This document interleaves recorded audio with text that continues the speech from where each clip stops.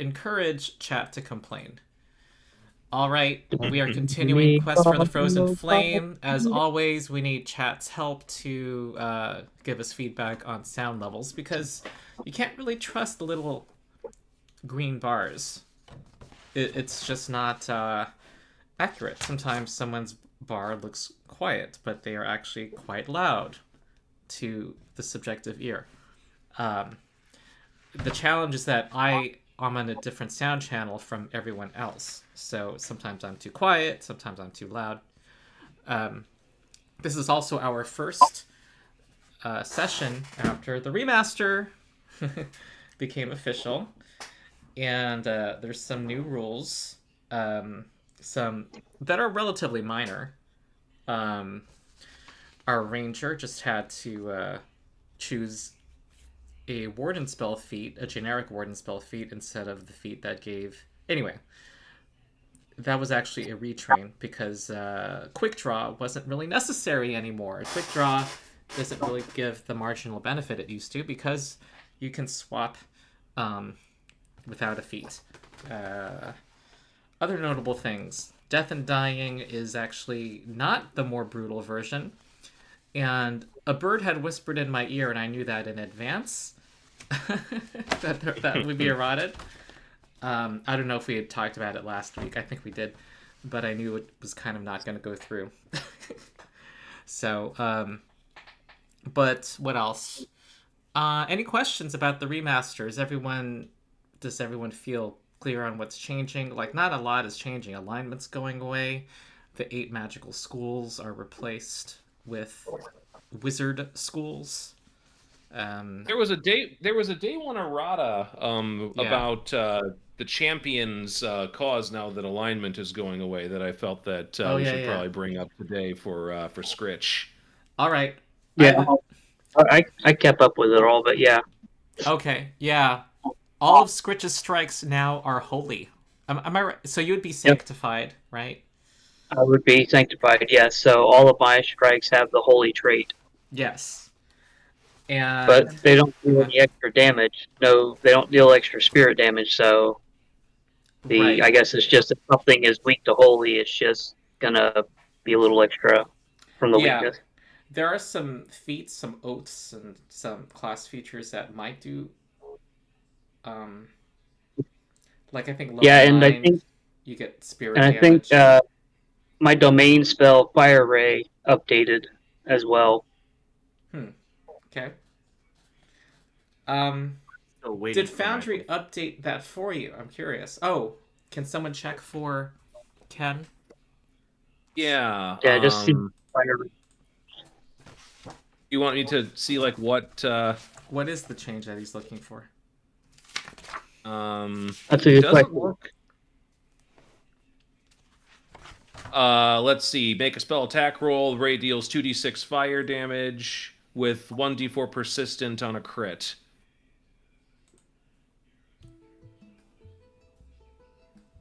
Do you know the change, Ken?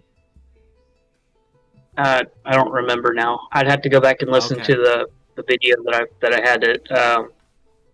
Bad Luck Gamer went over the domain spell, and that was one of the ones he mentioned. So, okay. But it supposedly changed, but I mean that sounds fine the way it is. I figured there would have been I figured it was another one of the removed ability modifier, so it might have been that, but I don't remember. It never had ability modifier, so I don't know. I think Fire Ray. I don't remember. Did it not do persistent damage before? Let me check Fire Ray on Archives of Nethys. I think Archives of Nethys is not updated yet. Archives of Nethys has not been updated as of yet with the remaster. Huh. Right now it's 2d6 fire Ray. And it does persistent on a critical success. On Archive? Yeah. Okay. 1d4 persistent fire on a critical success. Okay. I am going into my core rulebook, or my new player core, to see if it did change. I don't think it did, though. Oh, that's a domain spell. It is a domain is. spell. Yeah. Fire domain, I assume.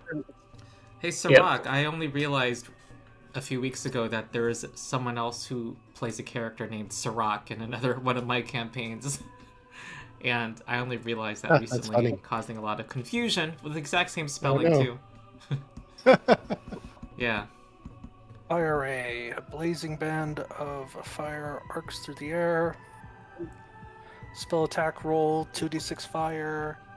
On any result other than a critical failure, the ground in the target's space catches fire. Oh! Dealing a 1d6 fire damage to each creature that ends its turn in one of the squares. I remember saying that in my video. I forgot that it was. There you go. So even you don't need to do a crit, and they kind of have to get out of that square. Yeah. So and it's it not no longer does persistent damage. Yeah, no longer does the persistent damage, and causes the any space creature to catch fire. Any creature. So that means Foundry is not updated tonight. Foundry is not updated to the. Okay, yeah. We'll use the remaster version though. I'm for using the remaster version. Yeah. Yeah. Certainly more badass. Compared to persistent fire damage, not as strong. However, you are extremely likely to make that happen now, versus very extremely unlikely. Okay. So, the party, Sarakk wasn't here for the last session. The party did investigate the cairn and was able to give a peaceful rest to 2 undead, cursed souls. Peaceful in a very Pathfinder way. You killed them, you destroyed them, you salted the earth with their corpses. And then you also found a little treasure cache that had a wisps of death coming out of it that almost I was a little scared there. Oh yeah, we were staring a TPK in the face. Yeah. I'm sorry, guys. And then you ventured north. No, I don't think ghost touch weapons would have helped there. And then you ventured north through this wood that the little strange map on that Apaku, that magical stone, signified had some strange goblin-like face. And it turned out that there were Fae there, that you sided there was a feud between 2 groups of Fae, and you sided with one side. And also told them that kind of you have an arrangement where they're going to expect the following to come through, and you're going to accompany them so that they don't get attacked. And let them know that there's the burning mammoths are coming. So I think that's where we left off. Yes. Did we get any monster parts from those quicklings? Oh, good question. Yes. You got 50 gold worth of the quicklings. What is it you need to know? They're very fast, extremely fast. And they attacked with weapons, so I'm not sure what else to mention here. Well, since they don't have an unarmed attack, and that's what was needed, I guess the only thing that we could do is like skin or hide, I guess, for armor. Well, if they were very fast, is there a rune that could be added to like armor for speed or something that might apply in the future? Well, there is a dexterity imbuing that you can use.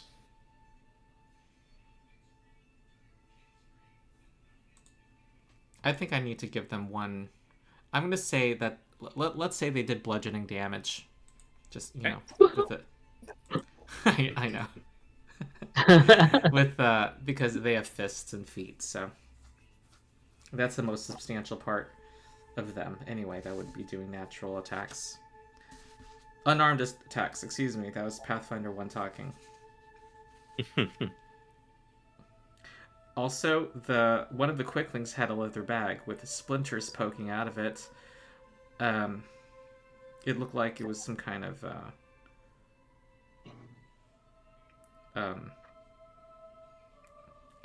crafted item. And I think this is something that doesn't require a check to recognize. Yeah, it's a bomb. Let me put it on the party sheet. It's called a twig jack sack. Guess what they made it out of? Oh. Nice. It is a moderate. So I put it in the stash.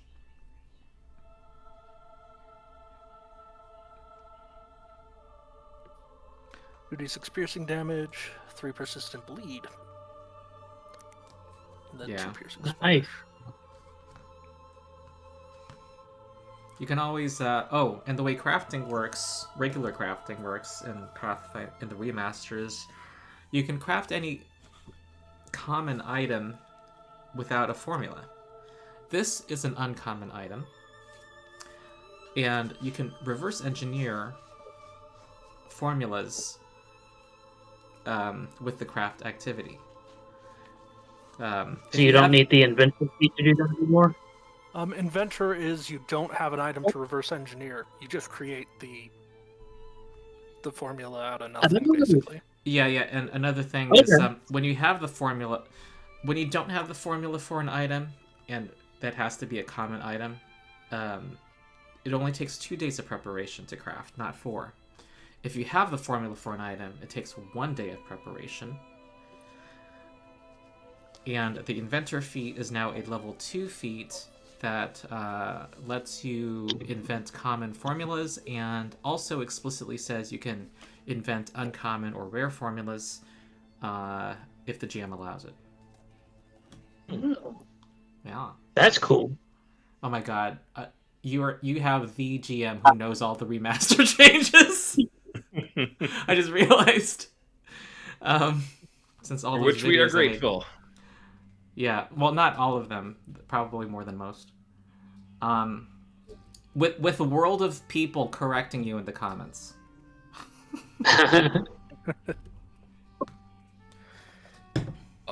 One other thing that I want peer-reviewed. to... Huh?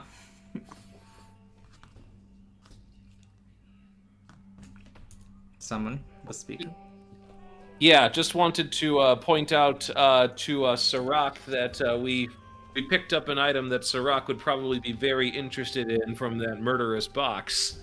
Specifically, the Staff of Healing under the Weapons tab in the party stash. While we were here, that caused me to remember that. Yeah.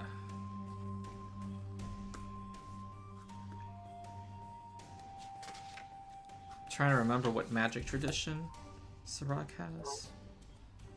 Primal, I believe, right? Yeah, it's primal. Oh yeah, you absolutely can prepare this staff and benefit from all of it. It has, well, stabilize. I assume that's primal. And it grants a +1 item bonus to hit points you restore anytime you cast the heal spell. Nice. That sounds pretty good. Stabilize and heal are on your list. Yeah. And it is also a staff, so if things get close to you, you can hit them with it. Oh yeah, you can do that too.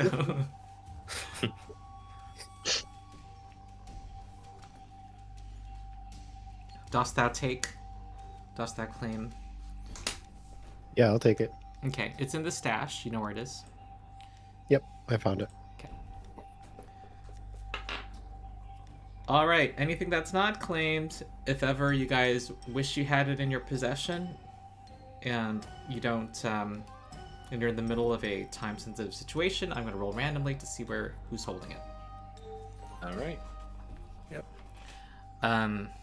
Okay. I believe you spent 1 day traveling into the wood. We can continue. All right.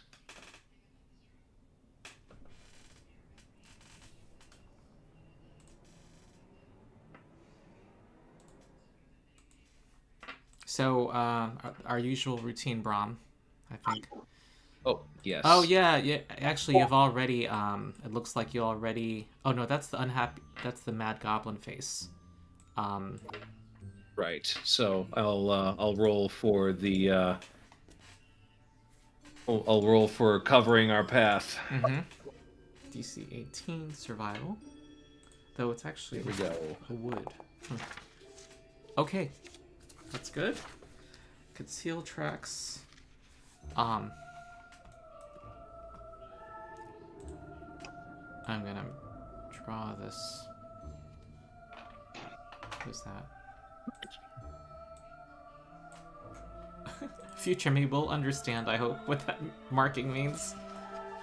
Yeah, because I can't delete individual markings. I'd have to erase all the markings at once. Okay. Okay, that's a day. And they are very stealthy, those twig jacks. It's almost like they were not there, but you know for sure that they were watching. They just chose not to reveal themselves. Okay. And then, right. Having the best perception in the party, I probably caught glimpses. Let me see. Let me just, Actually, you did, according to my roll. Yes, you can make that claim. Okay, so your survival bonus is actually, it's going to be a little harder to get through the wood now.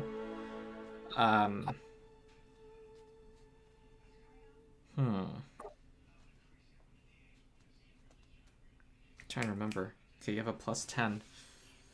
Ooh. The thing is, you were not changing hexes this time, so how do I resolve this?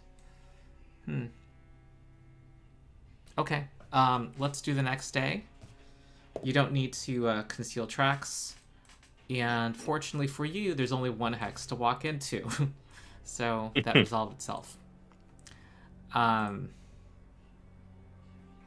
We remind everyone to not eat any berries on the ground, not to take any berries from the forest. Oh, yes, yes.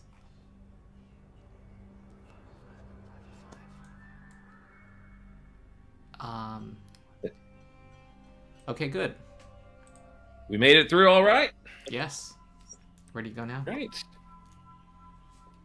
Well, since we're past the since we're past the range of the points of interest that were pointed out to us by the divination stone, I think we should get back to reconnoitering each hex that we come into. I agree. Okay. So I'm gonna do a perception check and also survival, whatever is more relevant for the party. A day passes. And you are not finding any signs of others traveling here or points of interest. All right, then let's move on. Then keep into the lowlands. Okay. Northeast or southeast? I was going to say northeast, but if anyone wanted to go elsewhere, fine with that too. Northeast. Where do you generally want to go? No, we're heading in the direct. We're heading towards the Lost Mammoth Valley, but not quite sure where that is on the map here. It's east. That's what you know. Yeah, so northeast works because it's heading east. All right, so the aim of the party is to go east. So let's go northeast for now, but do a conceal tracks. Right.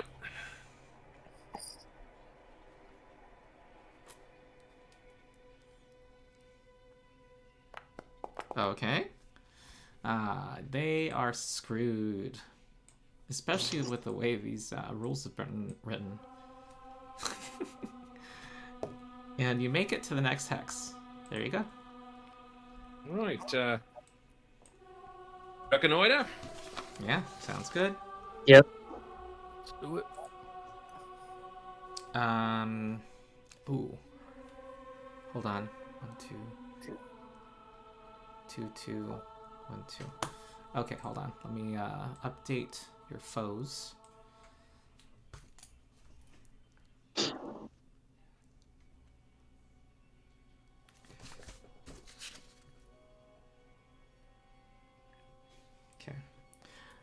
Reconnoiter. Okay, nothing of interest here.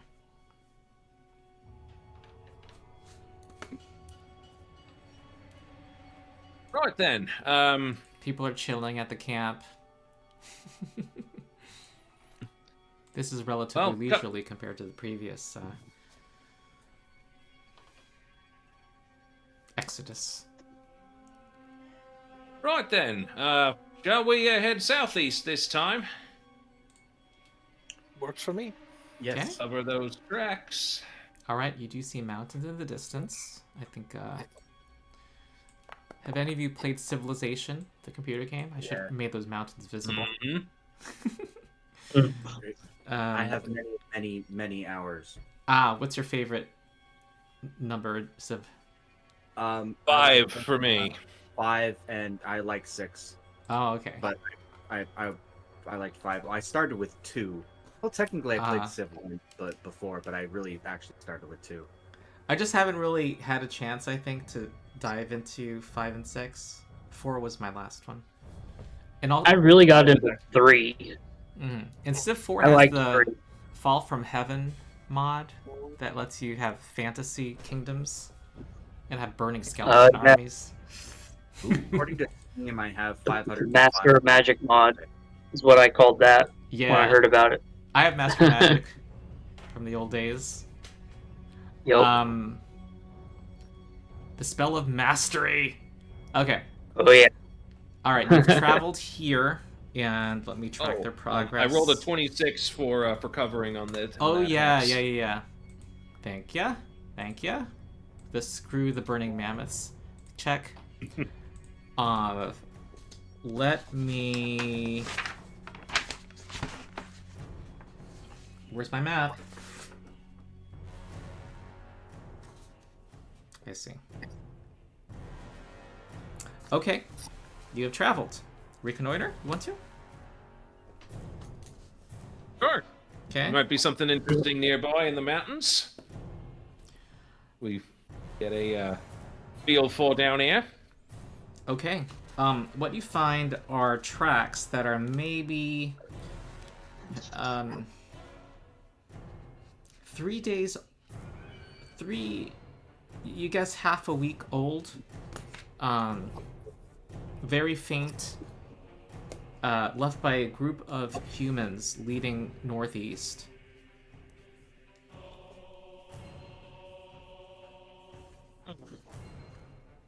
Could be some of those advanced burning mammoths. Yeah, it's about 5 people. Yeah, it could be like that group that attacked us earlier.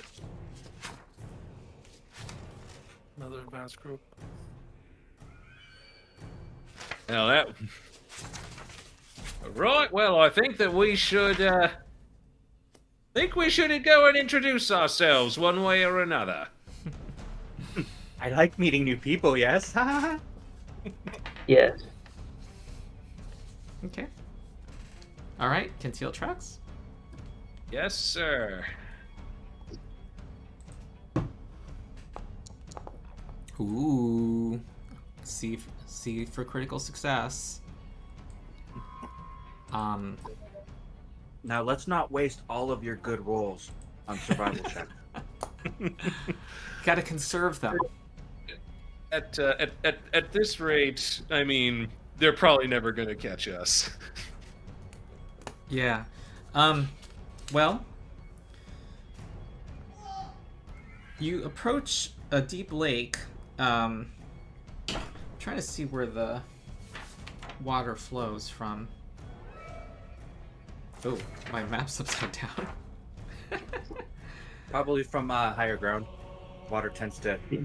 Yeah, from the mountains. exactly. And yeah, this river is flowing from the northwest, and it's pure cold water. Tall brush along the plains gradually gives way to windy grass on the shore of this river. and you see you're following the trail as it leads south. It looks like it goes towards the west of the lake. Well, no. That it crosses the lake, crosses the river, and heads southeast.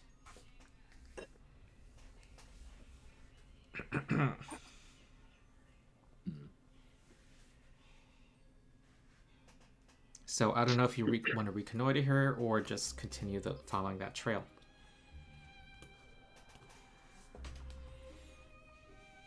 Well, if we stay for a day and reconnoiter, if they're on the move, do we really want to give them another day's head on us?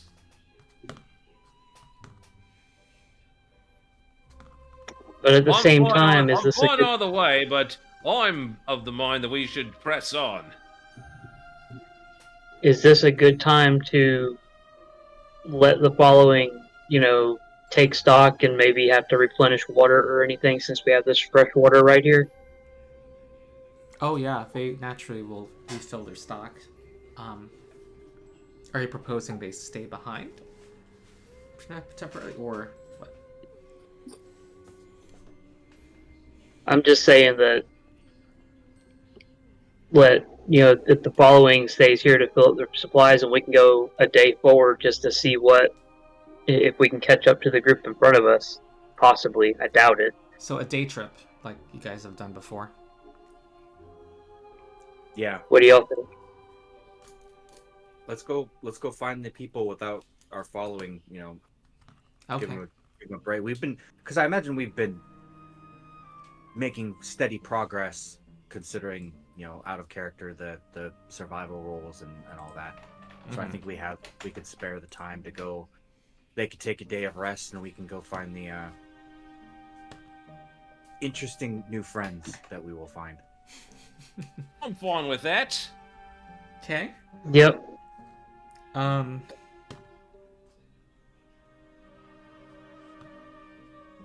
Well, as you approach where it meets the large lake,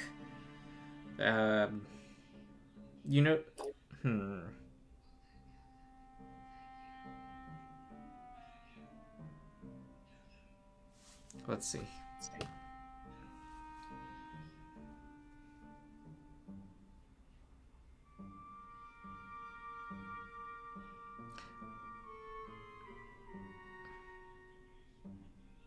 What do I have here? Skritch is defending, Brom is scouting, Finnur is investigating, Ernest is investigating, Sarakk is detecting magic.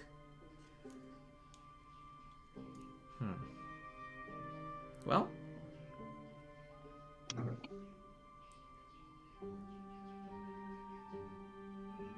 Everybody do an open stealth check.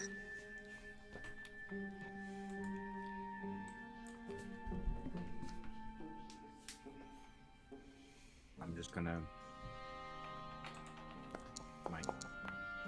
Actually, wait, I can go to the...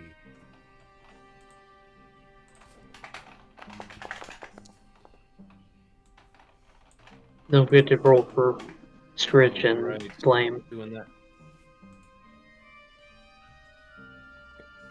Doing that now.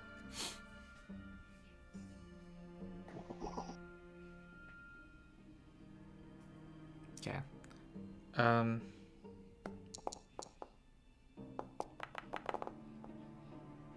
All right. Given that, the number of successes, you spot a camp ahead, and I'm going to put the party on this map here, but you're not actually as close as the map will make it appear. But just so you can see what you're seeing.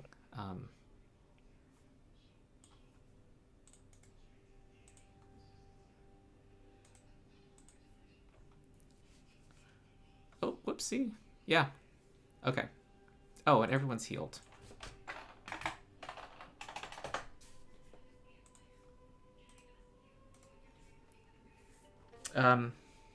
Yeah, it looks like a camp with the remains of a campfire, and it looks like some burning mammoths are there. They don't seem to have noticed the party, and you take a place of hiding. So unless you have a different, what do you want to do?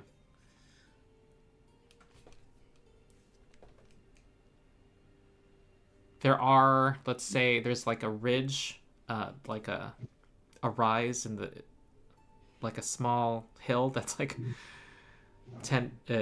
6 feet high that you guys can stand behind. That's about 60 feet away.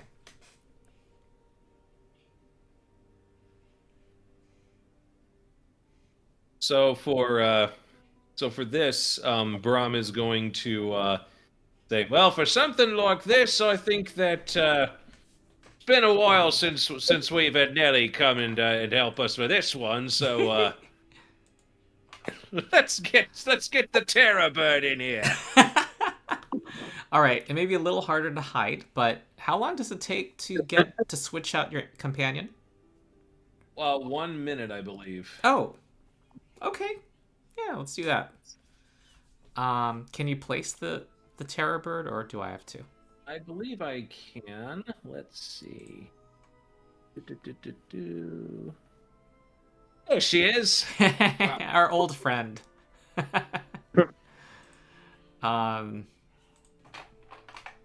don't think Flame has ever actually met Nelly unless we've had Nelly out, like, just during exploration.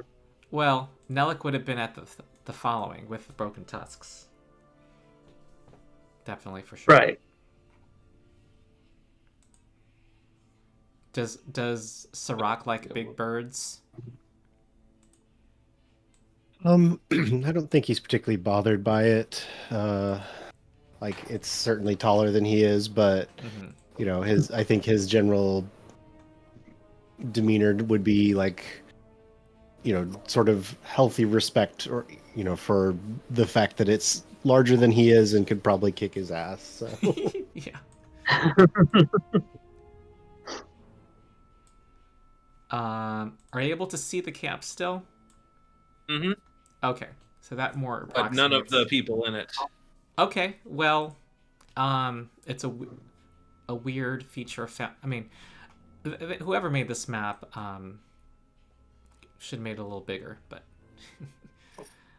yeah, there are. How about, what if I do this? Are you able to see it if I do this? See? Yes. Okay, you can see them. Okay. All right, you are spying on them.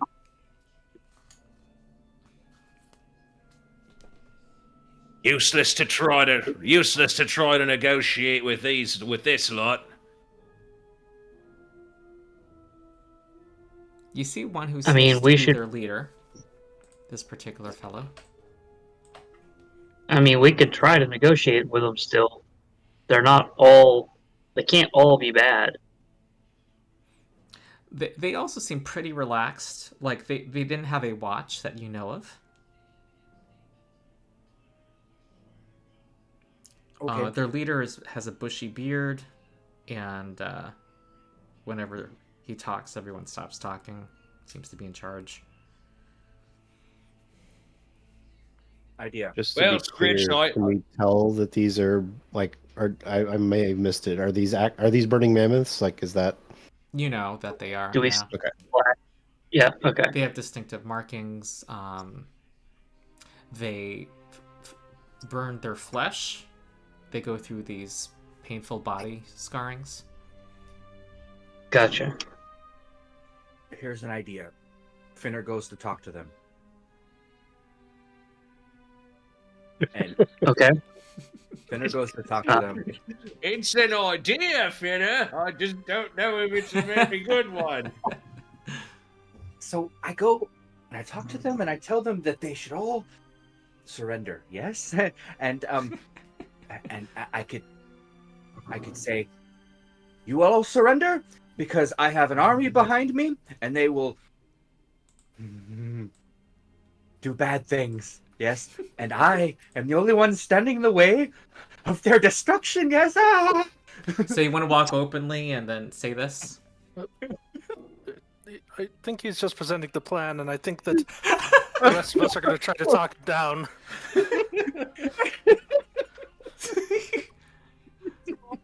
Sarakk very pointedly does not talk him down from this plan, both because he values people who have courage in the face of adversity, and also recognizes the value in someone learning the lesson the hard way sometimes. See, but the problem is I've done stuff like this, and I'm still living. So how many are there? Since I don't see the monsters on the map. How many are there? 7. There's 7 people. Okay. But there's one of me, so I mean that equals out. Yeah, like I said, I think we should try to talk to them first, just to see, because they might not be. I mean, maybe they split off from the following, from the Burning Mammoths. They might be, trying to do their own new following. Skritch, do you remember the last time you tried negotiating with this lot? One of them's going to the river to take a loo.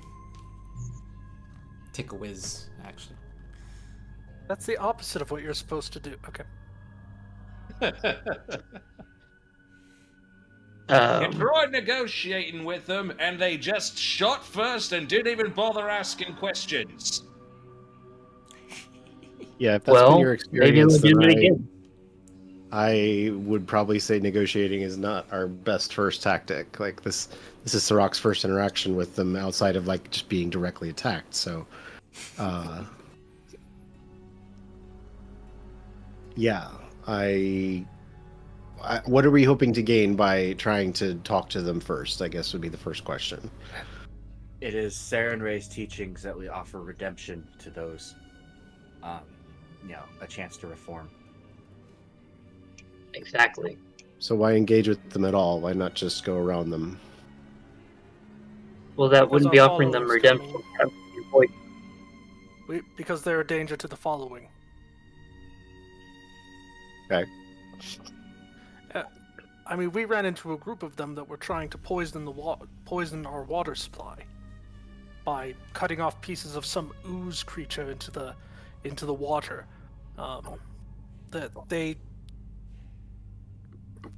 Keeping them around is not a good idea.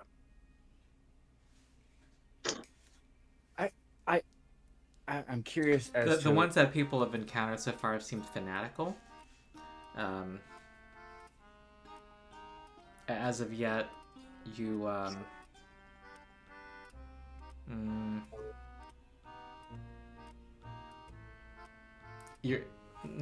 won't say more. We haven't encountered one reasonable burning mammoth. What are That's true. sisters? So while Saren Ray does encourage people to seek to offer redemption, I would challenge that she also dislikes people who fail to strike down evil. Now, whether the Burning Mammoth is evil is a matter of debate, I'm sure. No, not really. In order to strike down evil, you have to prove that they are evil.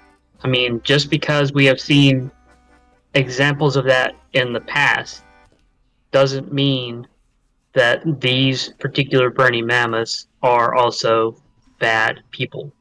The Burning Mammoths are tribal, no different from a Broken Tusk. No one is. Oh, very different from a Broken Tusk. Circling back to Finnur's plan. So, if they attempt to attack him,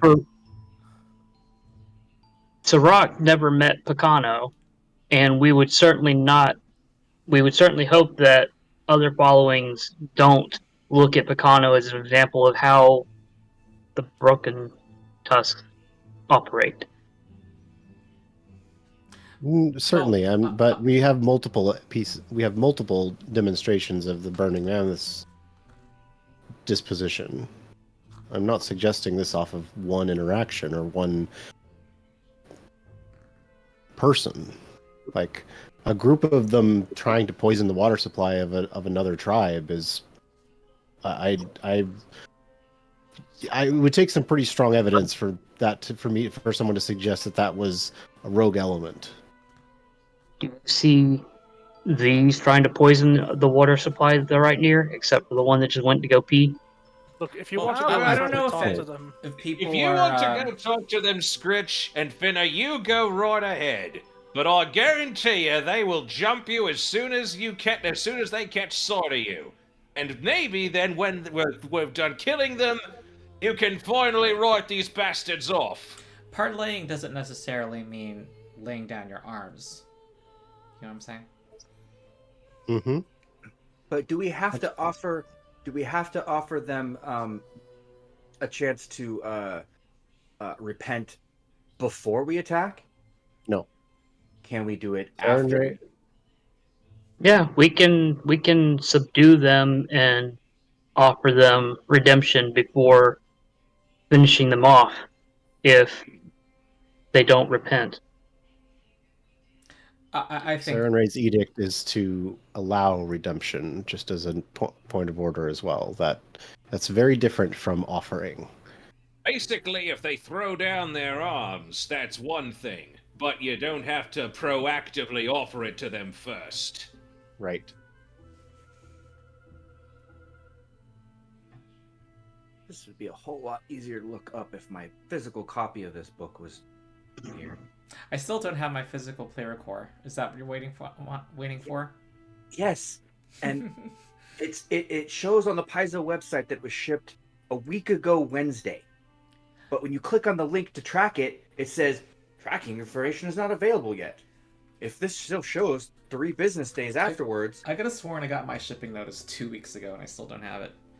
I live in Portland. It's not that far away from the part of Washington that they're in.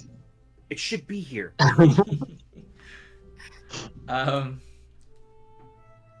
Okay. Sorry. So I think, can someone propose a specific course of action so that I think there is not much disagreement here actually. Oh, well, if we're going to attack them, then I propose that, Skritch isn't the stealthiest character in the world. So, if we want to try to get a jump on them, then we need to send the stealthiest characters in, and then send Skritch and whoever else in. Or everyone's just going to have to be really slow and try to stay with Skritch and his 20-foot movement. Okay. Well, I know that Ernest would benefit the best from getting the jump on him because he wouldn't need to recall knowledge first. You can hunt prey, by the way, Brom, at while we're all waiting. That's right. I guess that my question was which one is closest to Brom that he can see. Okay, so when you're behind a little rise in the land, Right, and then so here it's about 4 feet high. Him. Here it's about 4 feet high in this little cutoff segment. Mm-hmm. So you're able to peer over that, and then there's this guy here who is the closest. All right. What about this? What if Skritch turtles into his box and you load the box onto Nelek, and then once we're in the camp, I jump off of Nelek and I'm there. Oh, can Nelek can bear a rider, right? Absolutely. Oh my goodness, we may have solved the box problem. Sarakk doesn't know, but that box that nearly killed them was a monster part.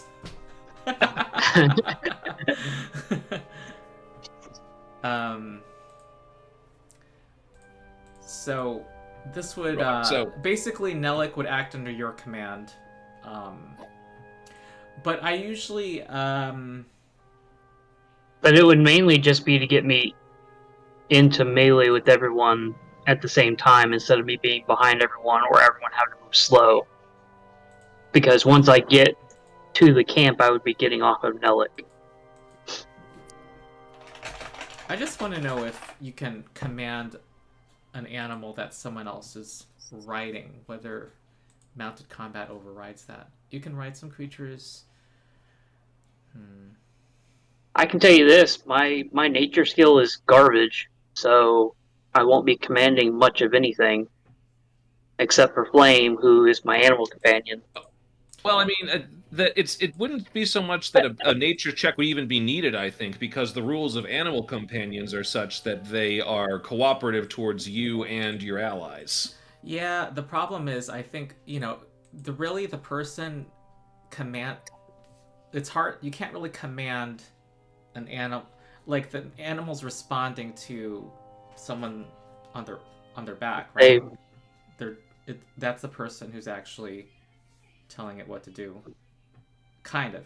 Oh, but then on the other hand, you can't tell Nelek what to do from a distance all the time anyway. Oh dear, I'm confused. Yeah, let's just give the more generous interpretation. Yeah. It acts on. Right. I mean, essentially what it is that we're strapping Skritch to Nelek's saddle, and Skritch will undo the latch when Nelek is running into battle. Yeah, essentially that. Okay. So I think the party wants to take a formation and charge. That's what I'm gathering. I'd say let Ernest take the first shot and go off his mark. Oh, and I'd certainly be trying to do a stealth attack with the unkindness against my prey, which is this guy here. Okay. I need everyone to use stealth for initiative. Right.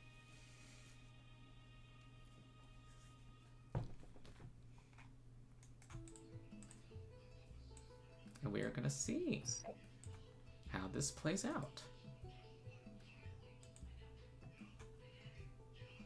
We do not have an active encounter yet.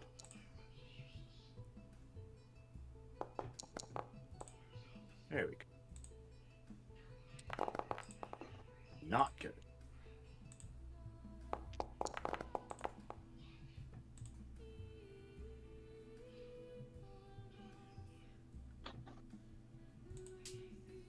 And I am giving you all cover bonuses on your stealth rolls for initiative. Sorry, I need to change Skritch's initiative to stealth. For some reason, I am not able to pull up my bar. All I have is the party. So... Your bar? Yeah, up at the top where you have, like, the shortcuts. Oh... Is that because we're technically off the map? Huh. You know what? Token HUD has been misbehaving for me. Try a refresh. Because it was working most of the time in my last session. Let me reload on my end. Actually, let me reload first. Wait. Okay.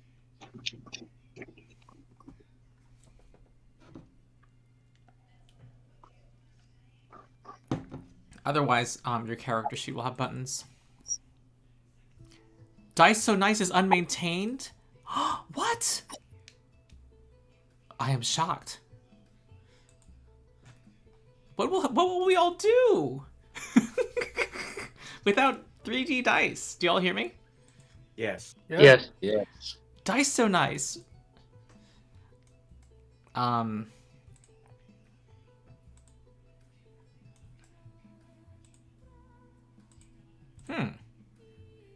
The token HUD is misbehaving. It works when I click on...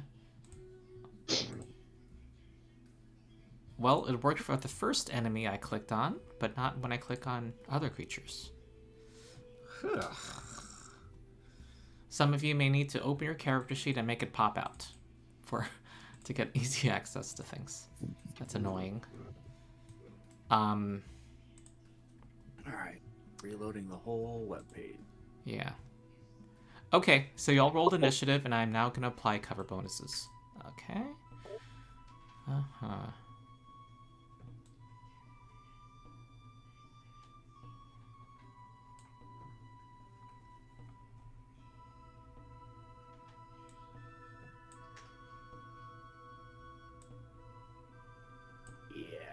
Okay, Brom, you get to act first.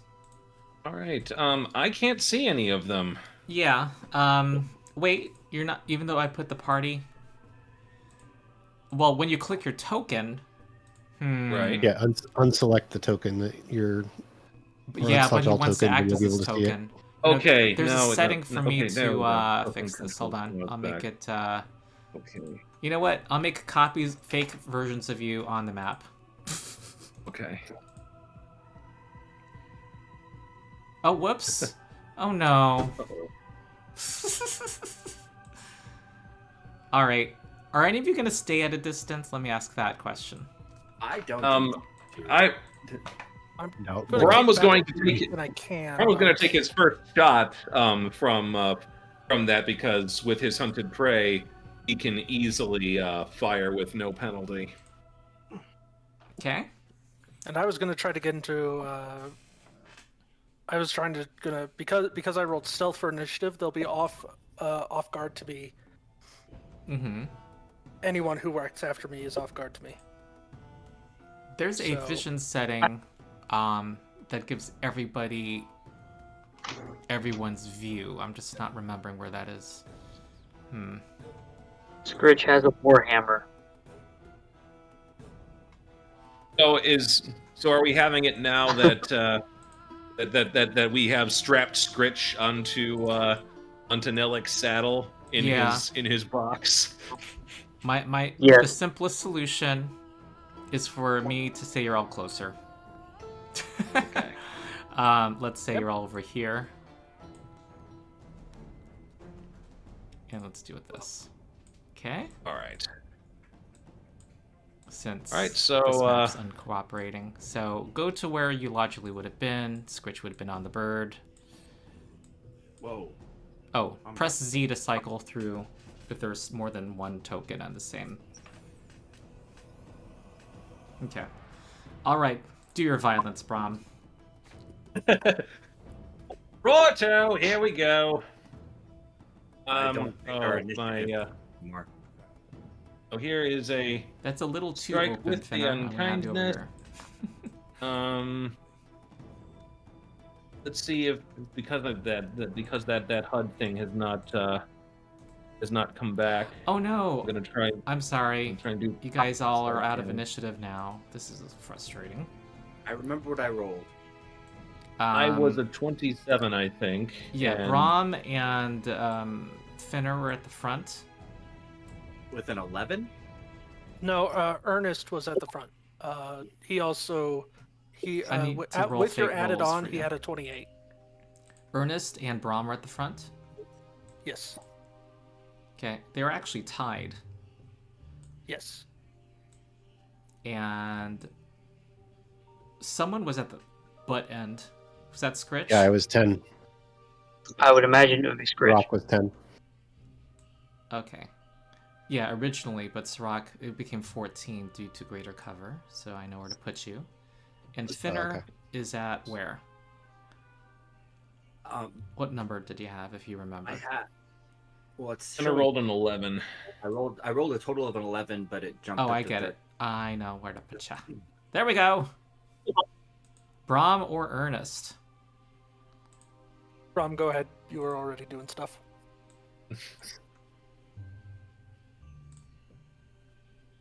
All right. So I am going to first. So Brom is going to first. Well, he's going to have it so that he didn't have his bow out, but he has two-handed for the for head taker. So the first thing Brom is going to do is he is going to cast gravity weapon. They hear your spell casting. This is a big surprise. We're about to have a big surprise. That's one action to cast. Second action, run up and smack. Yay! All right. Oh no! Okay, you've given a big weapon. They all stand up. No, they're all in alarm. They don't have their weapons in hand. And that's your turn. I'm gonna re-roll that. Okay. That was just. I'm like, come on, natural one after all that setup.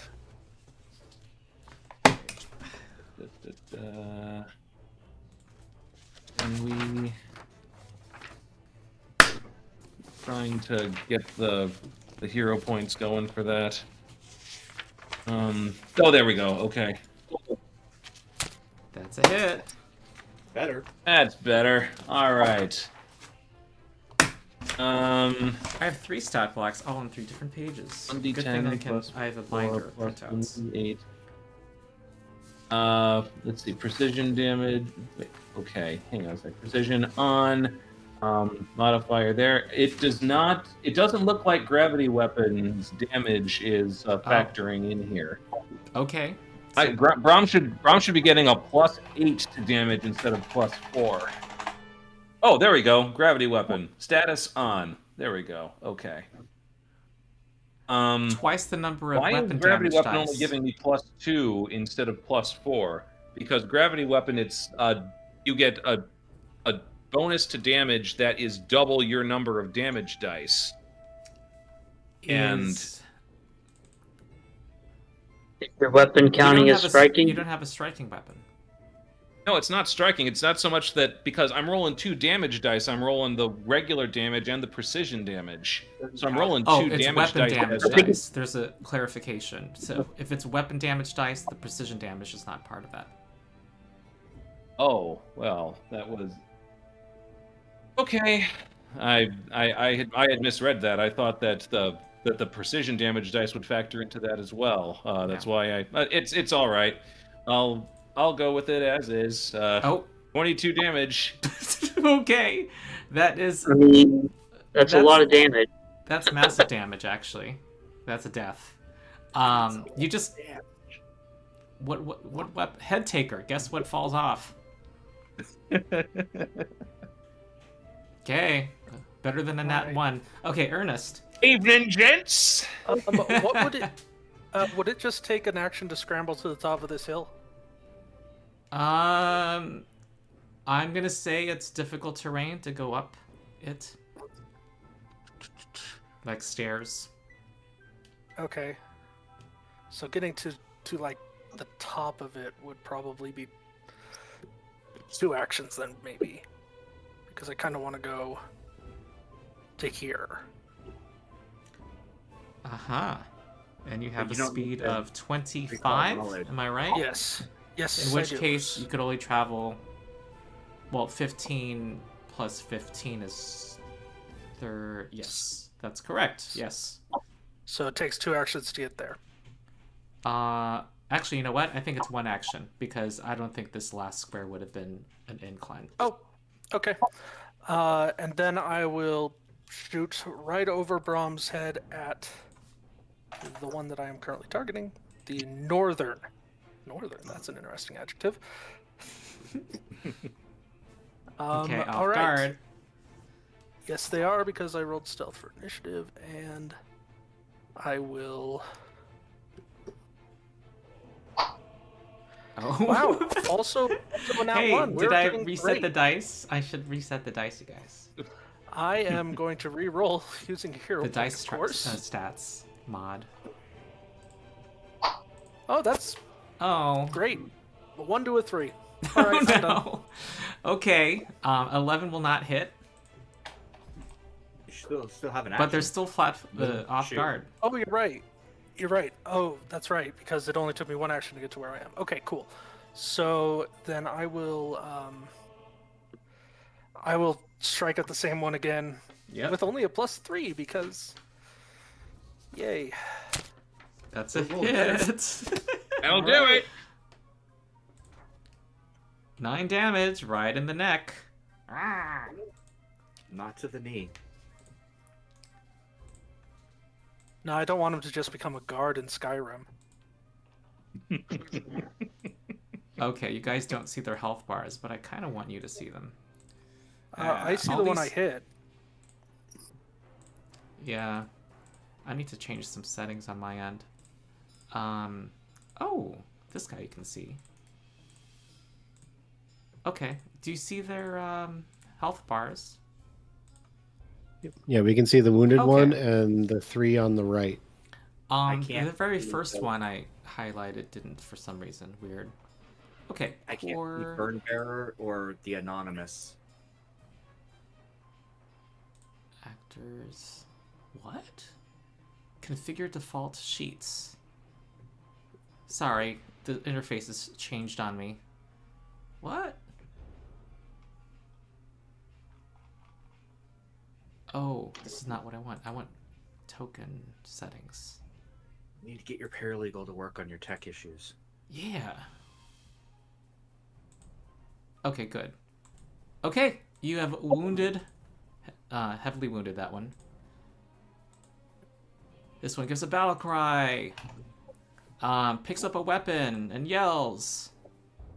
You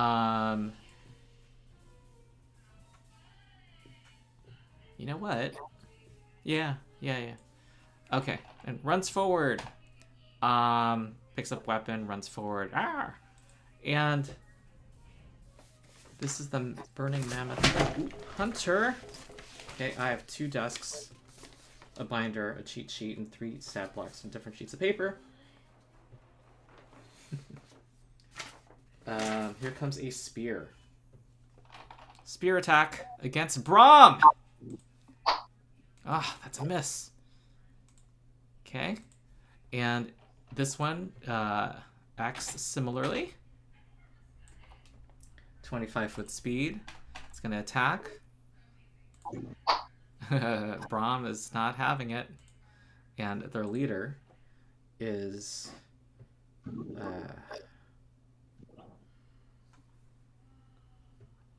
takes his weapon and walks forward.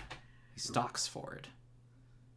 Goes here, and seeing other members of the party, he's going to give a big Reaver's Howl. Their trademark howl. I think every single member of the party and the bird needs to make a... No, he does an intimidation check against you all. Aww. This GM's very disappointed. Okay, and it was more like a meow. He still had half a leg of chicken in his mouth when we struck. Yeah, or a chicken bone entered his throat. Okay, this guy takes a club. No, he actually had... Well, I'll have a club. And he's going to walk in your direction, Brom.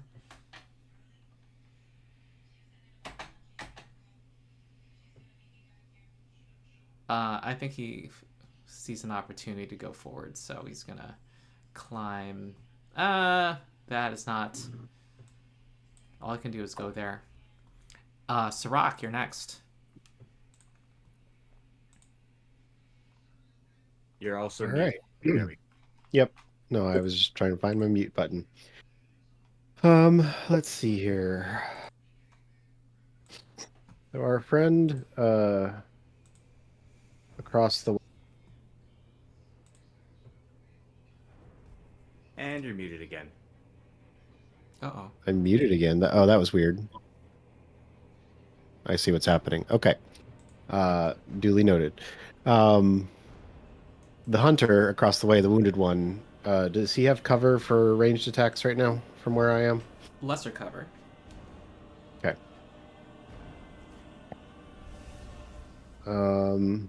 That's fine. We will do an elemental toss his way. Mm-hmm.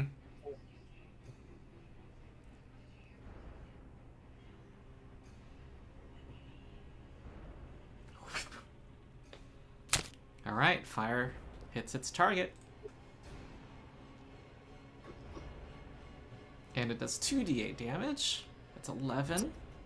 You guys reached level 3. Was it recently? Yeah. Oh, yeah, it was 2 sessions ago, I think. yeah. 2 sessions, yeah. All right, that's a dead Burning Mammoth Hunter. Okay. Single action. Yep. And let's see.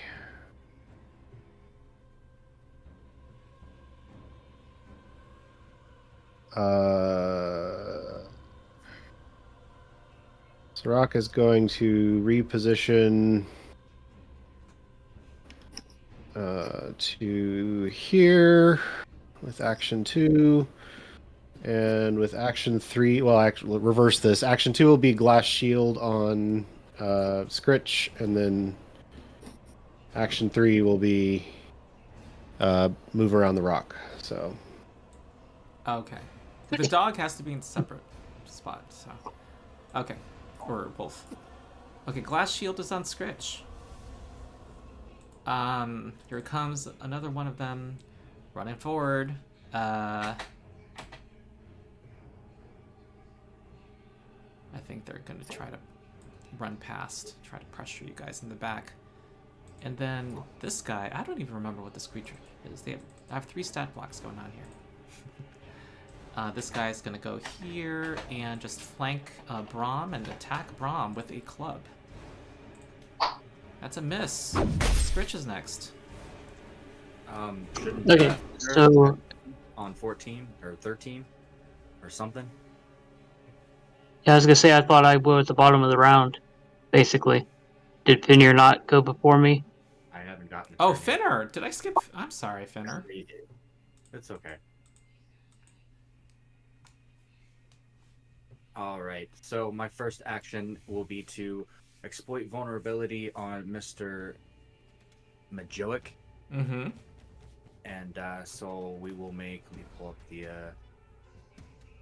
We'll make skill. Esoteric. Is Finnur's volume kind of low for anyone else? I'm mumbling. Sorry. Okay. It's a little low. Yeah. Okay, so I'm trained. How do I roll the dang dice? Actions? Can you open your character sheet? Yeah. Yeah, that's where you need to do it right until this gets fixed. Alas. It's the pain of Foundry. Things always update. Alright, I'm just gonna roll a d20 with +9. Oh, there, it popped up underneath my thing. There we go. Yeah, it's unreliable. It just comes up sometimes. Okay, that succeeds. There are no damage weaknesses. Alrighty, then I will use a personal antithesis. I am actually going to use the remaster rules, and I'm going to stow the hokey pokey, and I'm going to pull out a javelin, and I'm going to throw the javelin at Mr. Majoic, who is within the first range increment, so I don't take any penalties to damage. 25 feet? Actions, we are going to draw that, and we're going to do that, and we are going to strike with a +8. I gotta lower this screen to this one come up. Oh, I gotta target somebody. Oh, that's not enough because of the lesser cover. But if I would have gone in my order, he wouldn't have had lesser cover. I will accept that as. You're right. That hits. Wait, hold on. Hold on. Let me draw this. Oh, this guy just arrived. That's a hit. Okay.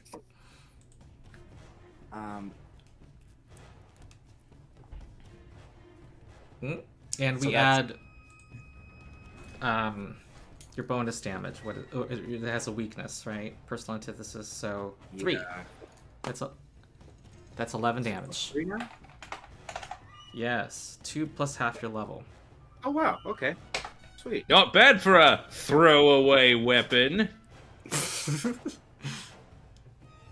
Okay. Then these two act, and now it's Skritch. Alright, so am I telling Nelek to move up, basically? Oh, Nelek is waiting waiting for orders. But the good thing about you being at the bottom of the turn is that they have come within range of you. So you can just as easily drop off Nelek and march right up and smack a burn bearer in the face. Yeah, it's just an action to dismount. Okay. Then I will do that. Cool. They were happy to oblige. 1, 2. Yep. All right, Brom is putting you in smacking position. Meatball hooves. All right. Ooh, nat 18. 28 is a crit against this.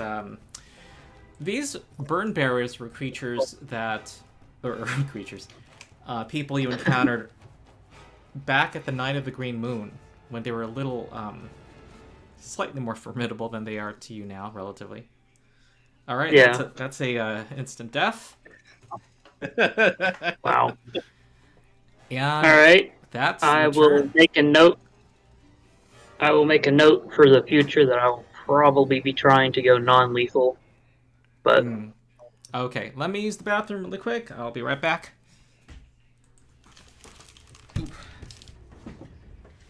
I don't think he really needs our permission to use the bathroom. He is the game master, and so. Yeah, your volume is really low for me. I don't understand why. Sorry, let me get closer to the mic and speak up. I don't think he really needs permission from us to use the bathroom. He is the game master. He can call a pause whenever he wants. But, yes. I will use this opportunity to refill beverage. It's okay, Finnur. It's politeness more than permission. True.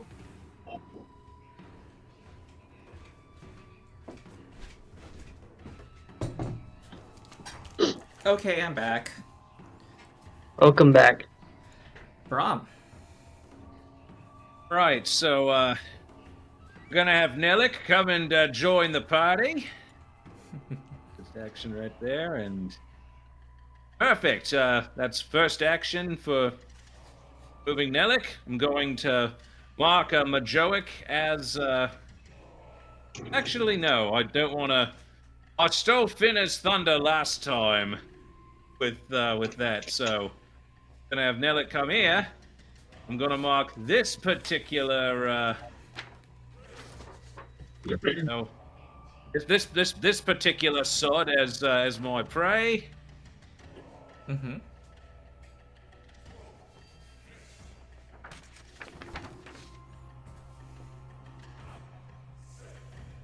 And The fond one. Yes, the fond. Okay. I can just get back to selecting ROM. Okay, there we go. Though it's the toggles aren't really even though the buttons are back up, they're not letting me actually do anything with them. So what do you want to do? Just do I can roll for you. Regular. There we go. Yay! You can still just do that. All right. Damage. Gravity weapon. Vision's on. Ouch. Okay. 20 damage. That's another death. Another head taken. Yes. And so we will have their head rolls into the river. We'll have Nelek give a little love peck to the anonymous one. Oh my god, you guys are cleaning up.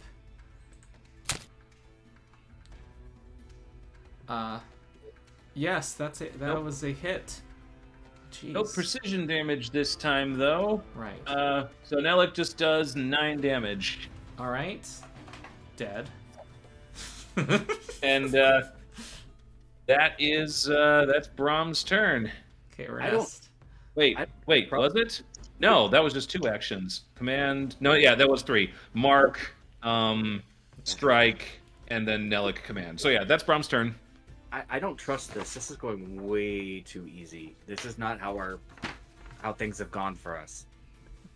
I am going to turn my view to the leader, observe movement, and recall knowledge to try to find an opening. Okay.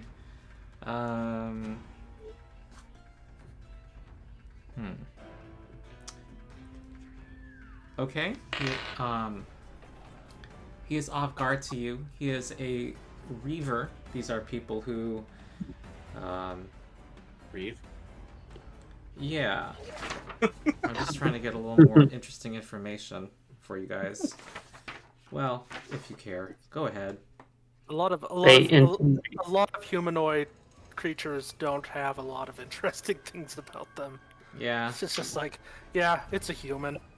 Yeah, I just wanted to know their role. I'm just skimming. It says they love to hew foes with their axes. Yeah, Is so that this what barbarian- reaving is? Yeah. Yeah, Well, I raiding. think it's and- any sharp thing, really. But all right, I will. Yeah, as you can tell, there's they're not exactly multi-dimensional complex.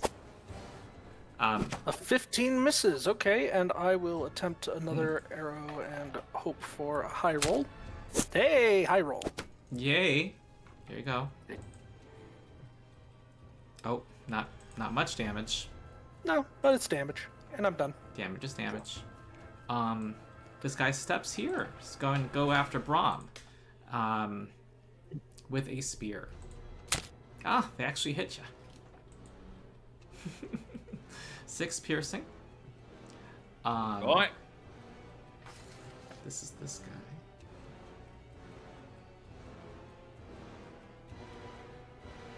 guy. And then the second stab misses. And Majuak just saw you cutting heads off, so he's going to focus on you. I'm gonna ring a bell. Okay.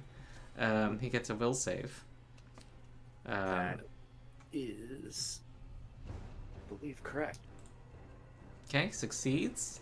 And he's now going to swing his battle axe on Remember last Brom. Get your head off. No, not for me. There we go. 18 slashing damage. However, Brom is a tough boy. I don't remember the last time that my ringing the bell has actually worked. I know. They made their saving throw every time. 5 damage against Hey. Brom. Okay, Sarakk. Yeah, you got your licks in. I'll give you that.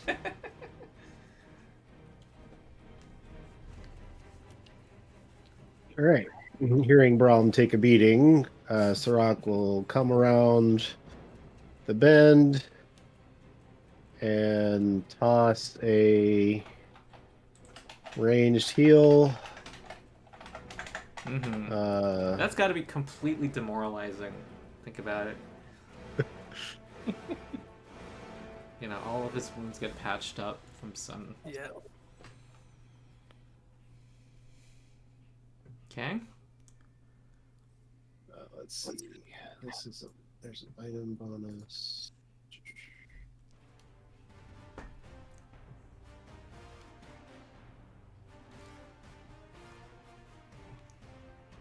Why that's here.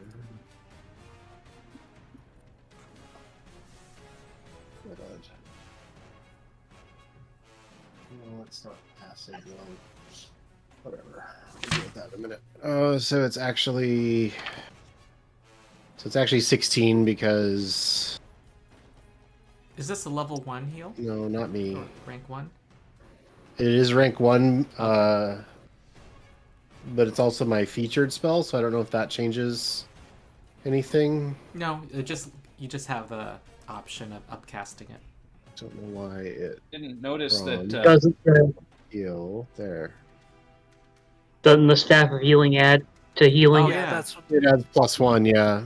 Yeah, Brom gets +1 healing. Okay. All right. Nice. Finnur. All right. So,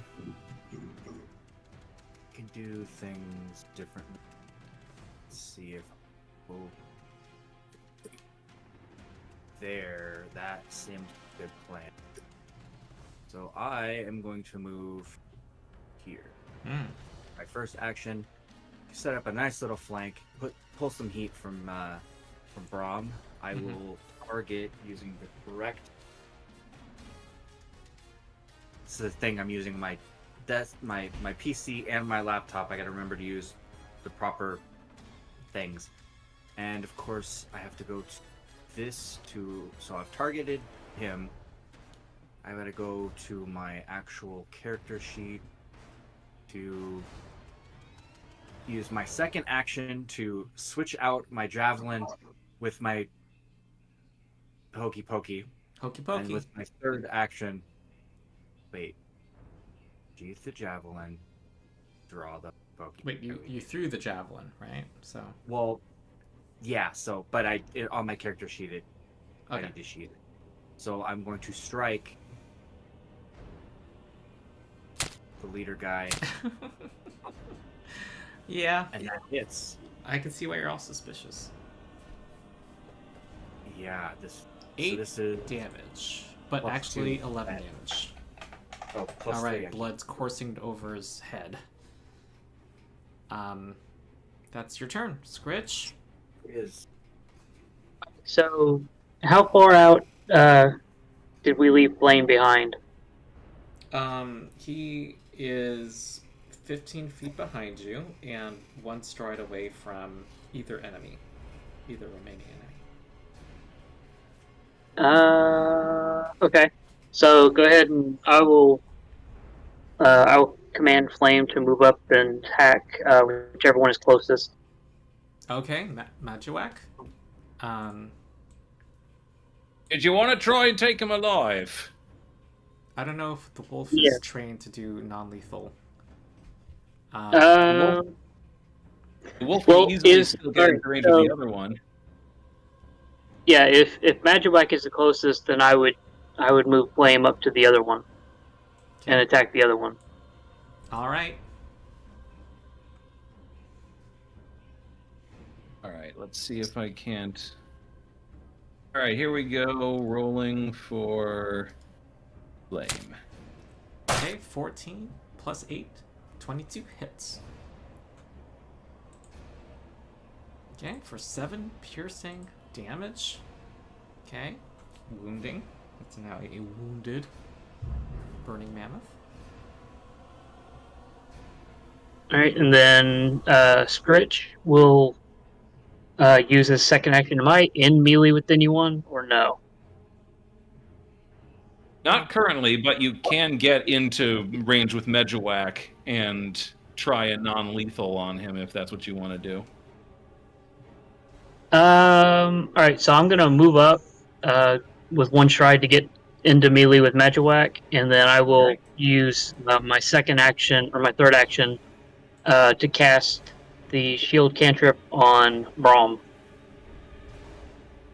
Okay. Not using an amp for it, so. Alright.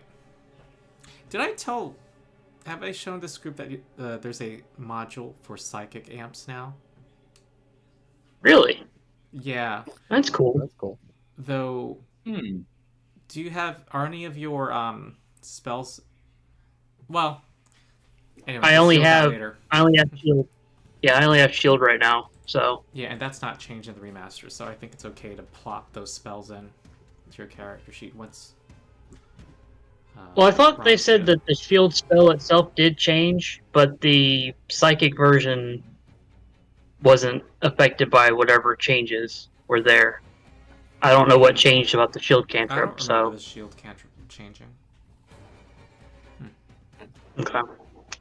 I just remember the errata said that there was a change or something, but the changes are basically limited to those cantrips that were replaced in the remaster.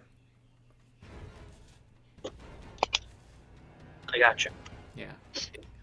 There's like an amped version of ignition. Okay, Brom. Yeah. Do we care about taking any of these guys alive? I think we should try to take the leader, at least.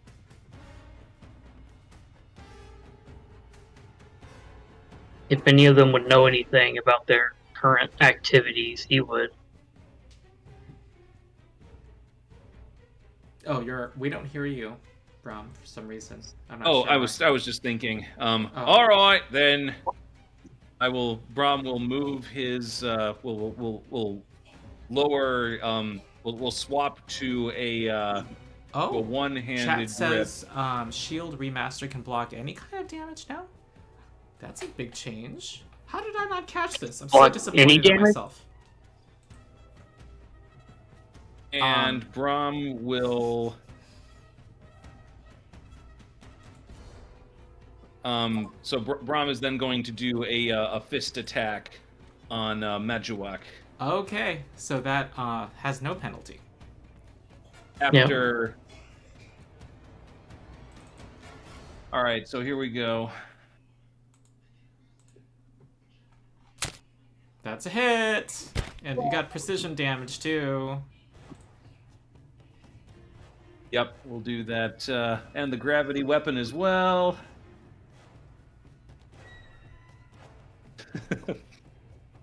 14 damage on Majuak. Okay, it's knocked out. All right. And Brom's got one action left, so he's gonna command Nelek to have a little snack.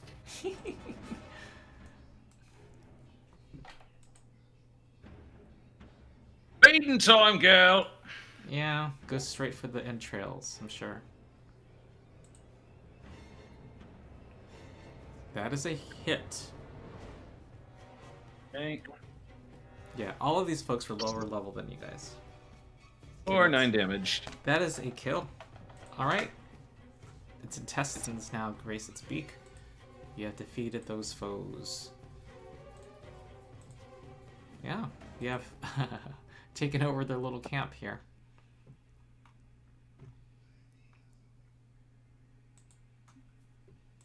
Yeah. Right, well, that was a little bit cathartic, since we had a much harder time dealing with this lot back at the Green Moon Festival. Well, there were more of them. You're still a little injured. I'll get you back up to fighting shape. Much appreciated, Professor. So this will be a heal, so it'll take 10 minutes. Or treat wounds. How hurt is Brom? Not very, actually. How hurt is? I'll touch him. I'll lay on hands. That'll be 12 healing. That almost brings him up to full right there. Pretty much full. Yeah, just down 1 HP. Oh, you're not healing this guy. I was reading. So maybe then, Professor, you've got the. I forgot that we need to roll the thieving skill when tying people up. Last time we did this, so. Huh? You think is that true? My thieving skill is trash. Tying people up. They escape against a thievery DC, I think. Yeah. So yeah, but mine would be higher, so we can do that. Yeah, there usually aren't opposed rolls, so. Yeah. Yes. Yeah. I'll do it so that the DC's higher. By 1. Over my skill by 1. Okay. Stupid rolls and their proficiencies. Yeah. Right. His So bloody form is before you. Oh man, you guys hardly got a scratch. I'll slap him awake. Okay. Finnur will be the first thing he sees. All right. He's immediately roused. Tries to crawl backward, but he can't because because he ties his hands. His hands. Can't go anywhere. His limbs. Okay. Yeah. Plus, I assume that we're kind of standing around him, so there's no really place for him to go. Yeah. And Nelek is maybe Nelek's standing right above him. He just sees the bottom of the bird.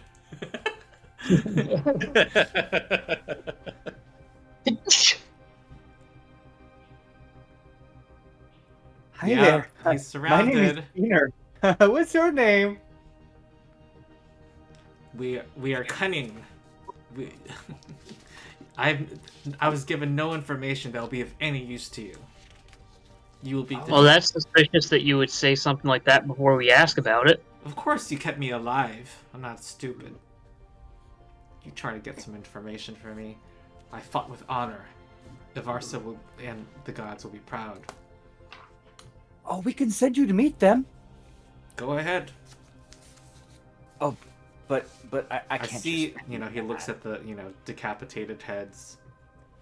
Says, "Go ahead." Oh, you're no fun. You're supposed to be like, no, Mr. Scary Man, you shouldn't do that to me. No. Can you play? Brom says, I'm not going to let you off the hook. Brom says, I'm not going to let you off the hook that easy. How in the blazes did you get a half a week ahead of us when we have been when we've been leading your following on a merry chase and covering our paths and leading misdirections? You're hurting my feelings, mate. I've been doing yeoman's work with this, and there you are still getting ahead of us. You don't want to hurt his feelings. No. He's We knew you were trying to flee us. We sent some mobile, smaller groups ahead. Pretty obvious. We've run How into many several, more? killed each one. How many more? How many more are there? You're not gonna find that out from me. I mean, if you tell us, it would be better for you.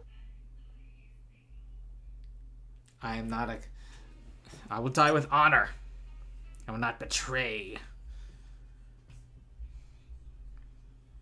I don't know if being eaten by a giant bird would be considered dying with honor, but that's what's going to happen to you.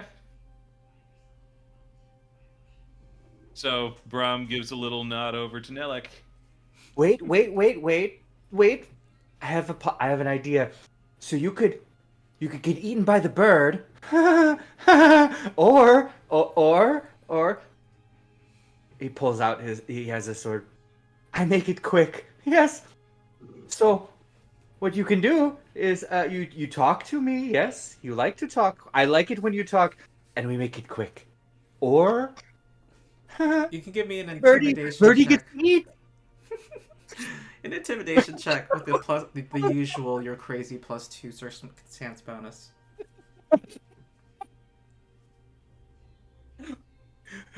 I'm sorry. This character is fun.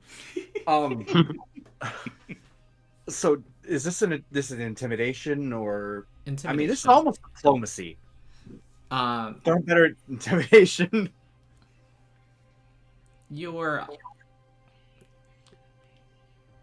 I mean, you're threatening him with a weapon. That's quite intimidating.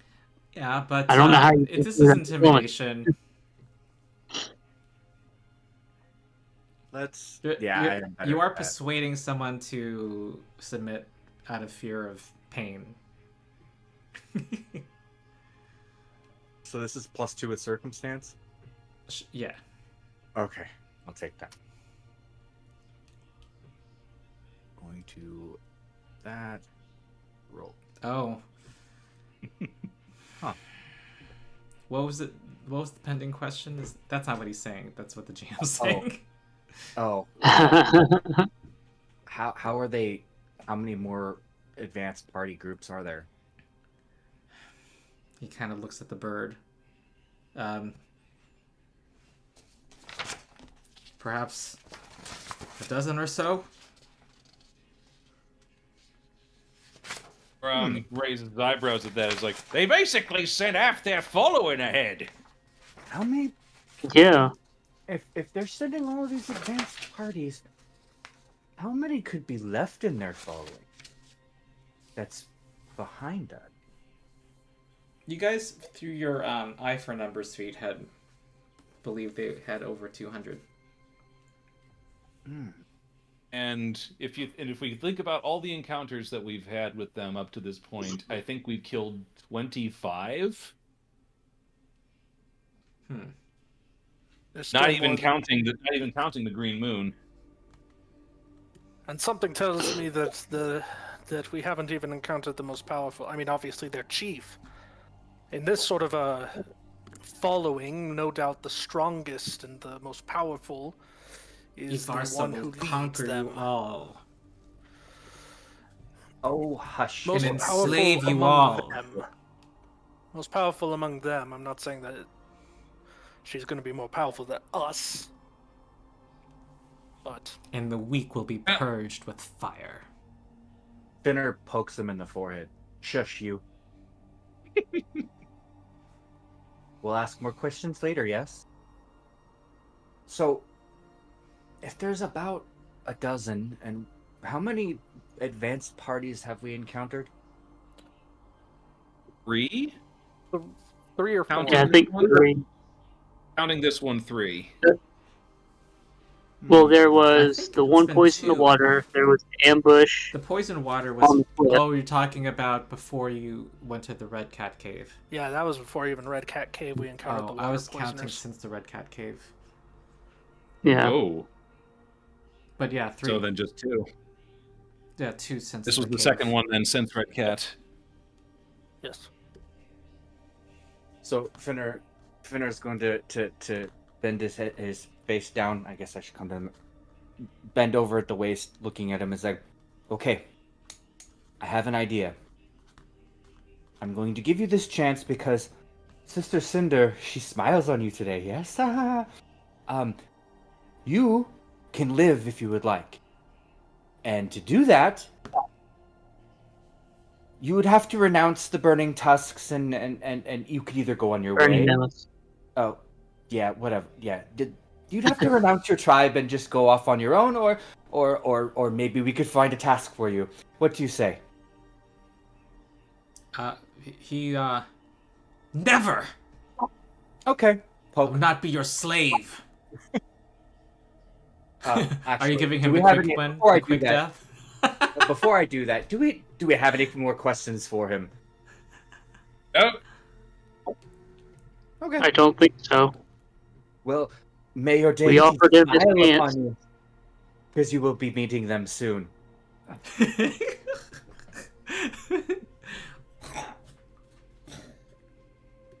All right, he goes to the dying four, which I am a man of my word, and I make. And he bleeds to death under the revised Death and Dying rules.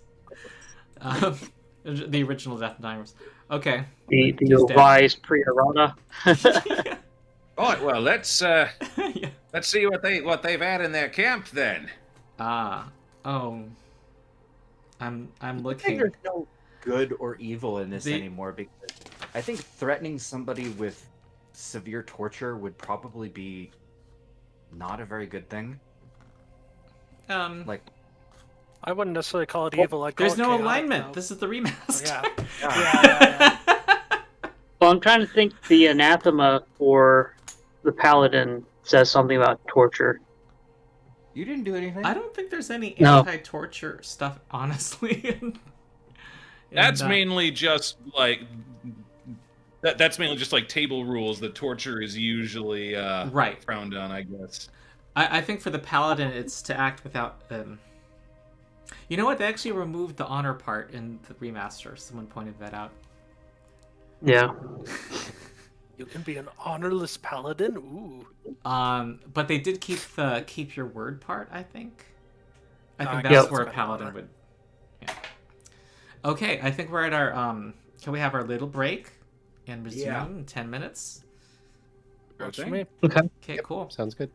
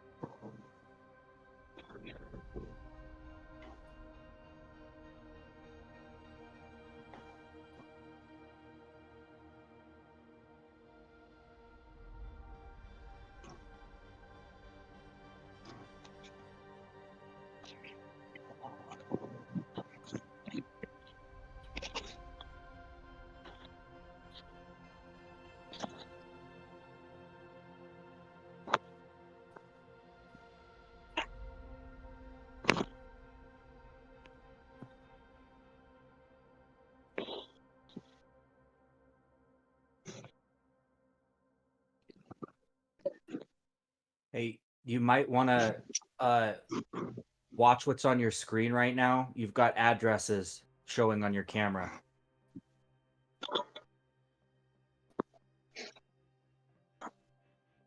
I appreciate that. I was trying to get the camera to not show anything without turning it off. That should do it. There you go.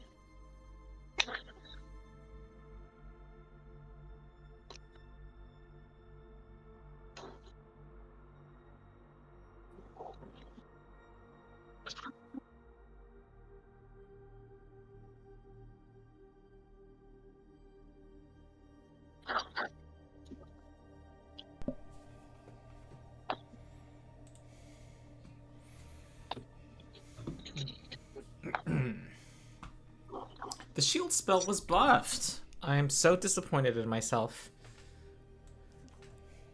So before, it let me use the shield block reaction, which is when you take damage from a physical attack. And Right. before the shield cantrip only gave you the shield block reaction, which requires a physical attack. So an attack, and the only other situation it did anything was when you take damage from the magic missile spell. Force barrage now. Yeah, well, correct. And now all it says is whenever you take, you can do shield block, and in addition, when you take damage from any magic spell. So Soldier 660 in chat brings that up and has corrected the rules order. Well, anyway. Wow. But more like... That's a big buff. That is Yeah. a very good buff. It's more like one little thing I didn't catch. When I caught many other things...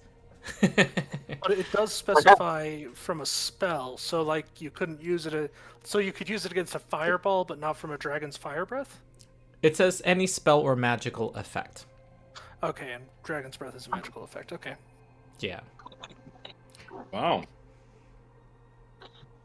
That is pretty nice. Even if it does not deal physical damage. Wow. I mean, Okay. it makes sense for a magical shield to be able to block other things. So, based on that, now go and look at the errata for the psychic and see what it said about the shield cantrip, because it says something Yeah, let me take about a look. not updating the shield cantrip.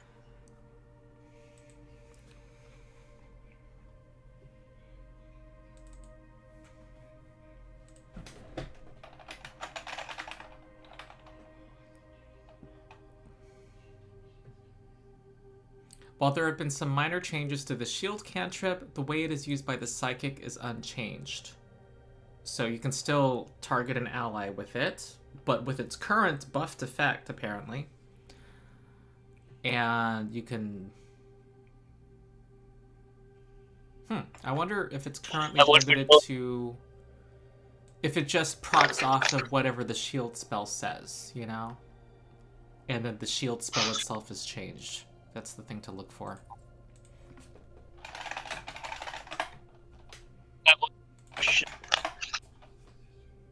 It is dumping rain outside right now.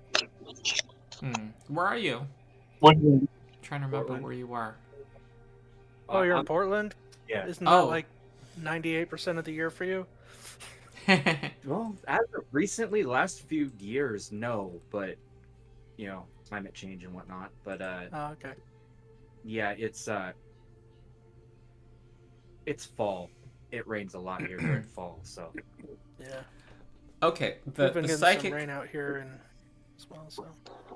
My sister-in-law lives right outside Portland. I forget which of the suburbs, but yeah. well, you've got Gresham, Beaverton, Oregon City, Clackamas, Hillsboro, Aloha, Tiger, Lake Oswego. My wife knows. I'll double-check with her. Oh, That sounds There's like a quite a lot of bit Native of American names. Is that what they are? a lot, yeah. I'm reading the psychic buffs to the shield spell. They basically say the option... They refer to using shield block. And when you use shield block... When you shield block with this spell, is what they say. And the new revised shield is all based off of using shield block. So you use the shield block reaction against any spell or magical effect. So I think it's been buffed. That would have been really helpful against that sorceress several sessions ago. Yeah. Yeah. Well, the remaster is faster, friendlier, funner. Okay. Faster, friendlier, funner, thinner. So my sister-in-law lives in West Lynn. Oh, okay. Yeah, that's Westland. There's Gladstone. There's Estacada. There's a lot. It's a fairly large population center. in the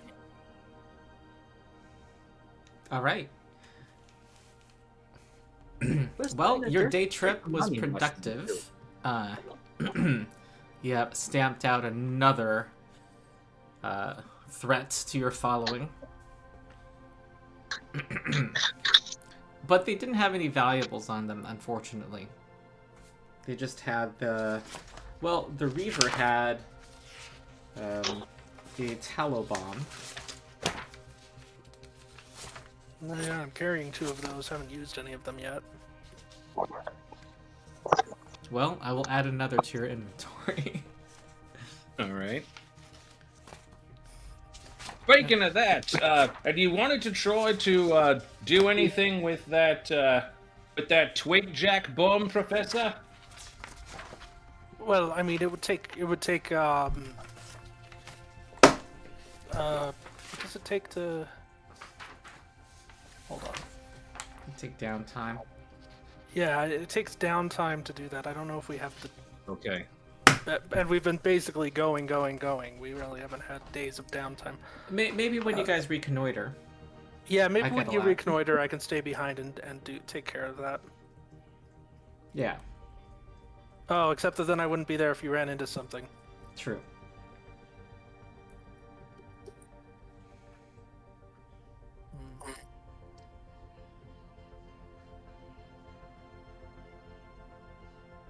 Oh, right, yes, well, 2 tallow bombs. 2 lesser tallow bombs.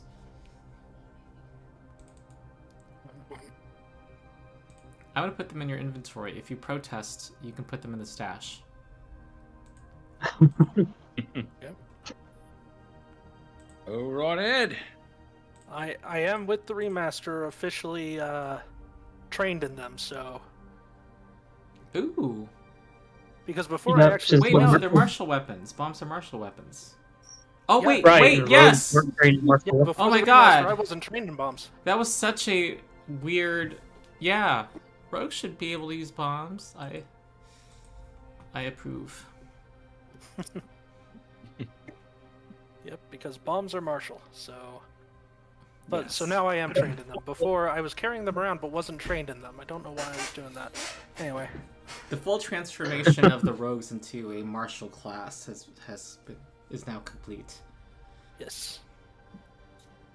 How many weapons, though, did they gain by being trained with martial weapons that have the finesse or agile trait for sneak attack? Or wait, is it I've not ever had time to look at player-facing material like the treasure vault, but apparently there was a good number. Well, I mean, the main gauche, or whatever the hell it's called, that was one thing that I was looking at. It's like, yeah, rogues aren't trained with this. Swashbucklers are, but it's a good offhand weapon for defensive purposes that the rogue couldn't do. So but now they can use the arbalist. That new arbalist, the new martial crossbow. Yeah, with the backstabber trait. Nice. I'm sorry, I'm just picturing a rogue carrying around an arbalist, and it's very funny. Take it a step further, make it a halfling rogue. Pretty sure. It wouldn't be the best simply because, I mean, it takes 2 actions to reload. Not Yeah. the arbalest. I think the arbalest would be as big as the halfling. Does the arbalest only take 1? I think so. Really? Huh. Oh. Yeah. Okay. The heavy crossbow takes 2. Yeah, but The heavy crossbow takes more than the arbalest. That's interesting. Yeah. I didn't say my conclusion in my crossbow comparison, but I should have just said straight out the crossbow needed more love.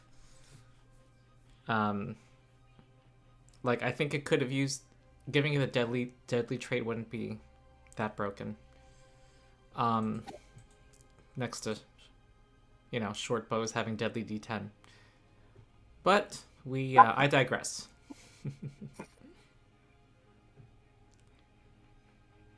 So, what's next? Shall we get back to it then? Yeah. Yep. No reason not to. Back to the following. I did spend some time burying these people while the others were searching the camp. Yeah.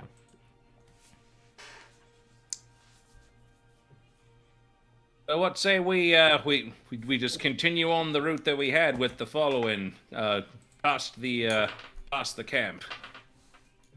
Well, of course. Sounds good. Okay. Where do you want to go? Well, we'll continue southwest to where we were, because we just cleared it. Yep. Okay. All right. Do your thing. All right.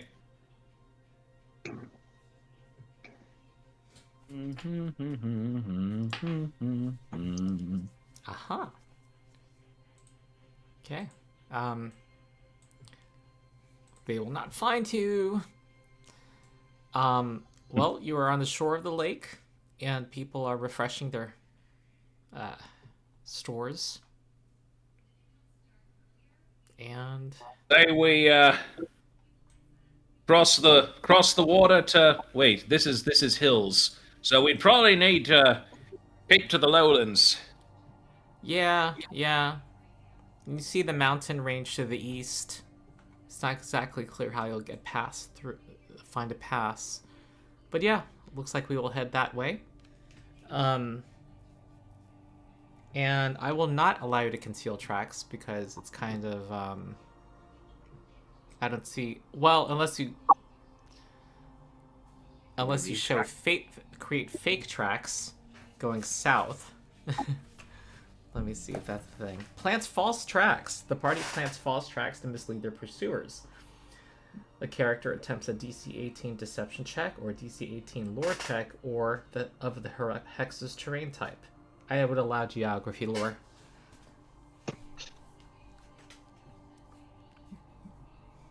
And is this tundra? This is, I would say, yes. You got it? I don't have specific lore for tundra, but tundra is still Brom does have terrain expertise in tundra. Ooh, what is that? That means my notes didn't even say. I was too tired that day. I will pull it up. Your experience in navigating a certain type of terrain makes you supremely confident while doing so. You gain a +1 circumstance bonus to survival checks in the terrain. Okay. So yeah.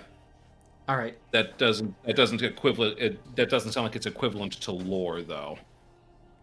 Yeah, or for this check, it's more like your knowledge of the physicality and. I can make the geography lore check. Yeah. Hey, Brom, you saw Ranger got some. They're now the kings of difficult terrain. Oh yes. You saw my video. That's right. Mm-hmm. I'm sorry. Okay. Is this an open check? Yes. Okay. Oh, alas. Wasn't good. Well, you kick ass at many other times. I'm sure they'll forgive you. Okay.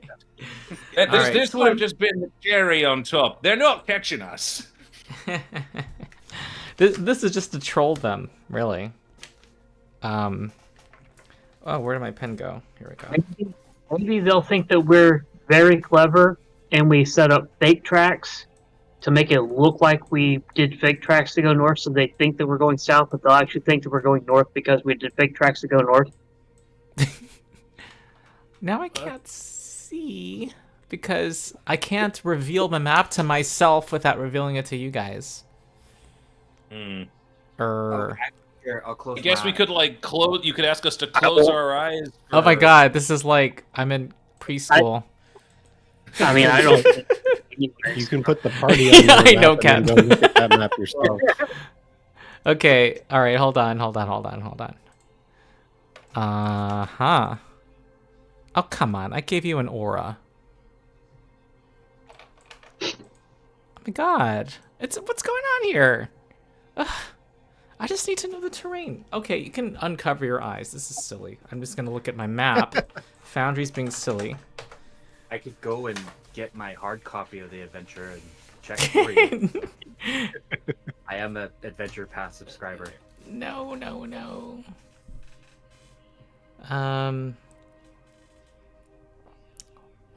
2, 3, 4. Wow, getting A, B. Huh.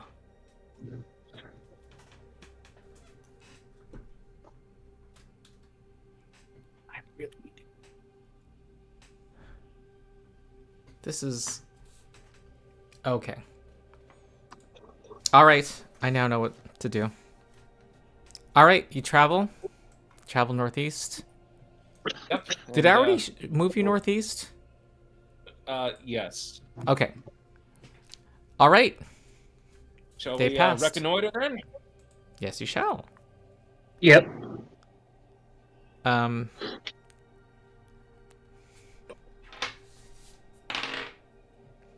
Okay.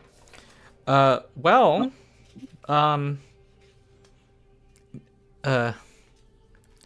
it doesn't take much effort to find, but near the river, there is a, you're approaching, or near the lake, rather. There's a man lashed to a rock. His skin badly burned. It looks like he actually has the markings of a burning mammoth, but it looks like he was left for dead here, and they tried to burn him to death. Now this is where you offer redemption.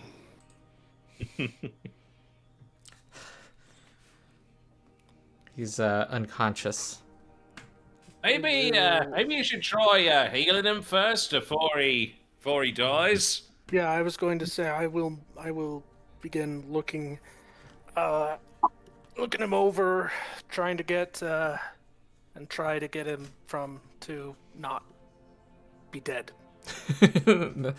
That's good. So he's lashed. All right, right? make a So check don't fight him. because you might inflict damage.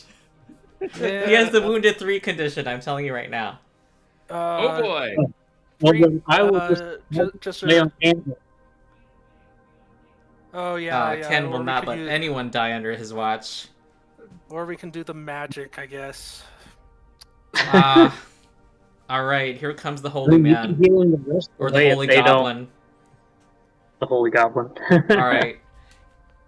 One day I'll be able to he cast stirs spells awake, too, and just you and he wait. sees the goblin's face above him, and he's trying to lash out. He's in a panic.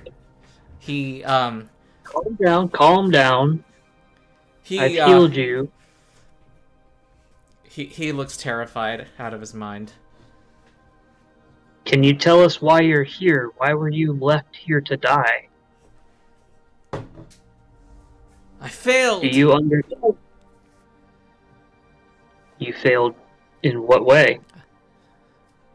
I Succeed. failed him. Who did you fail? I apologized to him. I told him I was I wouldn't do it again.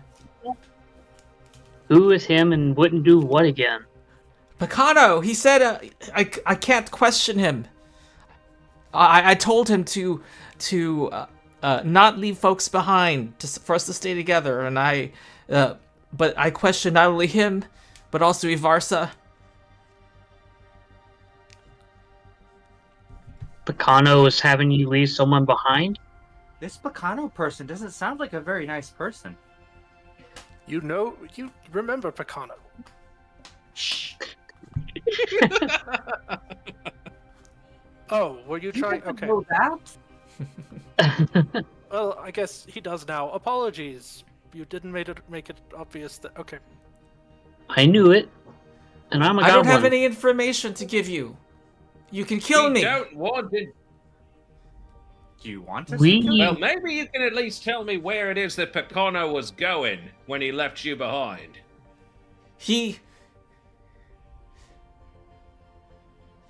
I can't. I would betray. It's not like- What do you it's care? not like- You don't care if I betray him or not. You want me to do what you want me to, but you should kill me. Make it quick. It's not like he can leave you to die again. See, but we could help you. Yes, we could help you. But you hate us. Why would I?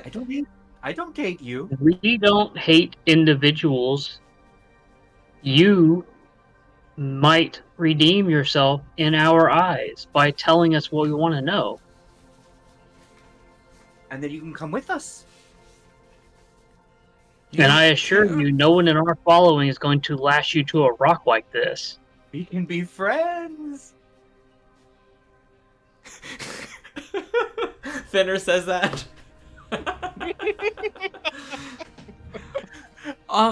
He looks at Finnur and he says, "I don't want to be your friends."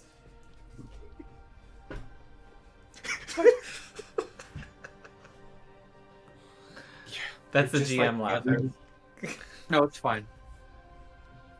That is very hurtful. I'm sorry. Just kill me. No.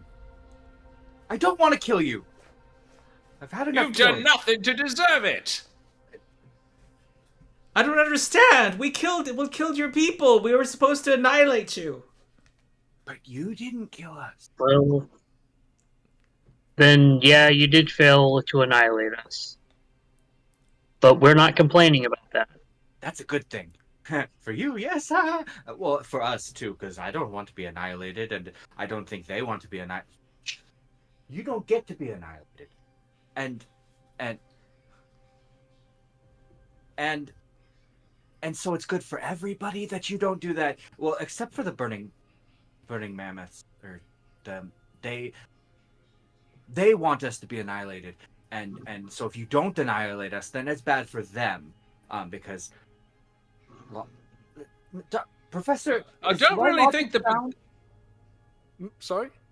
Is my I logic don't really sound? think the burning mammoths have done much to earn your loyalty now, friend. See, You're looking out for the well-being of your following, and they burned you and left you to die because of that. Yes, the broken tusks wouldn't do that. No, we don't leave people to die. Please not. He kind of looks confused. He's like 18 years old. He's a young guy.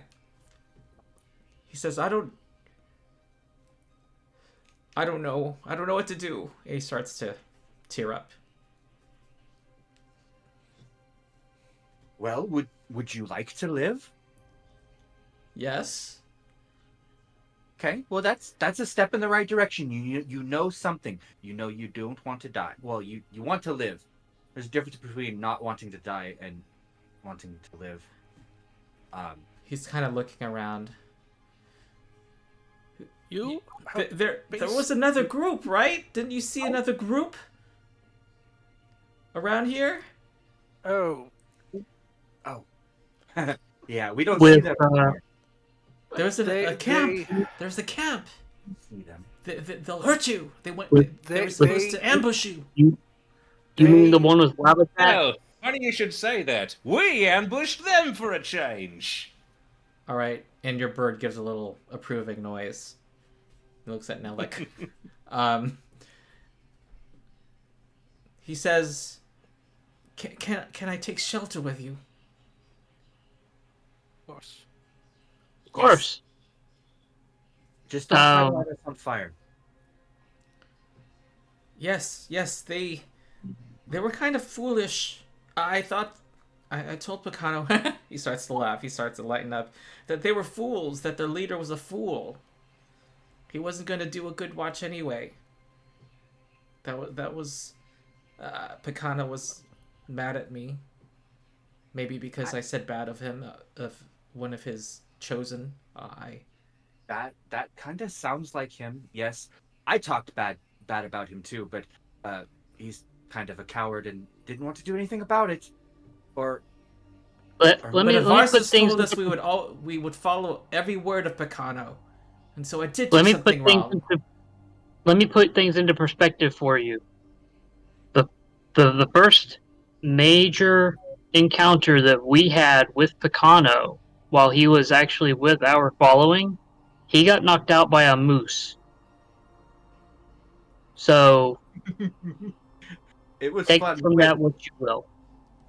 All right, he Yes. laughs. He's like, a moose. Yes. It's a big moose.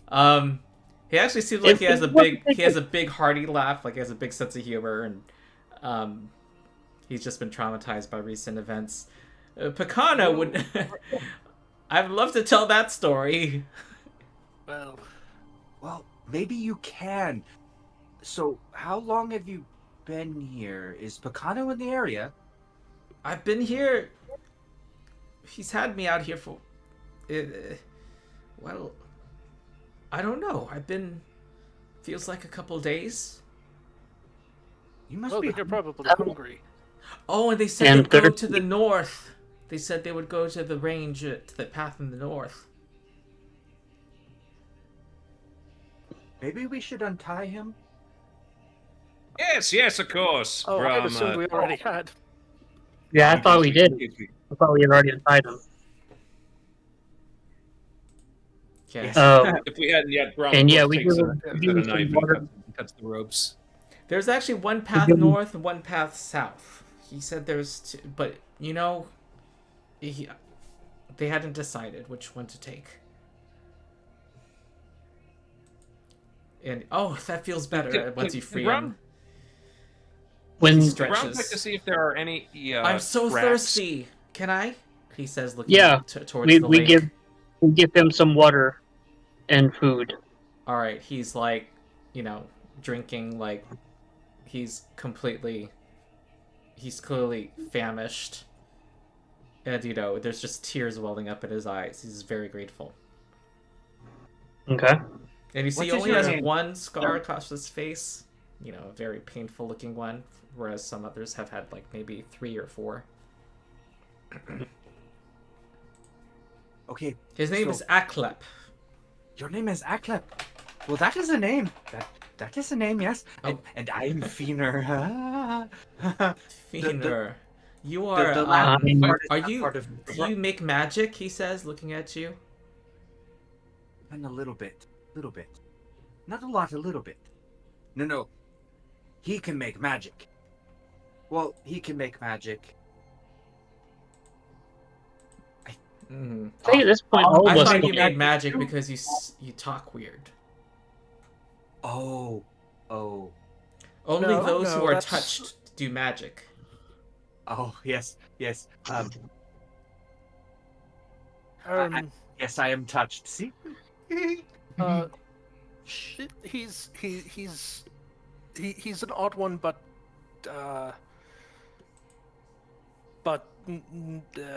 he's not touched quite in that way. Well, he kind of is. Well, anyway. Let me look to your burns. In And our I will tribe, start, he would probably be treating wounds. taught magic. They would teach me magic. Yes, but they won't teach you now, of course. Well, I want them to... That's not nice. I want them to teach me magic. I know No, some magic. No, you don't. I'm sure the magic that they teach is not the kind of magic you'd want to learn. Probably involves a lot of cutting and scarring yourself. Oh, no, I'm much too pretty for that. Yes, we he must not- says. Aklep agrees. Did they cut you? Oh, yes. It's part of Okay. how I got entrusted. I'm one of the entrusted, or I was one of the people trusted to go with our elite group. Yes. Well, actually, GM is saying thinking not so elite, but the advanced group, Picano's entourage. Well, By the way, other than the fact that he lit you on fire and let you out here to die, how is he doing? He's very well. He's very. He said it seems like he's destined to be this. He's very. He speaks of his destiny. A lot. No, I'll tell him. Yes, and he says that he's never been so happy as he's been with the burning mammoths. says that that the broken tusks. He said that they prey on the weak in the broken tusks and ridicule them, and that Pakana was weak before, but the broken tusks. He told us that you didn't recognize his talents, didn't let them flower, and only Avarsis was able to find his strengths. Well, I'm glad he is okay. Brom is running his thumb along Head Taker's edge for the moment. But now, yes, I will tell them. Hush. Who are you talking to? Oh, never mind them. Oh, all of a sudden I get a Harvey reference. If anybody's a theater nerd. No, he thinks he has a destiny, and he stormed off because, well, he's a petulant child. Yes, he is very petulant, and he stormed off because he did not get his way. He's throwing tantrums. He thinks I have a destiny, dun dun dun, dun. and he's just. Well, he seems to have a destiny. He's much more. He's quite. He showed his strength. He passed the trial. He's a lost child, and he's. I worry for him because. Well, I just worry about him, you know. I just think that we he should. Wants to kill you, so you probably don't want to worry too much. A lot of people do. But that's okay. And they're all dead. I highly doubt that everyone that wants us dead is dead. But the burning mammoths are strong, he tells you. You bet you can't take them on. Well, we can't take them all on at once, but if we keep just running into the small groups we've been running into, it's not an issue at all. That was what I said to Picano! We have to stay together! Attrition. I heard that word before. Does this fit? He looks at Ernest and says, You're yes, I agree with you. Well, I mean, he puts his hands on your shoulders. Okay. Calm down. The last time someone But I'm not giving advice to the burning mammoths anymore. They tried to kill me. Yes, they did. And that's very not nice of them. And we will not. They made a bad mistake. I'm no longer a member of their tribe now, of their following. Well, we will introduce you to the Mammoth Lords, yes. And I think that you probably need to hear the correct version of historical events. Indeed. Picano, he didn't even tell you half the story. Conveniently. And from what we've heard from the others of the Burning Mammoth we've talked to, they have a very twisted version of the history of the two tribes. And honestly, who wants to light themselves on fire? Well, I know you died burned to death. Stop it. Skritch kind of looks over at you, doesn't say anything.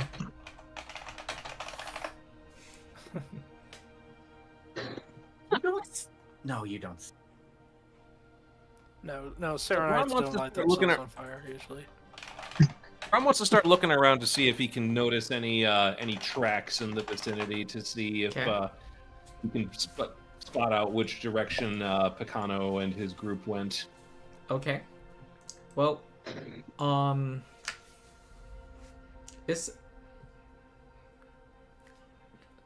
tracking is a survival check, but you need to find the tracks first, I believe.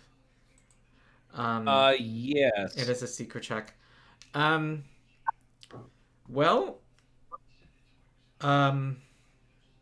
there's definitely some traces of a path leading, going towards, following the path of the river.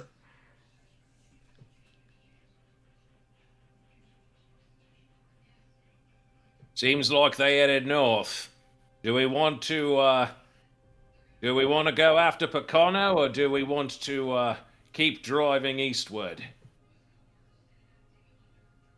We should probably take that up with the Mammoth Lords. Take it back to the following and ask them. Mammoth Lords have given us kind of free reign over the directions that we travel and stuff. They're mostly taking care of the things within the following itself. I feel as though this will, in the end, still be our decision to make.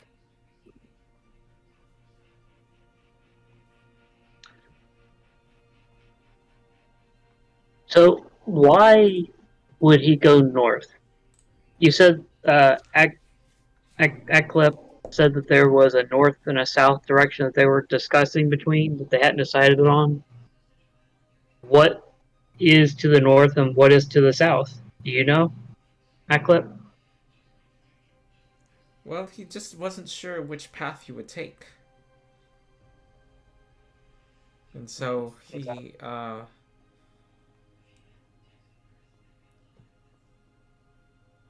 and I think that that was one of the reasons why he left the group behind, to find out what directions you would go.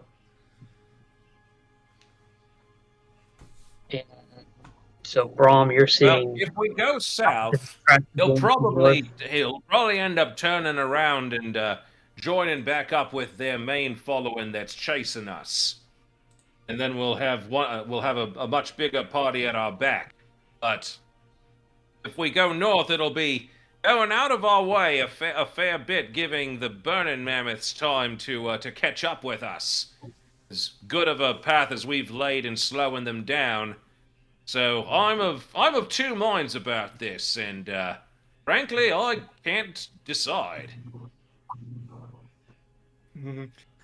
I'm of many minds.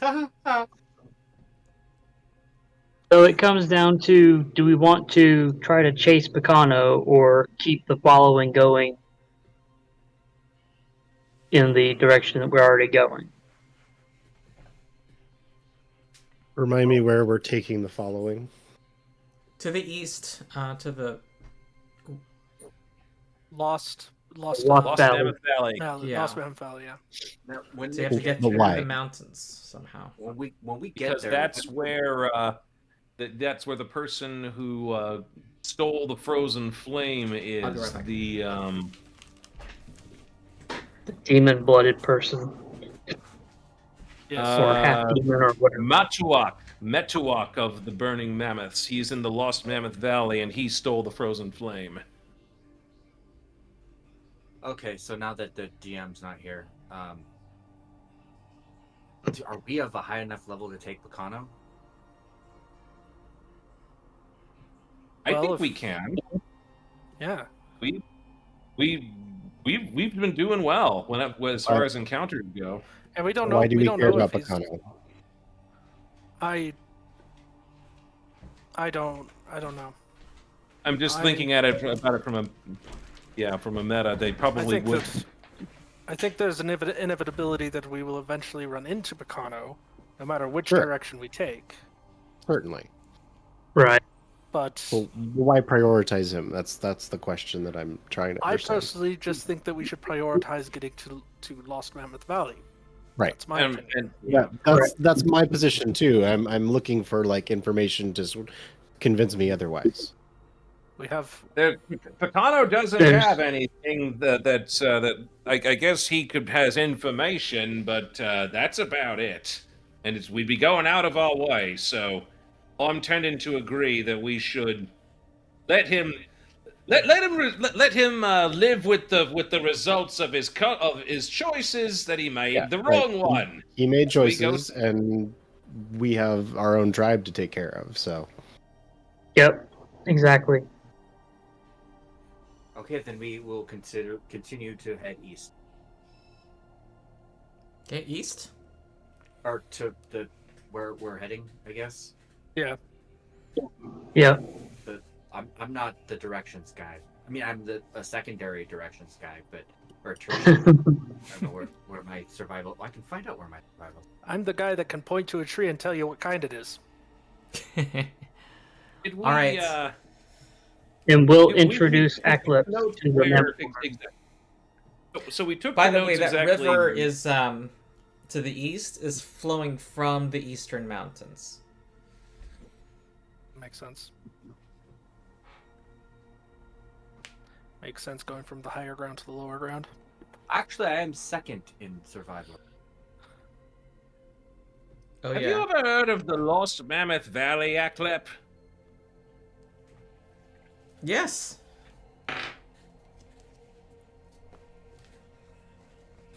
We went through there on our way here. You went through the Lost Mammoth Valley? Yes, we traveled through there to get to you. Do you know where it is from here? Well, we traveled I think we came from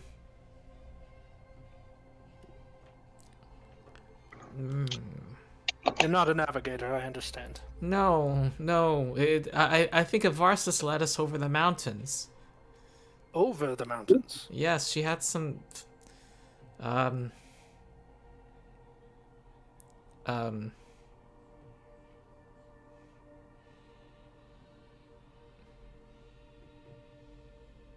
he's trying to think.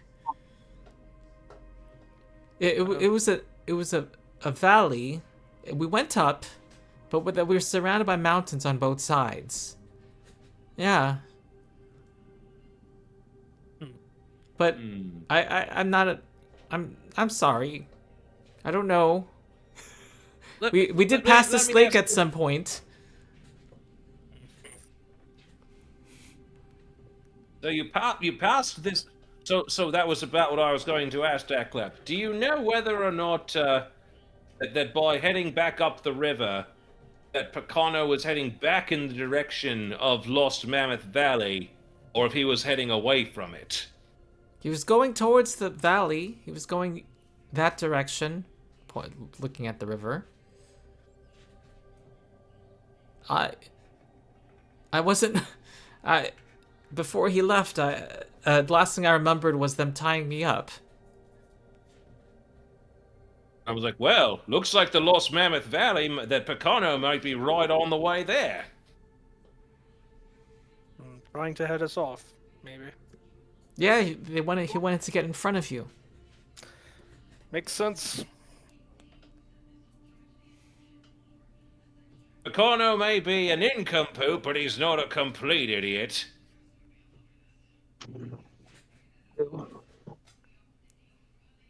So I say that we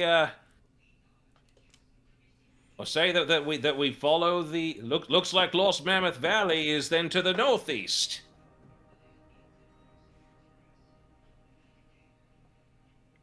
You guys only have so much, perspective right now. Yeah. Right. It's gonna be at least little... following that's the river. assuming... But we would at least That's know that the river is heading northeast. All right. Oh, you're talking about northeast from this immediate. Yeah, That's immediately. You assuming said that the tracks were heading up the river. Yeah. All right. I think this is a true hex crawl. We're gonna see what we see. Mm-hmm. I will let you know if there are mountains 2 hexes away. Okay.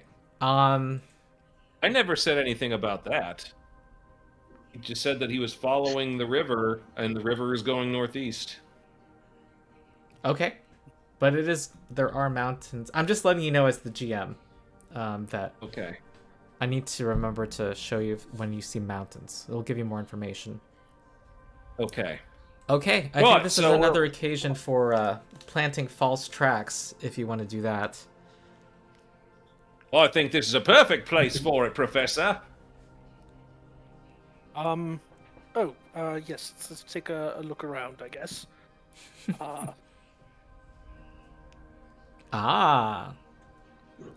You have made it look like the following will ford the river.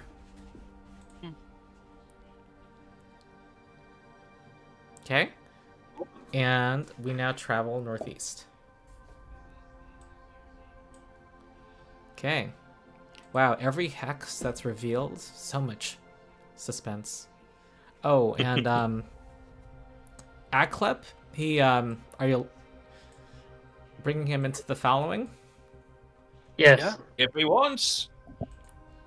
He's kind of in disbelief, and he's doing his best to learn all of the customs and rules. There are some members of the following who are, suspicious of him. But he seems very eager to please. How suspicious. Okay, so I'm gonna... Oh no, it's just it's not suspicious. It's part of his youthful. It's part of his age, from my experience, from what I've seen from my students. They have a certain desire to please their elders, specifically the professors, because we decide their grades. But obviously, he's not a student. But you know what I'm trying to get at. Okay. Indeed. Young people want to be praised. Yes. So, Brom wants to see if he's able to keep up with the tracks along the river. They are hard to follow. It looks like they actually were consciously trying to disguise them, that they would walk along in the river at points.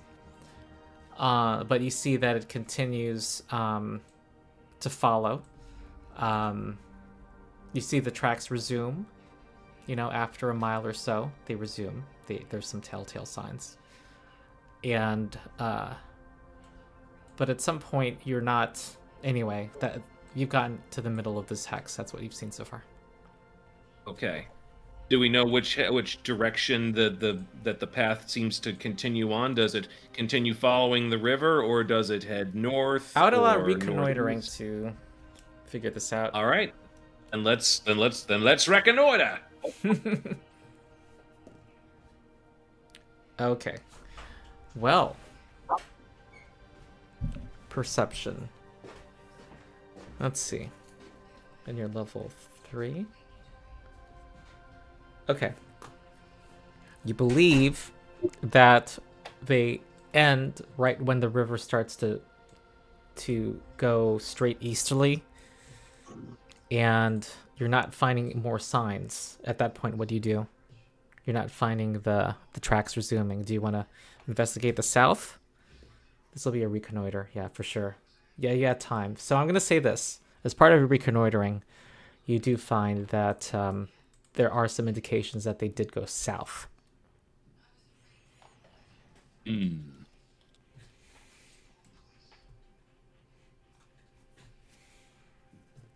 And it Wanting to looks like try to head us a off. group of about at least 7 that you can tell for sure. Possibly 12.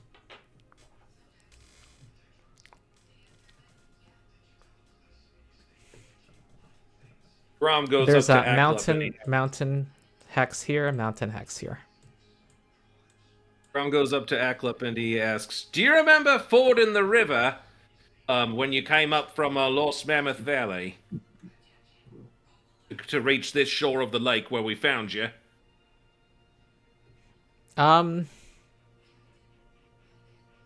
We forded, yeah. We went across the river.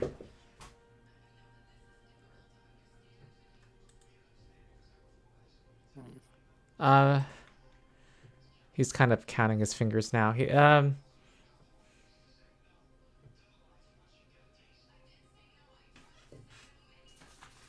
He's thinking.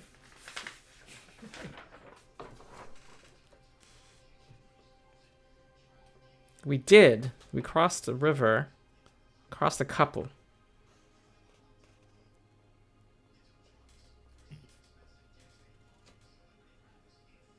Well, I'd say that that we should probably follow those footprints south then, unless he made his well, they crossed they crossed through Lost Mammoth Valley to get to where they were. So, sounds to me that Lost Mammoth Valley is to the south. But that would have been before we first encountered them.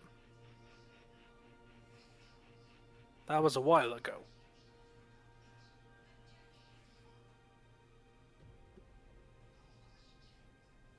they've already been through Lost Mammoth Valley. Why would he go back? Oh, from what we've heard, Lost Mammoth Valley is a very fertile area.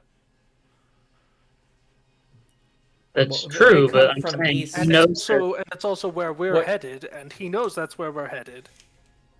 So you that's know that why the he's burning heading in that mammoths, direction. from what you've heard of the splitting of the tribe, the burning mammoths that broke off, that they went to the world wound. In that direction, at least. So definitely past that valley. I'm thinking if we head south, in worst case scenario, we lose some time, but I think we have a little bit of time to burn. So if we head south, or a lot, that's way off. What time would we lose? Because if he's heading towards Lost Mammoth Valley, I'm just saying if he then so are we. If we follow his tracks. But I mean, if they're false tracks or whatever. I mean, I'm just looking at it from and out of character. If we head south and the tracks are fake, we haven't lost that much. Plus, we can go back to the river, which I'm assuming if we follow the river, it'll lead us to the valley. Knowing what I know personally about rivers, as they tend to run into valleys. Well, this river is running the opposite direction we're going in. Yeah, it's flowing down from the mountains. Yeah, it's flowing from the mountains to the lake that we just left. Oh, so are we thinking that the valley is south of us? We know that it's east somewhere. We also know that due east from where we are right now, there are mountains. Here's what I think is that if we go north, we'll probably find out sooner rather than later whether the Lost Mammoth Valley is up there versus going south. If we make the wrong choice, if north is the wrong choice, we'd probably we'd probably know that sooner rather than if the wrong choice is going south. What makes you figure that?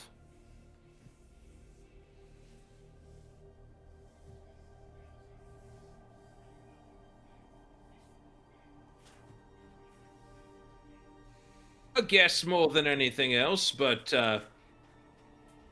it's just my that's just a guess.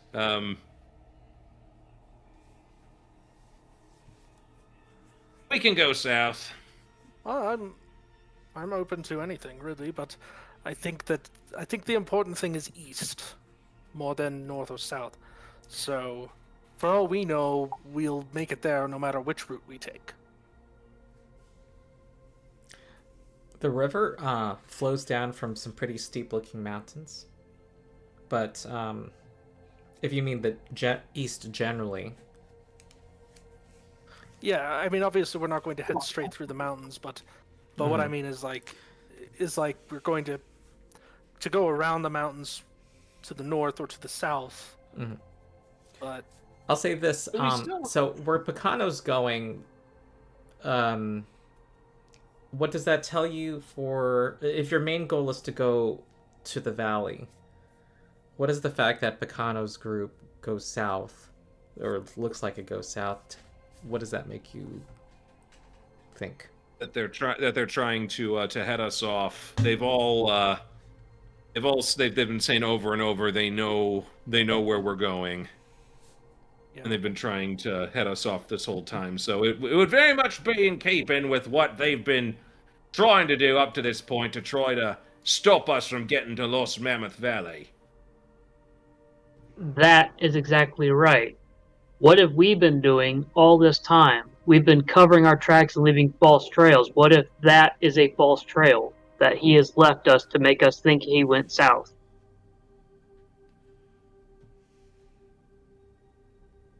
Well,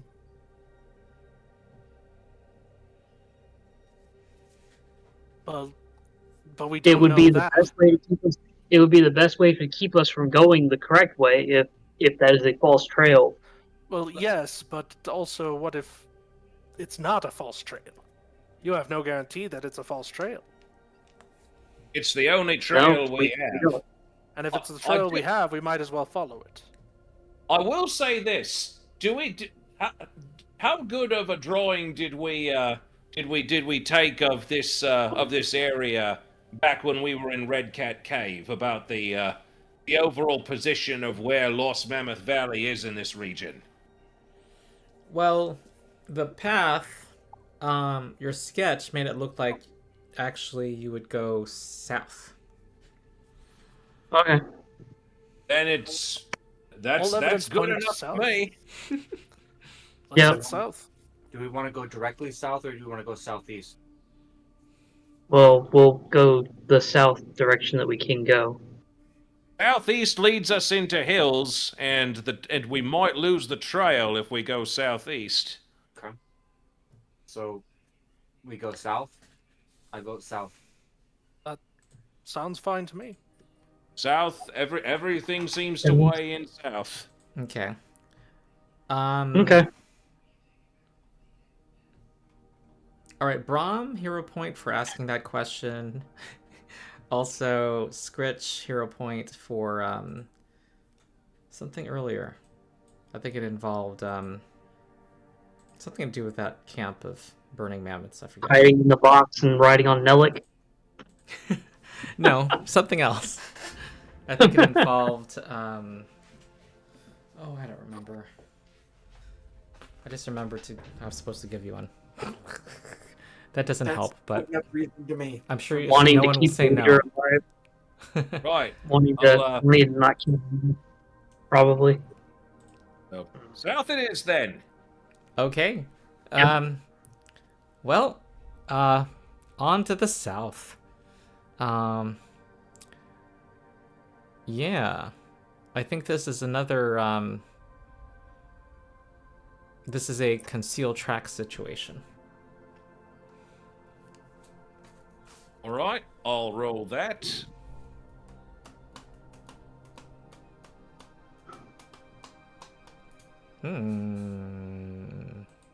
Yes. That is another awesome job you did. Wasting. Good.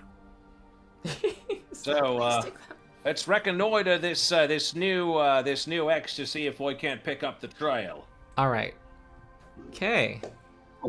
You do not know if the trail continues here.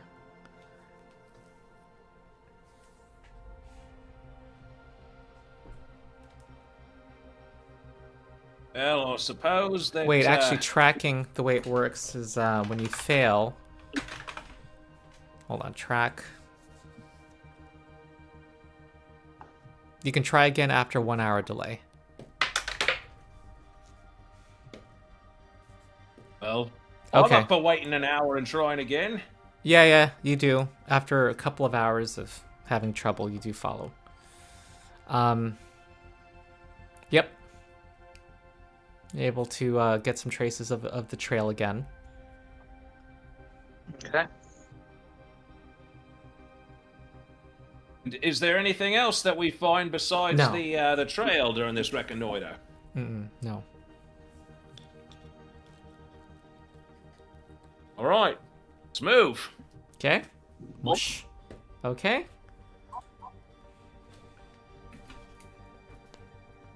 And what do your check? Sure thing. Okay, success. Except I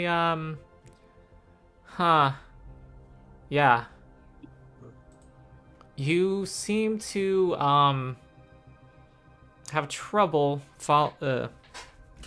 like the trail was already getting stale, like time had passed, and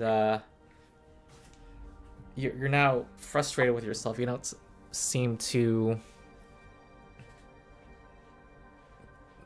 pick up the trail again. Well, then I guess that it's possible it continued this way, but the terrain here makes it harder to keep a trail intact. So it's not really conclusive to you that they did not continue this way. Well, at the very least, we're still heading towards our objective, and if we run into Picano on the way, so much the better. Mm-hmm. Okay, so keep going. Keep going south, I say. All right. Might as well. Ooh, lots of forest around here. All right, do your survival check. Mm-hmm. I have to pull up my character sheet every time I want to roll this. Oh no, annoying. Hey, you can do a right click, pop out, or pop. There's something to click. If you have two monitors, you can pop it out and put it on the other monitor. That's what I do. I've just got my laptop. Alas. Okay. Can you put it on your hotbar? Well, that's a good question. I'll see if I can't do that.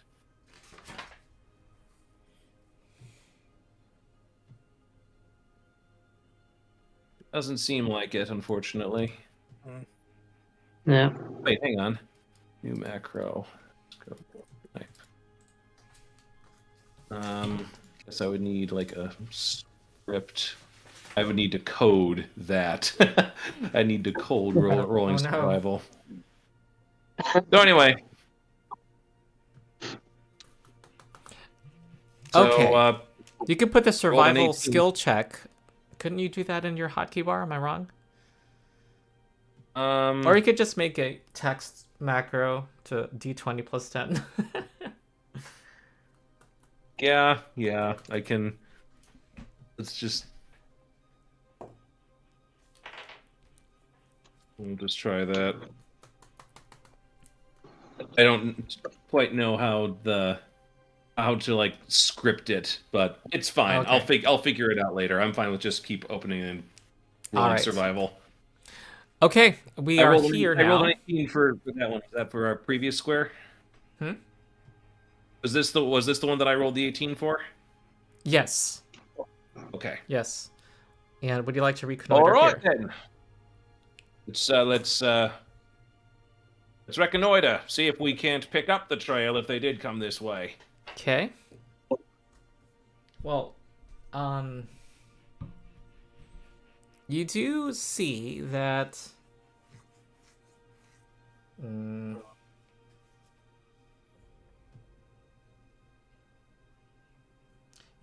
do see what looks like a decrepit wooden wagon that is broken down here, next to a copse of trees.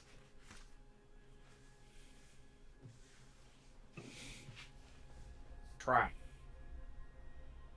What? Oh, nothing.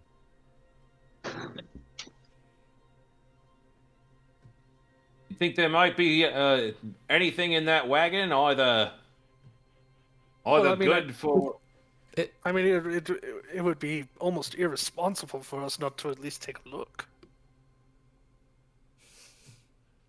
So true. Okay. Got my shield up. You got I have all of your normal exploration activities. Yep. Approach. Yep. Mm-hmm. Okay. Well, the wagon's front axle is broken, and the entire vehicle's it looks like it's been here a long time. The elements have had their way with it. I will do a secret survival check for you, Brom. You're confident it's been here at least 3 winters. And that no one has touched it in that time.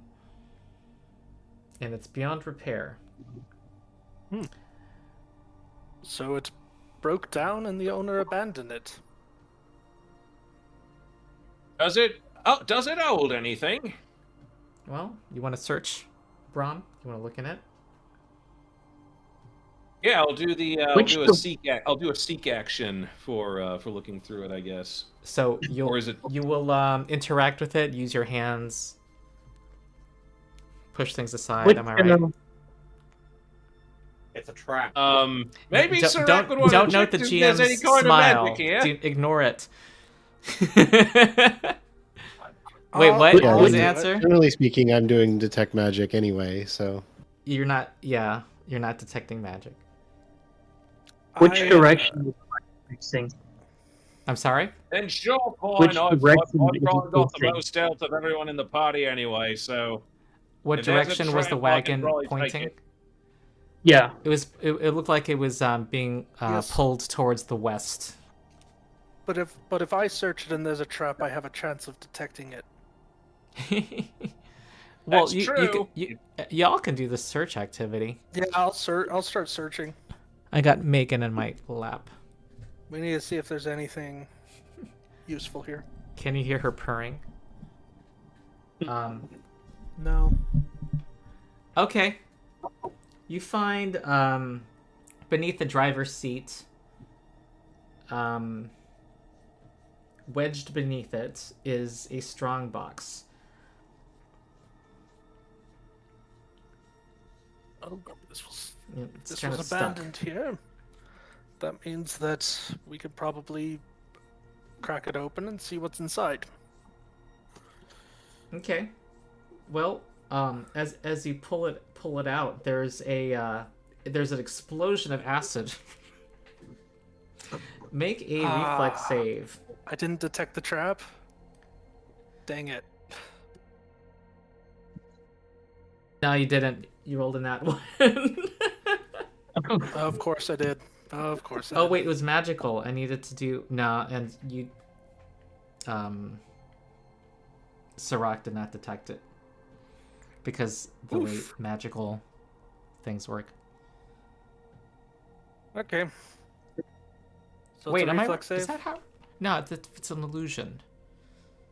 But anyway, sorry.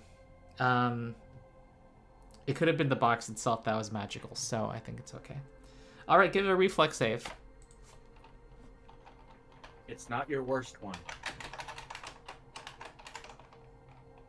Ah, No, but I rolled real low. it's a failure, and you take 18 acid damage. It's like one of those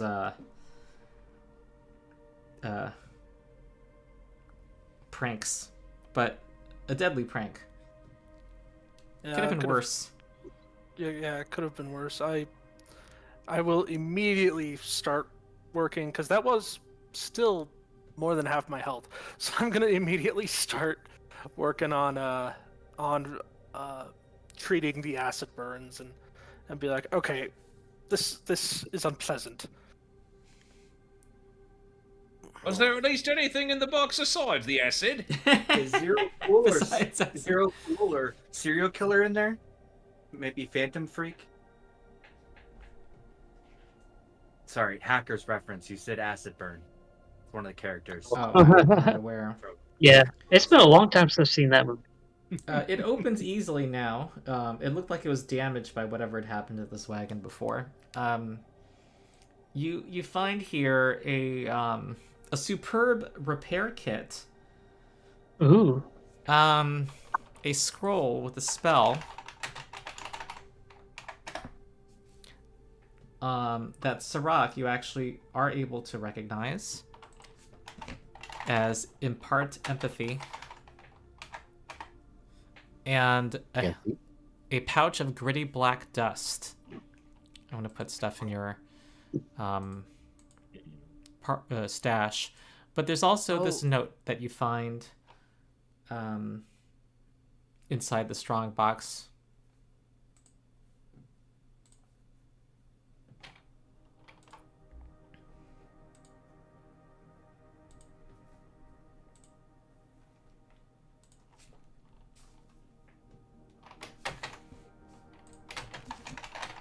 Ow, Megan.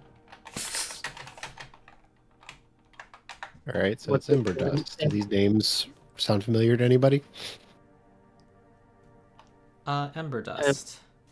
The note reads, Enkrin, we abandoned this wagon because the axle broke. Up to you if you want to try to fix it, but there was enough room in the other wagon. Our scout says we are only 2 or 3 days from Lost Mammoth Valley up this pass. The wagon will hold, and the oxen are fine too, excuse me. They're probably just happy to be sharing the load. The scroll could be helpful if you run into any local wildlife. The ember dust is just if you need it. Obviously, Sile would prefer you to bring it to us, but if you need it for the night, go ahead. See you soon, Wasil, something like that. Ember dust. That must be the dust in this pouch that we found. Can I make a check to see if I know what ember dust is? Like a recall knowledge, if you recognize that name. Yes. You do not recognize it. Okay. I'd assume that it has something to do with fire. Because Makes sense. ember... And the way that it makes it sound that, from that note, that maybe a pinch of that'll be enough to get a bonfire going. Possibly. It also sounds like Mammoth Valley is to the west, since that's the direction the wagon was headed. I meant to correct. It's actually pointing to the east, not the west. Oh, okay. So it makes it sound like we made the right choice.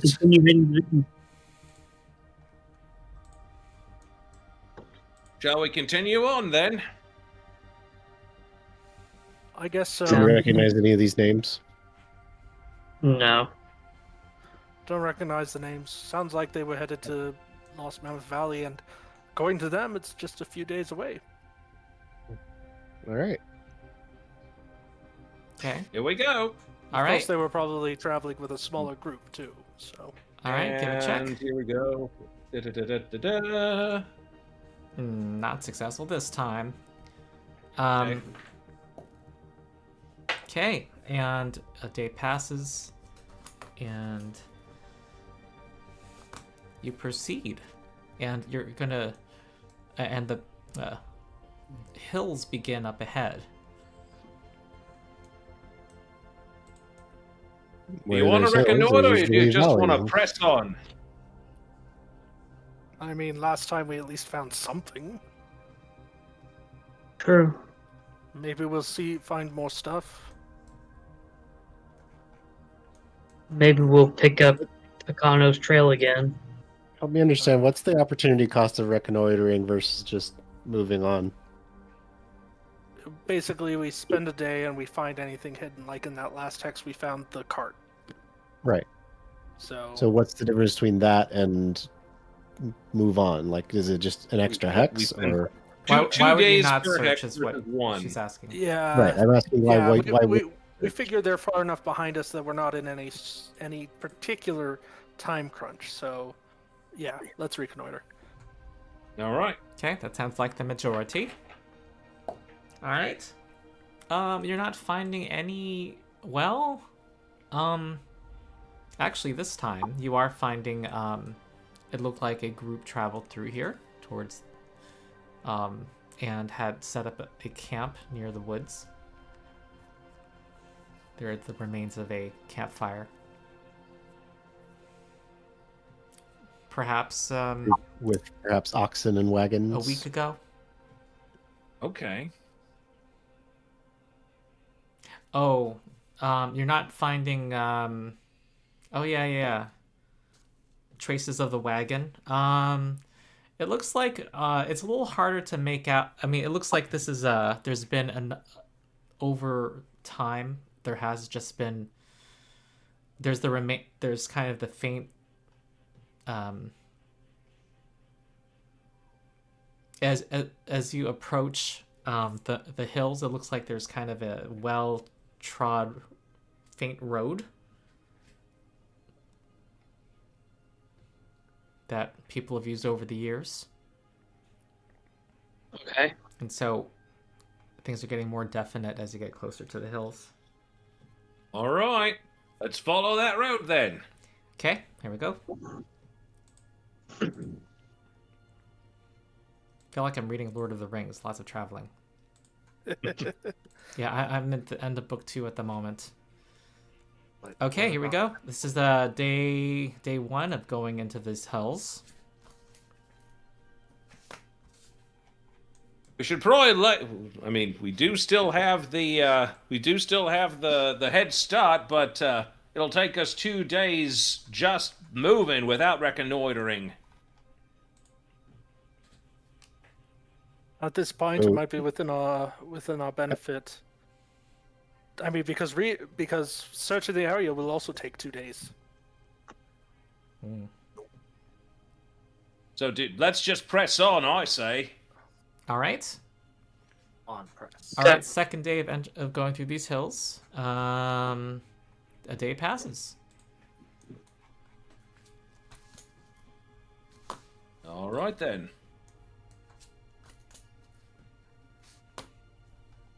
Okay. No concealed tracks this time, and we enter the next day. And there's actually some pretty obvious large footprints of some kind of beast, but with 2 legs that you see heading towards the mountains. Does it have 2 back? 2 what? Am I able to determine it from I definitely want to roll survival to see if I can tell what beastie those made those. Okay. You believe it to be, it could be a large, it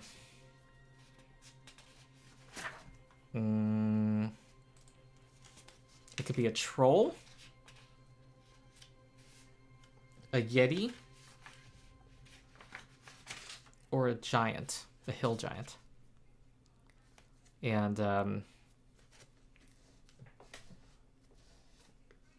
those are, you know, that those to be common around this area. But you know, they are the alpha creatures. They are the things you don't mess with in this area. Well, now I'm of 2 minds again. If we just keep going and not try to hunt this thing down, it might fall on the following as we're traveling. Or it may not. It may just be happy up in the mountains to leave us in peace. Well, yetis and hill giants are sapient creatures. Although hill giants in particular tend to be brutish, but from my understanding, yetis tend to be quite elusive. They typically won't bother you. A hill giant... Oh. How fresh are the tracks? About within the past 2 or 3 days. Of all your 3 theories of what they are, they produce monster parts. A hill giant, a yeti, and what was the other one? A troll. A troll. A troll. A troll. Is a troll considered a humanoid too? Out of character, I think it's a giant.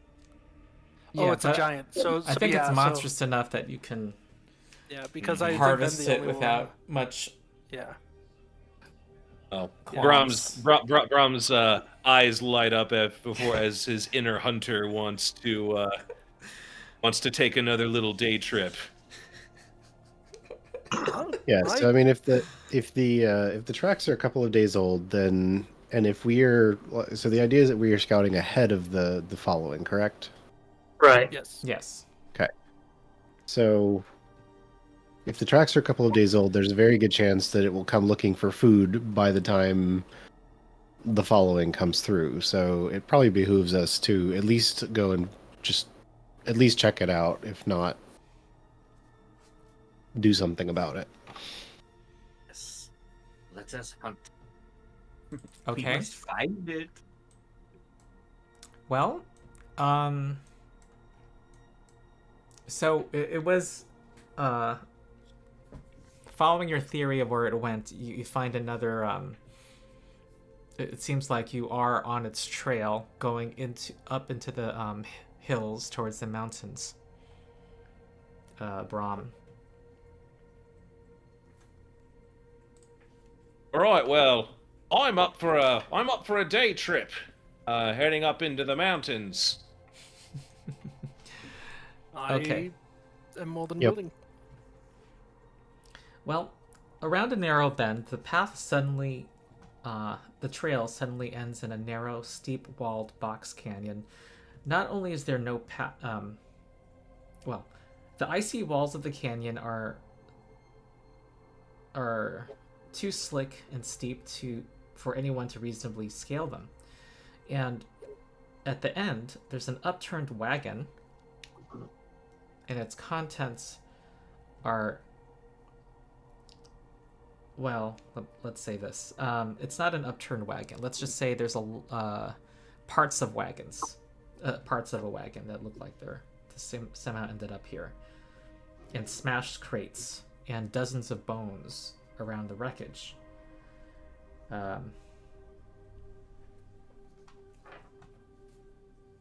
So let me check something. Huh? And Brom, you see that there is I should just put you on the map.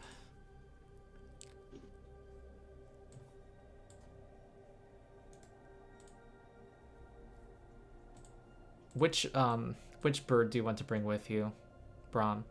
I guess it depends on how narrow the path we're in is. Okay. When you say it's a box canyon, are we talking that it's like 50 feet across or 20 feet across? Okay, for this, yeah, I think that that Nelek is fine. Okay. But you see that there is you do spot the creature trying to hide within the right here amid some foliage.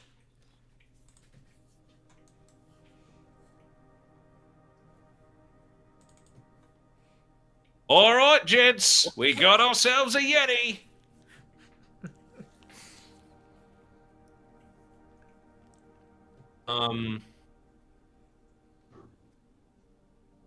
Do we want to try and speak with it, communicate with it in some way first? Yetis are intelligent. I do not speak Yeti. What would I? Society check to know what they speak. You don't know. I also do not know what they speak. Well, guess there's no talking to it then. You speak Jotun. Maybe it speaks Jotun. Well, we have that scroll of impart empathy, so there's that. Oh, that's right. He's actually watching from a high ledge. That's what's going on. It's watching us? Yes. Can we get a sense at a distance of its demeanor as far as, like, is it wary? Is it, waiting to ambush? Does it look hungry? Does it look scared? Impart empathy would not work on a Yeti because it only works on animals.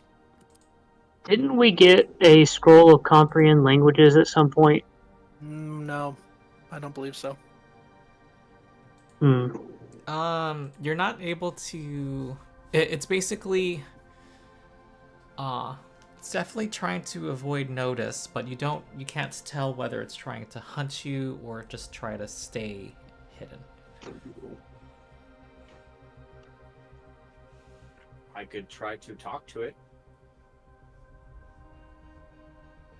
Like, I see you. Hi. That sort of thing. Does the party sign on to the Finnur approach?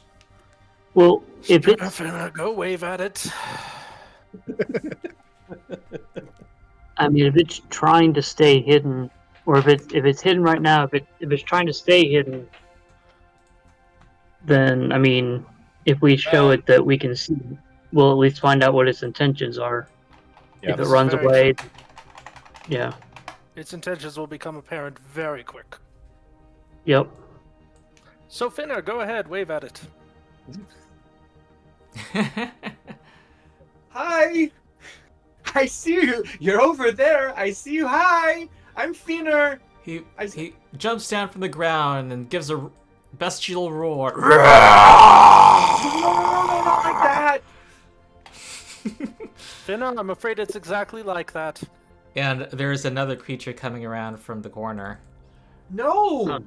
I didn't see him! This is the opposite of what we wanted. Yeah, we are, it looks like it was hunting. Or ambushing, as you approached. So they went the Velociraptor route, huh? Yes. Clever. Clever Yeti.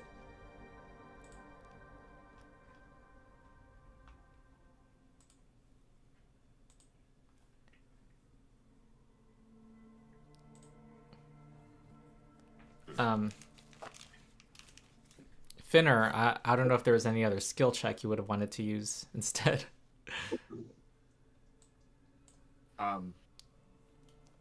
For initiative? Mm-hmm. You had the diplomacy. Are they rolling deception or diplomacy? No, one of them is rolling stealth, and the other one is perception. I will get that twitchy bonus one day. Yeah, you haven't been in social situations. I mean, it would have probably. No, we got those slavers that one time. Yeah. Mm-hmm. All right, I think the Yeti gets to go. Yeah. Oh, cool. Oh boy. Oh my. Whoa, That's I'm reading good. this something.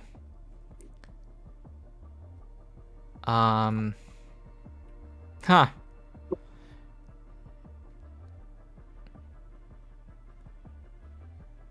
Okay.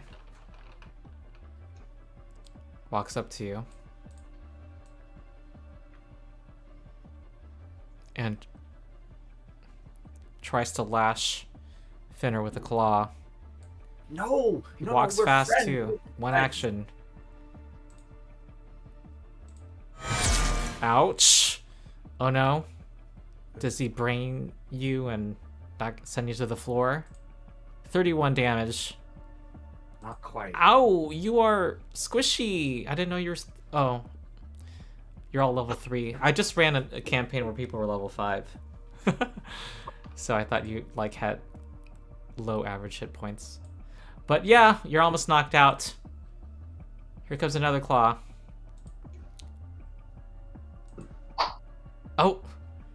The fact that you were sent spinning made him not predict your next where you were in the next moment. Ernest. All right. Well, I am going to attempt to recall knowledge about the Yeti Okay. to know if, I would say weaknesses. Oop. I pressed the. Sorry. Oh. Yeah, I should be at 4 hit points. 4 hit Yep. points. And not all those things. So we're not wounded 1. We're not off guard. Why?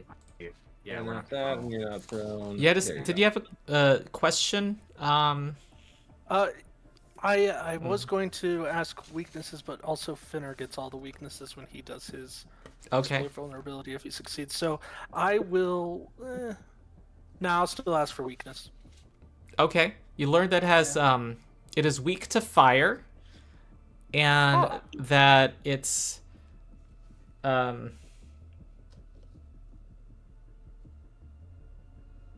Oh, it does 2 more damage, Finnur. Okay. to you.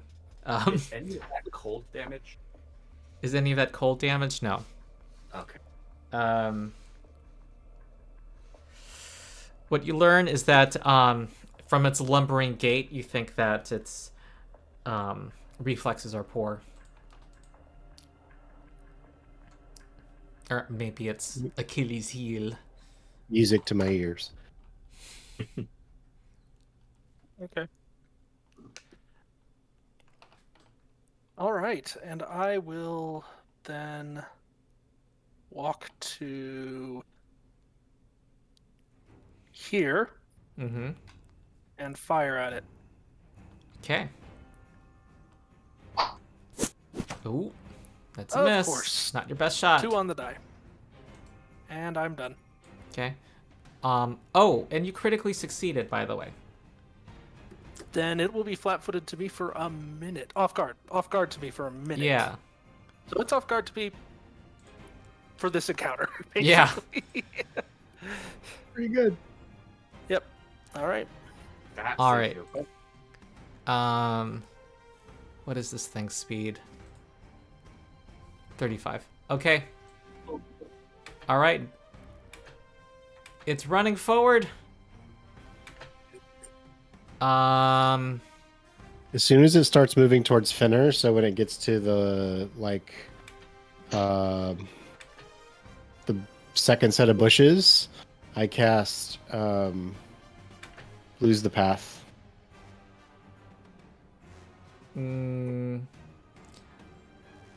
If you had seen it, I would allow it as a reaction. But I kind of feel like, yeah, it actually, beat your perception DC also. With I didn't realize it was stealth, so. Yeah. Okay, it's now trampling creatures. Oh no. Okay, give me a Finnur, give me, what is it? Reflex? Yes, reflex save. That's one of my good ones. Best one.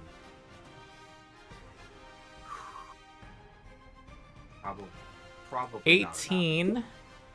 Okay, you take the damage of a strike, which is gonna knock you out. And what about the wolf flame? Oh right. Flame reflex. This seems more real combat. Okay. They're like trying to talk to the people, pet the pretty animals and getting bitten for it. Hoof. Okay, D8 plus 7. All right, I'm not even gonna you're knocked out, Finnur. Yeah. Sounds about right. And Flame's gonna take 11. I'm gonna apply it to Flame. All right. Finnur goes before it in initiative. That took 3 actions to do. Sarakk, you're up.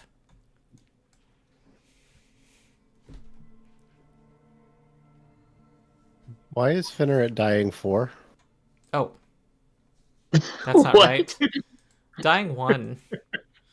Why is Finnur dead? Did Foundry do the death and dying rolls? Hold on. All right, let's see what we can do here. Time to heal you.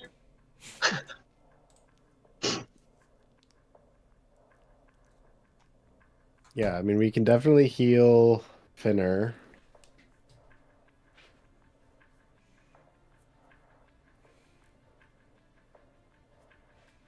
So let's do that. And we'll do that one at 2nd rank. Okay.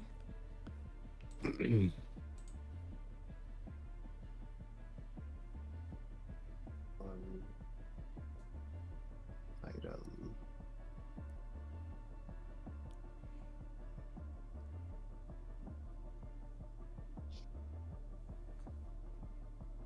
$25, Finnur. Oh wow. Yeah. Okay. Oh, and plus add 1 to that too. I'm on it. Awesome. Yay. And then for my third action, I will elemental toss at the Yeti. Okay. As a standard. Well, hold on. Ah. Oh, it has the ASDF keys. Funny. Go ahead. Okay. Oh, Not so okay. much. Right. Okay, good. Now it's Brom. All right, so this Woloped, I have no idea what it is. But since this Woloped is all up in my grill, I'm going to gonna mark this as my prey. Mm-hmm. So that's first action. Second action,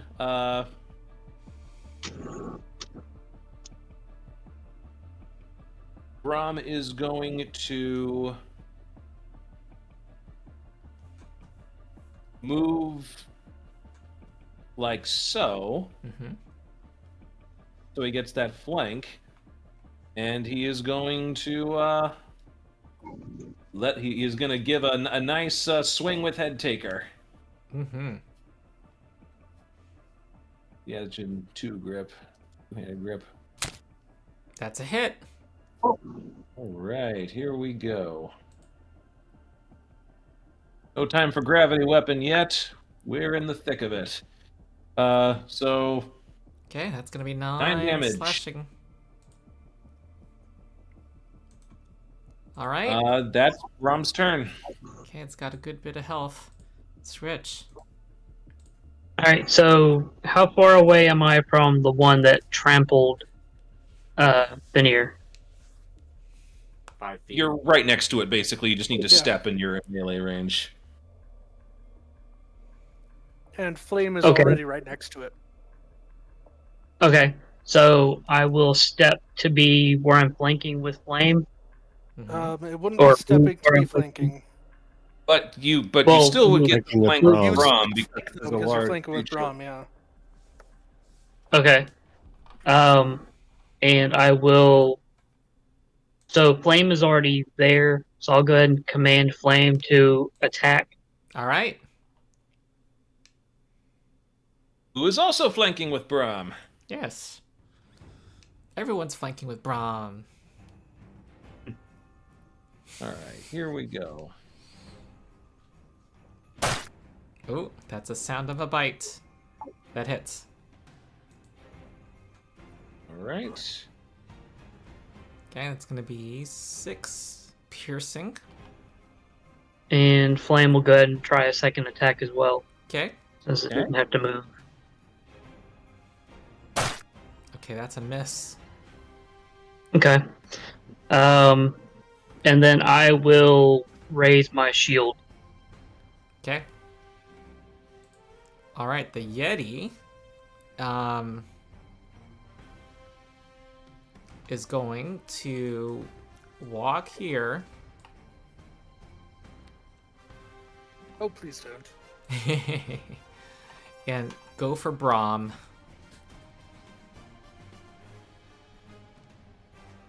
Here comes a claw against Brom. Okay, that's a hit. Almost a crit. 16 crit. slashing. Okay. Another hit. And 14 slashing. 30 total. Brom is down to 14 health. Ugh. Ernest. Ish. Ernest doesn't like being close to it, but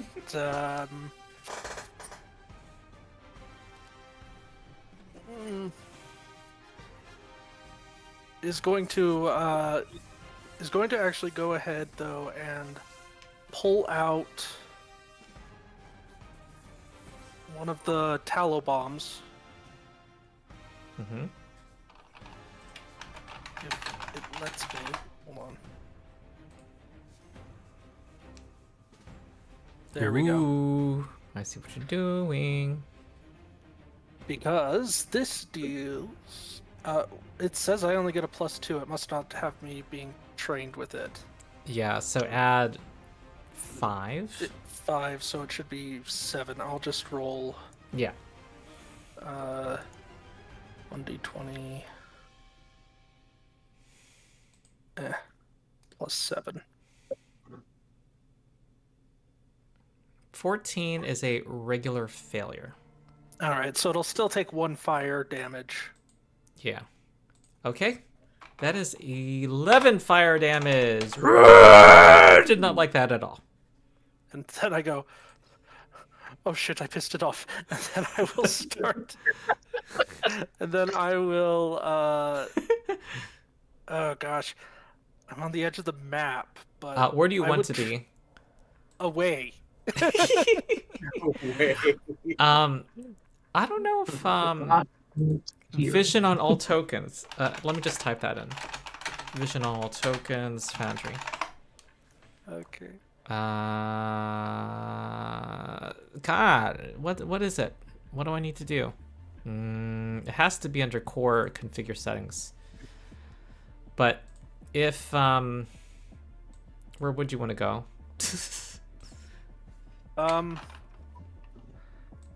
I would probably move my full speed away. All right. Let's say it's what's your speed? 25 feet. Okay.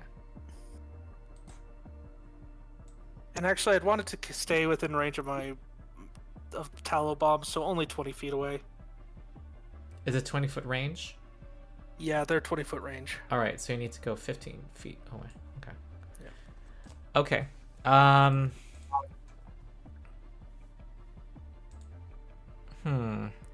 What I'll do is make you own Brom's token, also. Oh, okay. Get ready for shenanigans. No, wait, it says everyone owns this token. So maybe if you unselect yourself. Yeah, if you unselect yourself, you should be able to see party site. How do I unselect my token? Like click and drag in empty space. Yeah, draw a box in an empty space. Yeah, right, because yep. Foundry defaults it to that, you can't just click an empty space. You have to draw a box. There's a way to change that in the settings, and every time I update Foundry, that reverts. Okay. Okay. I'm not bitter. Okay, right. Finnur. Okay, so I am on the ground now. If I stand up, am I able to draw? Like, with the new remaster rules, I'm not fully up on those. How many actions would it be to stand up and grab all my gear? What is all your gear? What your weapon? My implement, my weapon. Honestly, I never thought of even tracking holding your implements, so, and usually the way it's I always they're assume written your is usually implement that is... they're just, you're not supposed to think about them. Yeah, I always assume that your implement is like, attached to you, like the way tools can be attached to your armor. Like when it says that you need a free hand to hold your implement, it's more like you're reaching up to hold it wherever it's attached to your armor at. That's how I've always assumed it. So basically, I just need to stand up and get my weapon out, basically. Yep. That's how I'll treat it. Simpler. The implication is that, like, the implication of a free hand is that you can't two-hand a weapon and do something through your implement in the same go. Yeah. Right. I am going to stand up, grab my rapier, and I will exploit vulnerability against the Yeti. Okay. He seems to be the biggest threat. And I want to just make a d20 roll, and we're gonna add your esoteric lore of +11.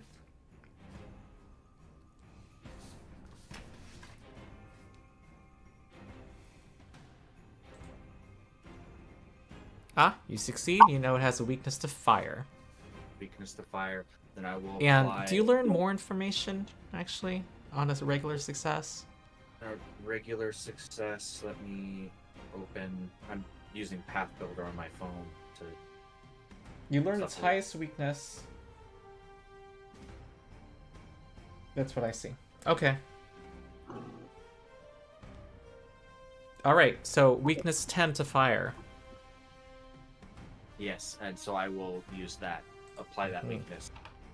Okay. Alright, that's your turn.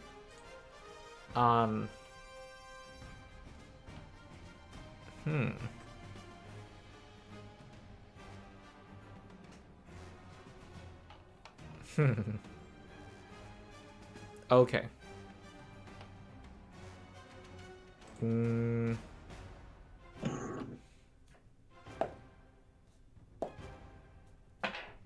Okay. The Yeti points at Brom, and the Walloped is gonna go after. So here comes a tusk attack.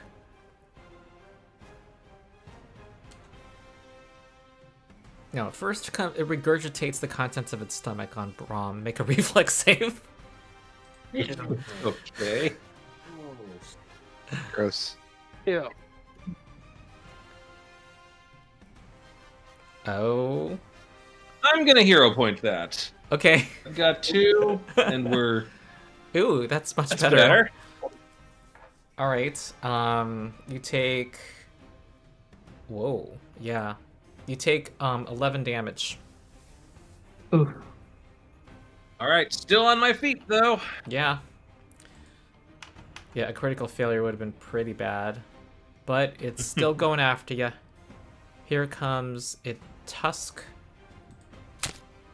And this is going to knock you out. And you go to the ground. And it turns to...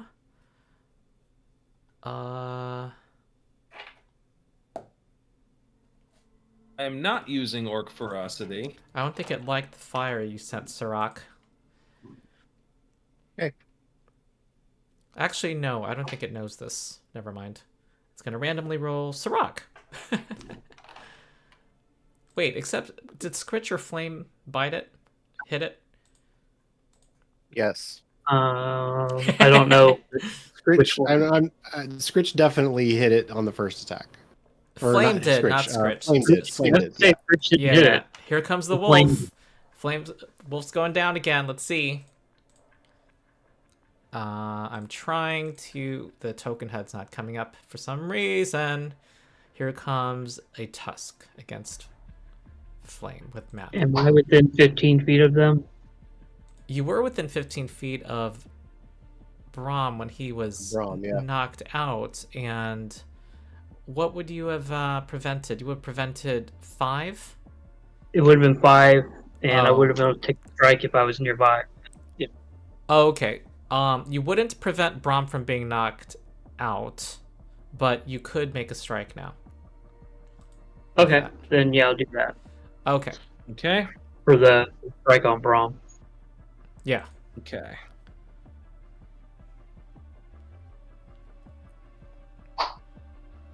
Not a good sound. That's a miss. And it missed Flame. So that's its turn. Sarakk. Okay. Let's see. Don't have enough actions to do all the things I want to do. The Pathfinder conundrum. Yep.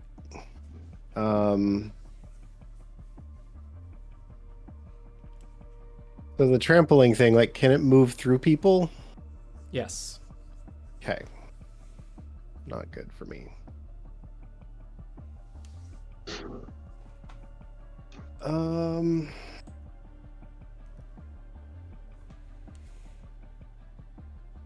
right. Well, I'm going to take 2 steps back regardless, just to give myself a little bit of space. We will 2 action, second rank heal on Brom. Okay.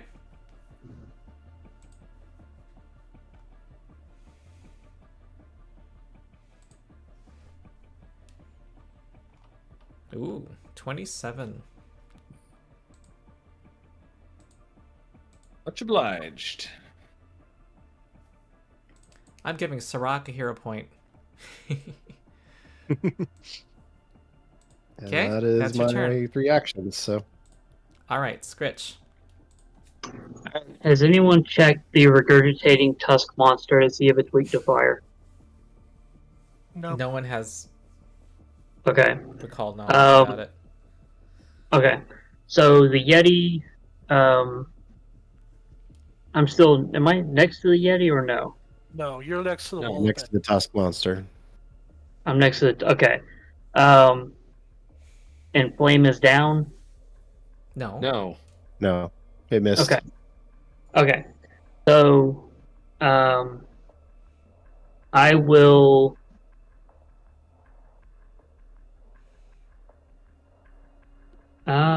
can I get Flame to where I can have him flanking with me? Or am I already in that position? Brom's already providing flanking, even though he's just healed and on the ground. Okay. Alright, so I will go ahead and swing on the Wallopeg. Mm-hmm. Okay, With, here we go. Hey, Craig, Motherhood. chat is cheering for Ernest. Apparently. I think because of your fire bomb earlier. All right, Yeah. this misses by 1. Molar Hooves misses by 1. You do have 2 hero points, Skritch. What did I actually roll? 8. 8? Okay, yeah, I'll try hero point it. All right. Here we go. Oh, no. You rolled the exact same number. That is not the way hero points should work. Alright. And then I will turn towards the Yeti, and I will use Fire Ray, using a focus point on the Yeti. Okay. Nice. It has a lesser cover. This is a 2 action. I believe so. Okay, go ahead. All right. Here we go. This is gonna have multiple attack penalty, won't it? Yeah, well. It's got the attack trait. All right. Skritch, targeting Yeti, map -5. Oh, shit. Whoa! Nailed it. Woo! Okay, I'm giving That's another a hero clutch. point to Skritch. All right, you Critical aim hit. right. It goes right into the Yeti's roaring mouth. Nice. So, All right. roll damage twice, Brom. All right. It 17. lays down that square of fire on the Yeti now, right? Okay, that's 25 from the crit and plus 10 from its weakness, and it gets 2d4 persistent fire, I believe. No. Which also The has remaster, weakness. it lays down the fire. It lays down the You're right. square. Its entire square is a flame, right? Yeah, I guess it would be. Yeah. Yep. I guess it would be the entire area that it's on. Wow. Wow. I think you needed a nat 19 to hit it, by the way. Wow. Okay. It's now the Yeti's turn. It's very angry. It's going to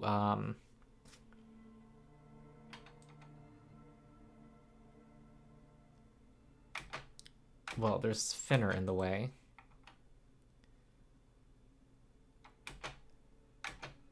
It's walking around to get to I'm going to cast Move the Skritch. Path.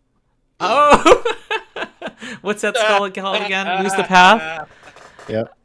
All right. So Yeah. Waiting for that. has to make a will save. Okay. Ooh, just made it. Oh. Ah, that would have been All right. cool. Okay, but it has Finnur's inconvenient location and its large size. Oh wait, it has a 35-foot speed. 5, 10, 20, 25, 30. Yeah, that was only one action. Okay. And it's gonna try to claw at Skritch. I'm going to ring the bell. Ding! Will save. Plus 13, Jesus. Oh, Yeah. okay. Wait. And here comes a claw. Okay, that hits you. For 15. Wait a minute. Skritch did not have his shield raised. No, I did not. For some reason, that macro did not was not. Wait. I didn't raise my shield.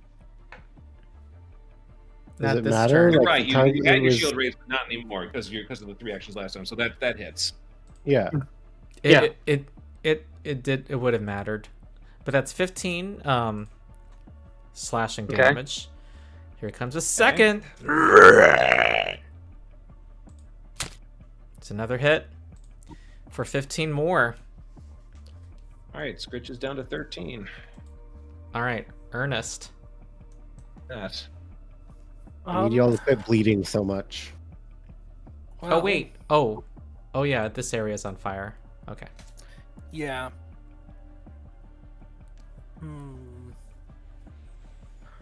Not ideal to. I'm trying to move my token. It's not. Oh allowing no. me. Where do you want to go? I want to go. Let's see. 5, 10, 15.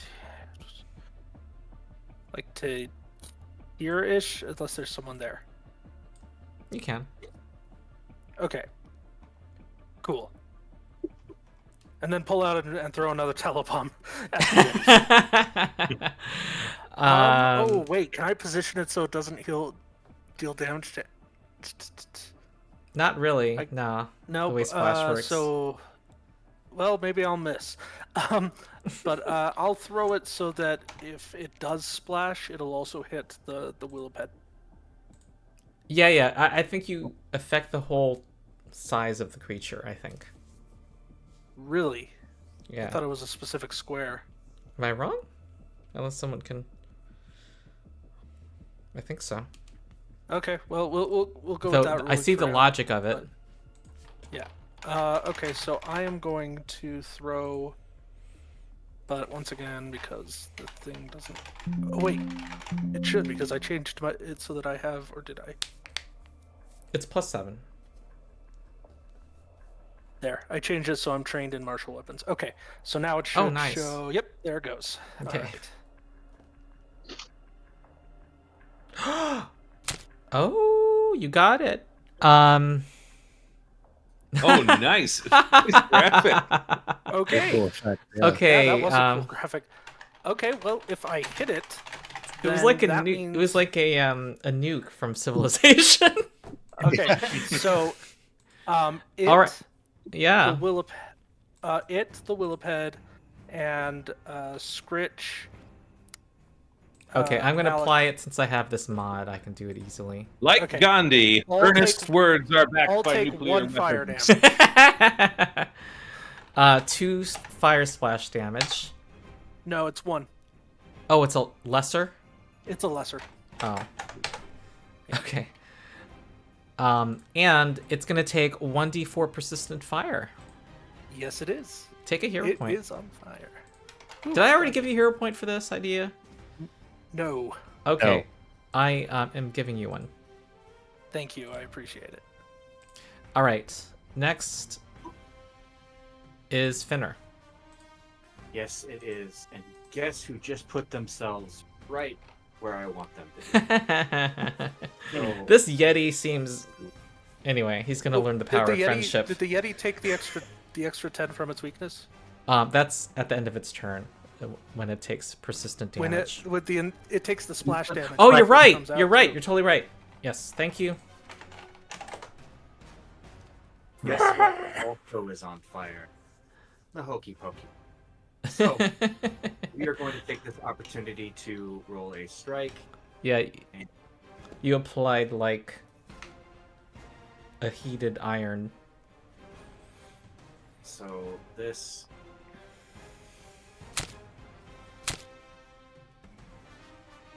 is a hit. Yes. That hits. For damage. Okay. Not much on the roll, but that's gonna be 14 damage.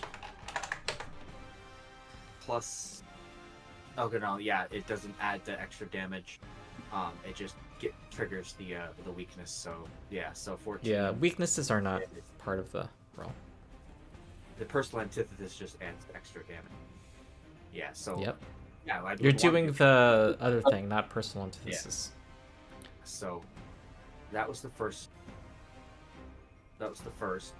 Oh my god, he did walk into your trap. He did. And Nelek is flanking. And I have it's like the party was doing 3D chess or something. With my... I don't think it has an attack of opportunity, but we're going to find out. With my last 2 actions, I'm going to cast Forbidding Ward on Skritch. Mm-hmm. And I'm going to protect him from the Wooliped. Okay. So, put my thing back up. Spell that one. That. Nice. On. Okay. Next is Brom. That is my 2 act. All right. Brom, even though he's on the ground, he points to the Yeti. Says to Nelek, "Kill it!" So Brom is marking Yeti as prey. And you guys, first action, I feel bad for the Yeti now. Listen, he started this fight. That's True. right. No. All right. Nelek is flanking with Finnur against hunted prey. Here we go. Yeah, you guys wanted to be friends. Yeah, Ernest First has attack. analyzed it. First attack is the beak. 2 characters are burning it. Okay, that's a hit. All right. Damage with precision. Ooh, 18. 18 That's damage from Nelek. And Nelek is going to follow up with a claw. Oh, okay. No precision damage on this one, Yeah. but... Ooh, barely missed. And Brom is going to... he's going to stand up for his third action. Okay. Next is the Wooliped. Huh. It has a number of people to attack.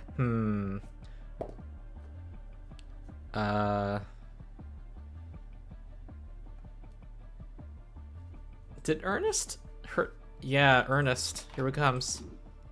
Oh boy. Nipple dodge. Oh wait, you know what? No. I think it's what's a trample. That's what it's gonna do. Oh, I can't nimble dodge that. Yeah. Action trample. I need all of you medium-sized creatures. Everyone except Nelek. It's gonna go through all of you.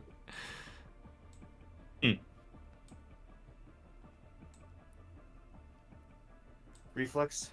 Yes.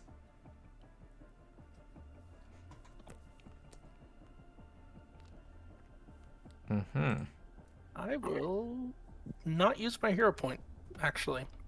I'm okay with failing this one. Okay, I need to figure out. Yep. Doing D8 So plus how 5. does Forbidding Ward do anything for me since it's from the Winnipeg? I think it helps your saving throws. Am I wrong? Yeah, I would give a +1 to saving throws.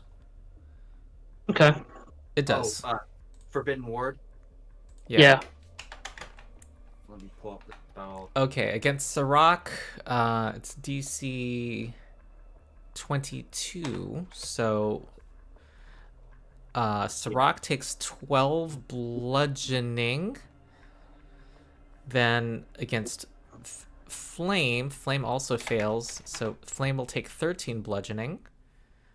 Brom, ooh, that's a critical failure, would take 24. You don't fall prone, though. Skritch succeeds and will take half of 7, takes 3 damage. Ernest critically failed and is taking 16. And Finnur, you guys were in trample formation. Finnur succeeds and takes half of 9, so 4 damage against Finnur. Okay. Do I need to buff myself down? Yeah. Or subtract your own hit points, folks. Okay. Yep, done. Sarakk. Oh, well then. All right. I've taken an additional 4. Somehow I took an additional 4. I pressed Get you half, back to 16. I'm sorry. I thought it was mine, so let me... Oh, okay. Flaming Sphere has been... This is the old spell, but there's a new version called Floating Flame in the remaster, which I think is a better one. Have you seen it? I have not. How can I share it? You're in the Discord.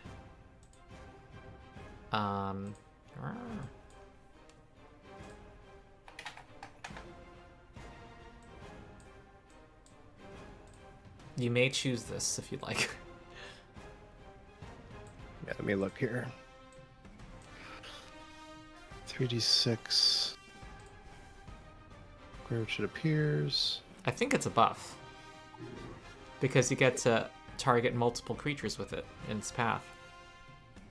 Yeah, because it's not just where the square is, because it's anywhere along the flight. Okay, I mean, for the purposes of what we're doing, it's a 1 5-foot square. Okay, I thought it was a 15-foot square. I was like, what? How does that even work? I'm just a lowly That's level fine. 3. Yeah. So we'll use that version, so I'll just know that's how it works if I have to move it. But Okay. It's the same reflex save, so DC 19 reflex for the Yeti. Okay. Alright, what square do you want to put it in?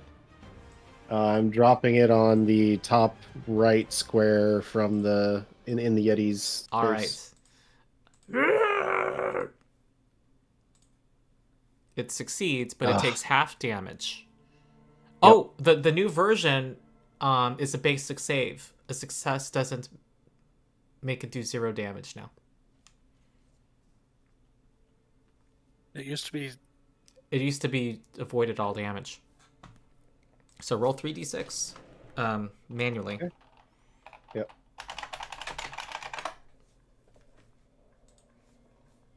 Okay, it takes 15 damage. Plus its weakness. Yup.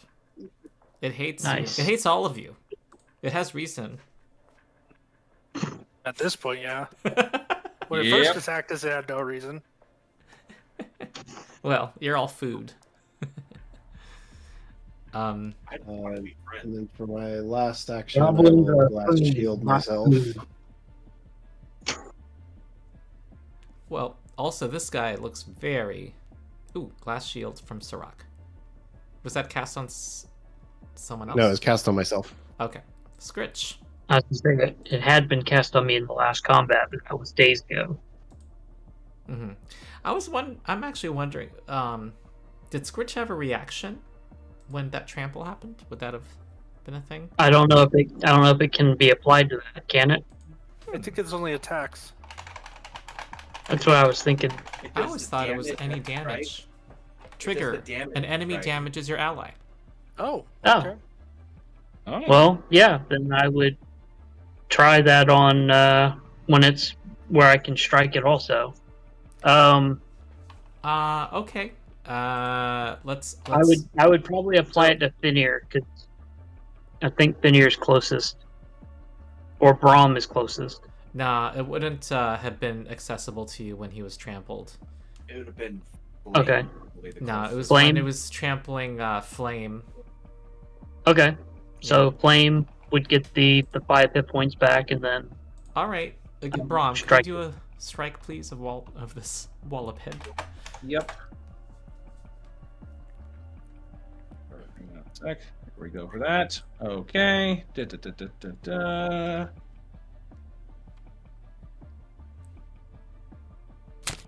Ooh, that's a hit. Ooh, there's a little animated hammer now. Animated molar hooves. 11 damage. Okay. Nice. Wallop the wallop head. It didn't like you, Skritch. It gave you an extra hoof kick as trampled you. But you only took 3 damage because of your reflex.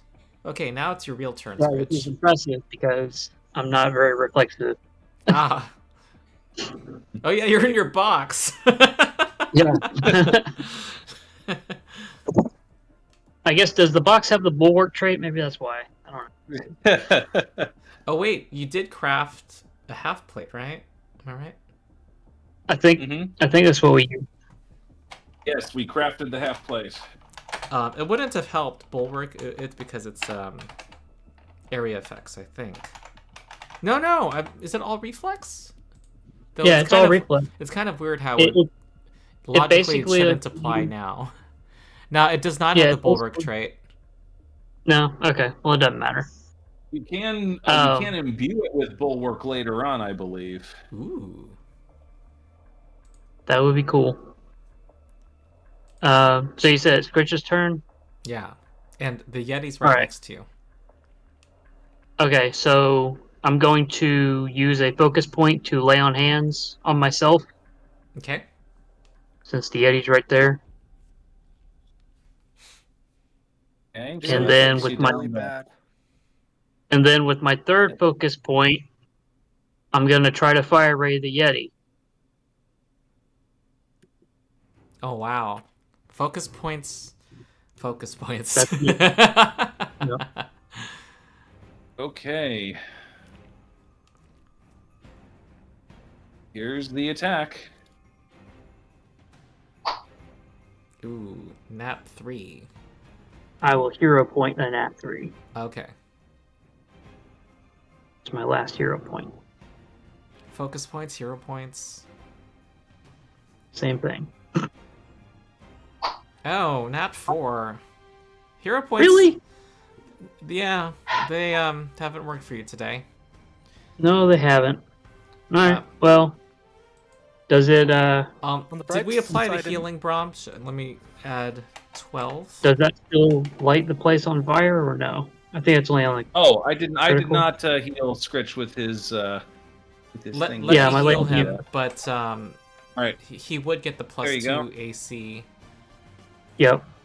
Oh yeah, and it's lit on fire because your hero point at least made it not a critical failure, so it's on fire. The square. The Yeti is going to die after it takes a turn. I mean, yeah. If it doesn't move out of the space, it takes the 1d6 plus I already lit it on fire with the Tylo bomb, which deals 1d4. Yeah, it's taking minimum 11 damage on its own turn. Yeah, so if it stays where it is, damage. Very so no matter what Sarakk. happens, it's dead. Yep. Unless it runs away. Here's a crit of vengeance. 33. Ooh, Skritch goes down. Forbidding Ward gave him a +1 to AC, right? That was a nat 20. Ready Ward was against the Winnipeg. Oh yeah, and that too. All right. Whoa! It made you dying 2, dying 4, and dying 4. Like there were three things triggered. Killed him. Impressive. Yeah, quite. It's on fire, and it's going over to Ernest because it's angry at Ernest, and it takes damage from the square it's in, and blah blah blah blah. So that's like 20 from weakness alone. I'm gonna ring the bell. Yes. You're gonna ring the bell? What? Okay, it's dead. Oh, it just died? Okay. Yeah, it's dead. It was near death. Freaking Chris. The Walloped is now backing away, giving you a roar. It looks afraid. Oh, well, this creature is potentially an ally. I don't know if that works when we're in combat like this. Not on in the basis, combat, but it's backing up now. It looks like it's done fighting. so Sarakk has at no point harmed this Walloped. All of his damage has gone to the Yeti. Yeah. So Sarakk is going to try to approach it and get it to calm down. Okay. How? Ideally just using like nature, just trying to like, Okay. get in tune with it, using my, attunement to the land. Mm-hmm. All right. Just trying to get it to like not see at least Sarakk as an immediate threat, and then see if we can get it to calm down and potentially not see the rest of the group as a threat. So. All right, you're using your Walloped Whisperer talents. Yep. Okay, go ahead. Oh, we also have that empathy. Not like we need it now, because that was a good roll. You see the roll. It's kind of its posture is still tense, but it's not hissing at you, and it's just very wary. You're walking towards it though. You note that it looks like it's ready to run at any point, but has not run. Okay. Give it area to run and escape from here if it wants to. But because otherwise this won't work, and I'll start. I will take the 10 minutes to try to tame animal.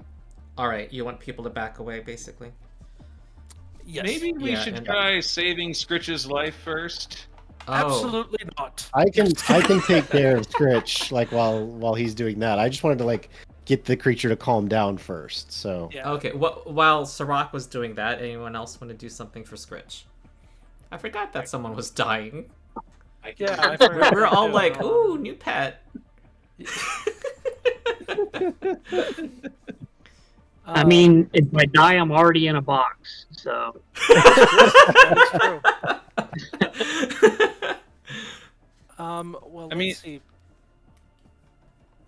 I mean, my turn would have been next after the Yeti. So I would have immediately gone over and done a battle medicine. All right. Immediate first aid. You're like,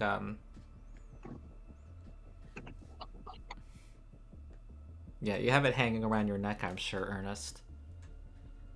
Yeah.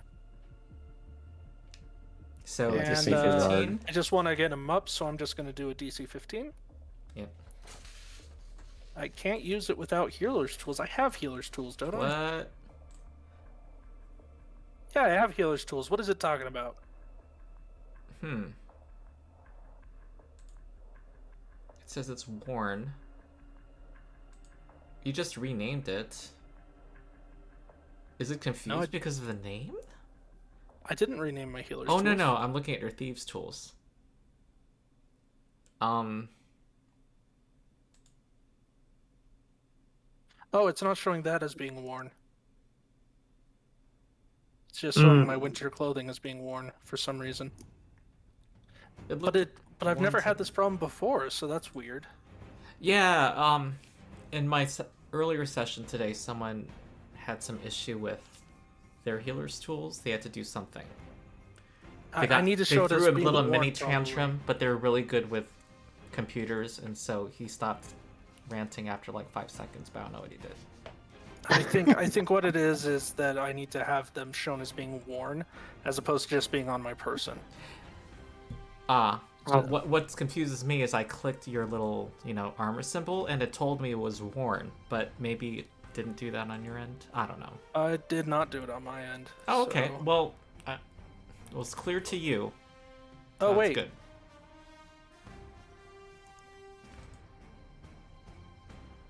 No, it shows it being warned. You're right. Does it try again? No? Hold on. I'm switching from... Okay. Let's go to less. Your hero's tools does not show up as worn currently, from what I can see. Well, You it's can always put it in gray. your... It's gray, which is weird because... Yeah! Yeah, that's weird. It's gray, but it's usually shaded when it's worn. I'll just make a medicine check against the DC 15. Yeah.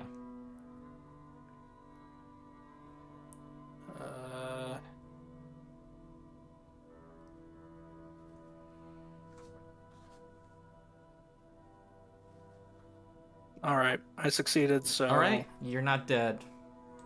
Yay! I start my turn at Desperate Prayer so I can get a healer focus point, and then lay on hands on You only got 5 myself. HP. That's what I said. I lay on hands Oh on no, he myself. died again somehow. What? I don't know how that happened, but we're gonna give you 17 hit points. All right. So you won't have to make a dying check now. Yeah. And then I'll do the 10-minute thing with this All creature. right. So that's a nature check. Wow, Imek is like MVP. Everything she taught you. Yeah. Yeah. 18. I mean, I'll be I don't praying. think that will succeed. Wait, Wait, hold on. What do you check against? Level DC or will DC? Hold on. Let me open up the feat information again. Go to feats. Go to tame animal. Attempted nature check against a DC determined by the GM. This is usually the animal's will DC, but circumstances might adjust the precise DC. Okay. It takes me 10 minutes. On a failure, it just says I failed to make any kind of meaningful impression on the animal. All right. I think there's a circumstance, something making it harder. Basically, that it just went through a traumatic experience.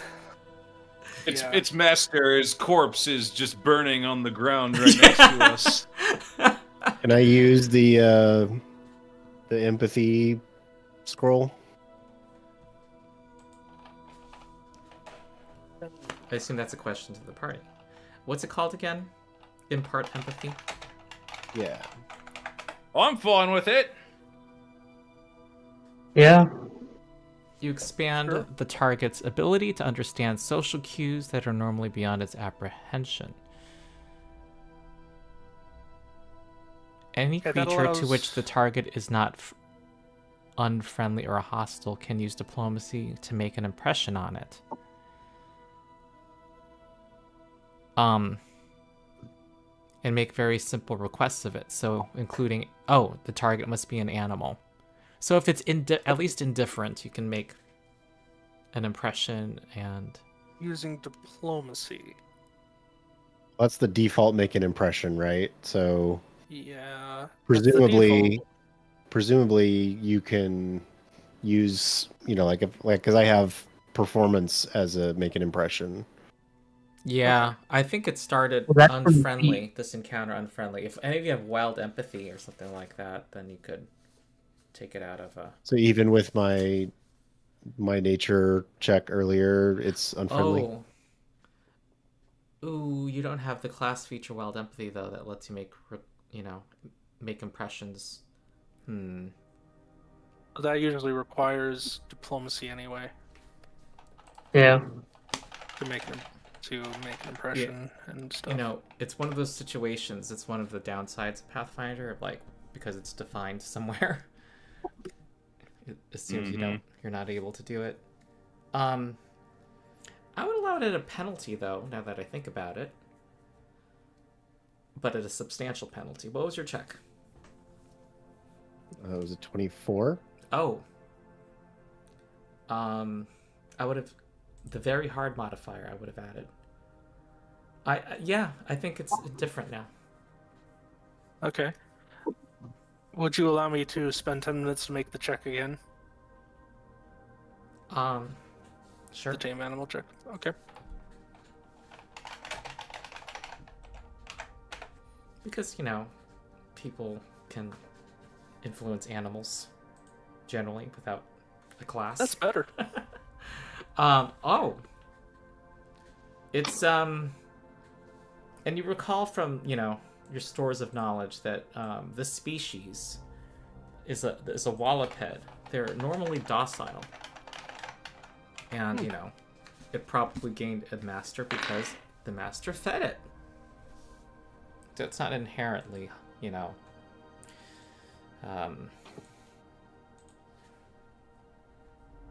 vicious, you know. That's about what I figured. Yeah. See, it looks all, you know, looks like pleasant. Kind of. Give it some rations It just since has it 8 legs. That's the only part that makes it weird. So is it technically a spider then? I'm Some thinking more like biologists will Sleipnir. probably say no. Yeah, not a spider. You also conclude that it has 8 legs, which give it footing in icy terrain. It gets it's able to handle. It has ice stride.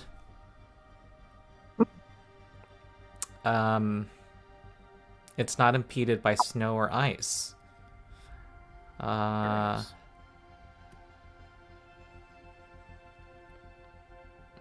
Yeah. Okay, well, that successful check means it's that's all you need for something to join your following, isn't it? Well, yeah, because it technically becomes it becomes friendly for a month on a success. Oh dear. Okay. Yeah, this is super. And after that, I can hand Imek, and Imek is good with animals. So. Oh yeah, Imek. Yeah. Just hand the walloped off to Imek and say to the expert. New friend, Imek. Yeah. Well, you now have another follower. Brom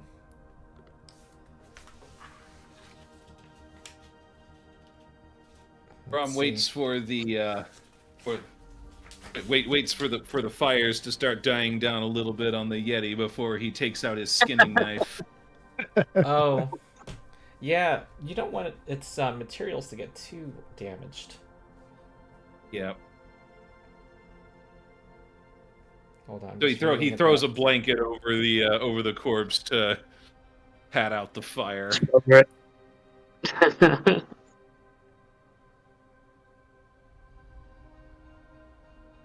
Okay. Oh, you know what? Aklep, I'm just reading this. He has now, you know, the burning mammoth guy. Yeah. He has knowledge of tallow bombs, and he's eager to please, and so he's willing to teach people how to craft them. Oh, nice. Oh, okay. Okay. So maybe we could even get some moderate ones.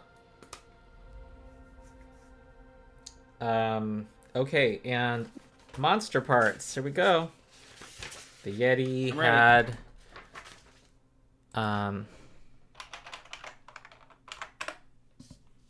the Yeti had slashing damage. It had the rend ability, but it just never came up. That's like a hard ability to trigger. It has 65 gold on monster parts. Nice. And it had immunity to cold.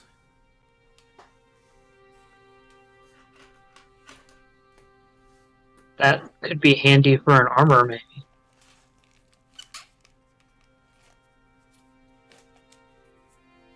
Give some kind of cold resistance. And dark vision and scent.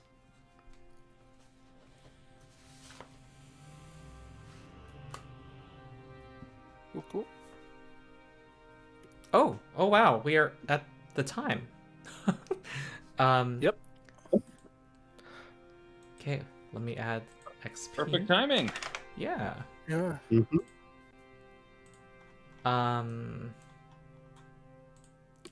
What's Walloped's name? Wally? Wally. Wally. Kind of is the natural name, isn't it? Yeah. I suppose so. How do you want to spell it? Wolli. Sure. Was the XP meant to be 120? No. It's 112. I'm doing my anal retentive precise math. Oh, okay. Yeah, because of the 5-character party. It was 140 okay. for a 4-person party. You didn't make any adjustments to the encounter. I did make an adjustment. It was severe, and it went from 120 to 140, but I multiplied that by 80%. Okay. And okay, Wally, how do you want to spell it? Wolli. Okay, cool. All right. Any thoughts on what? Are you guys gonna, with our little time left, you want to use any of these monster parts? You're getting at that point where you can get some striking weapons. Just about. The rules do say that you need to be 4th level before Oh, okay. you All can right. you can build it up so that it will be striking when you reach 4th level, but it doesn't actually become striking until you hit 4th level. Yeah, there's no point. I would like to use 35 gold or however much I would need, I guess, to get my scimitar to be +1, to make a +1 scimitar. That would be 35 gold. Well, I haven't put any points into it at all yet. I just have regular scimitar, so I would have to do whatever the amount is to actually start first. It's 35. Right. No, just applying the stuff to it, it takes 35 gold. And I would definitely like to do the same for my bow. That is, but I don't think that we have enough piercing parts for 35 of that. But we've got plenty of slashing. So what I'm saying is I haven't put any points into making a scimitar from monster parts yet. Oh, you don't have to. Oh, as in you don't have a scimitar? No, he does. Well, I have one, but I thought we had to start it first. No, if you have something already, you can just start adding stuff onto it, I thought. That's what I'm confused about. I thought we had to start it as, like, spend monster points to make the weapon and then spend more to make it +1 or whatever. No. Okay. Well then, so I would like to use 35 gold pieces of slashing to make the scimitar +1. Alright. And I will call it Yeti. What's the abominable snowman? That's the other name of the Yeti. Abominable. Or what is it that Yukon Cornelius called him? Humbles. Yeah. Humbles? I don't get Bumble. it. Humble. Bumble? Please tell me we're about to hit the holidays and you've never seen the claymation Rudolph the Red-Nosed Reindeer? Like bumbling, like a bumbling idiot? Bumbles? Yep, that's what they called the abominable snowman, and Yukon Cornelius specifically named him that. Bumble. Bigfoot is the other big name for, and Sasquatch. Yeah. He's the 4th Yeti. Yes. Yeah. So. I like Bumble for the name of my scimitar. Bumble for my scimitar name. Nice. All right. So, I'm gonna note it down. So we'll need. We'll need. Wait, we won't be saying molar hooves as much, but that's fine. You need your variety. Well, I mean, I don't use the scimitar all that often, but my main weapon is molar hooves. But yeah, if I switch over to it, it'll be Bumble. All right. I'll subtract 35 from the Yeti, so that Yeti is down to 30 to make yours a +1. Brom needs 65 gold to turn Head Taker into a striking weapon once it hits level 4. So is it all right if I take that from the remainder of the Yeti and dip into the whites a little bit? Yeah. I'm okay with that. 40 gold on the white. All right. You're taking your cut. Yeah. All right, very good. And I'll need All right. I'll need to eventually start looking at taking some more bludgeoning stuff for molar hooves to make it striking as well. You've got plenty of bludgeoning, and you would also need 65 bludgeoning in order to make roller hooves striking at level 4. Right. So, if that is okay with everyone, go ahead and earmark that. I have to need to figure out. Remind me, who did you Oh, it was the quicklings that had bludgeoning damage. Yes. Yeah. So. Yeah, little quickling hands.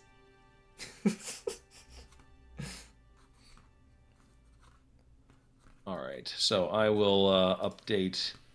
So I'll do the updates on those. Right now, Head Taker is level 3, with it becoming level 4 once we hit level 4 and striking. Oh, how did I forget? There was treasure here. Most of the wagon's goods have been destroyed by the elements, but one crate has 4 golden bracelets. Wait, is this true? Let me check my plan. No, it's not. No golden bracelets because I made this... I converted it to monster parts. And there's a strange bag here. Strange bag. Yeah. What's in the bag? A bolt of Cigarette? carefully packed... Oh, no. The bag has 500 feet of rope, which is much bigger than the size of the bag would suggest. Ooh, I was going to ask. it's a magic bag. No, it's a magic rope. Oh, It it's the rope shrinks. dispenser? Really? Yeah. I will. I have 10 intelligence, so. I'll spend a minute. I'm intelligence. Well, spend a minute to Sarakk identify the detects magical magic effect. on the bag. Yeah. Okay, and then I will spend a minute to identify it. Okay. I cannot critically fail. Hey, everybody, read Aura was buffed. It gives you +2 to identify magic now. Nice. I do not have read aura, but I will at level 4. All right. This item. What's your bonus to Arcana? Let's say. That is one of my intelligence-based skills, so it's +9. Well, I think given what you've just witnessed, you identify it as a bag of holding. Pulled out a We've 500 got a feet little of rope. circumstance bonus in there. Mhm. Where did I put it? All right. Did I put it in? Oh my god, there's a wig of holding? What? I'm sorry, what? Oh, bag of holding's not coming up anymore. It's because it's renamed to spacious pouch, I believe. Yeah, that's right. It's something else now. It's a spacious pouch. They missed a golden opportunity. A spacious satchel.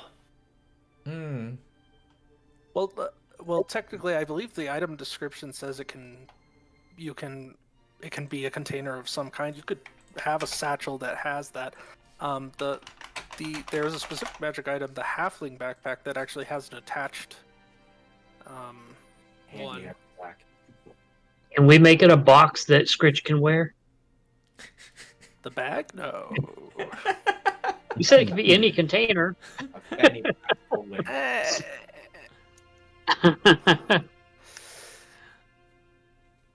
The wig of holding has 4 extra dimensional. It has extra dimensional spaces, created by planar fibers. It can hold up to 4 items of light bulk. Oh wow! Yeah, that looks hilarious. Kind of like the I had a witch character that had a specific robe that had 2 bags of holding in the sleeves. And one of them was basically allowed to be a permanent residence for your familiar. Oh. And so that was really cool. I had so basically in one sleeve I had all of this stuff, and in the other sleeve I just kept my familiar in it at all times. Do you guys want someone to have the spacious pouch and take a bunch of this stuff in the stash? Also, yeah, there's a bunch of stuff you may want to decide someone will take, like the repair toolkit and... I probably have the best crafting. Yeah, it sounds all good for Ernest. Yeah, I probably have the best crafting, so I'll take the superb toolkit. Ooh, you can have a pocket bulk. protector, Ernest. You can have that be your spacious pouch. If you use the spacious pouch, the bulk doesn't matter. So I probably won't have the repair kit worn on me, mostly because I don't need to get it out quick in combat. But so I'll carry it, but you can keep it in the pouch. What? You can keep it in the spacious pouch. Oh yeah. So yeah, I could take the spacious pouch. I'll probably grab the other 2 tallow bombs since those were really effective this last time. Mm-hmm. Of course, who knows if we'll ever come across anything with a weakness to fire again. Who knows? Well, since he mentioned that trolls are sometimes known to be in the area as well, I mean, it's per what might come up. Yeti aren't uncommon. We might run into more of those. Okay. So let me... Okay. All right. All right. So I think I should check out. I have a 9:30 a.m. session. Yeah. So. Same. Yep. Ooh, you have an RPG? In the morning? Oh no, I have to sleep. Oh, okay. Same. Yeah, whatever. Don't be Ronald ridiculous. Said. Sleep isn't necessary. Why Sometimes sleep I when you wish could it wasn't. play? All right. All right. Thanks all, and I think we are scheduled again for 2 weeks from now. Am I right? Indeed. And Okay. Because happy next Thanksgiving weekend is to all. Oh yeah, Yep. all of you as Yeah. well. Those of you who celebrate it. Happy Thanksgiving if you celebrate. Yep. Yeah. Okay. Take care, everybody. Farewell to Oh, chat. Good night. We had some Even participation. Even Canada has a Thanksgiving. It's just not in November. But anyway. Oh. Oh, I thought it was November the 1st. Okay. Oh, it is? Maybe they did. I Maybe think it is so. in November. I thought it was like in October or something. Okay. I don't know. I'm not Canadian.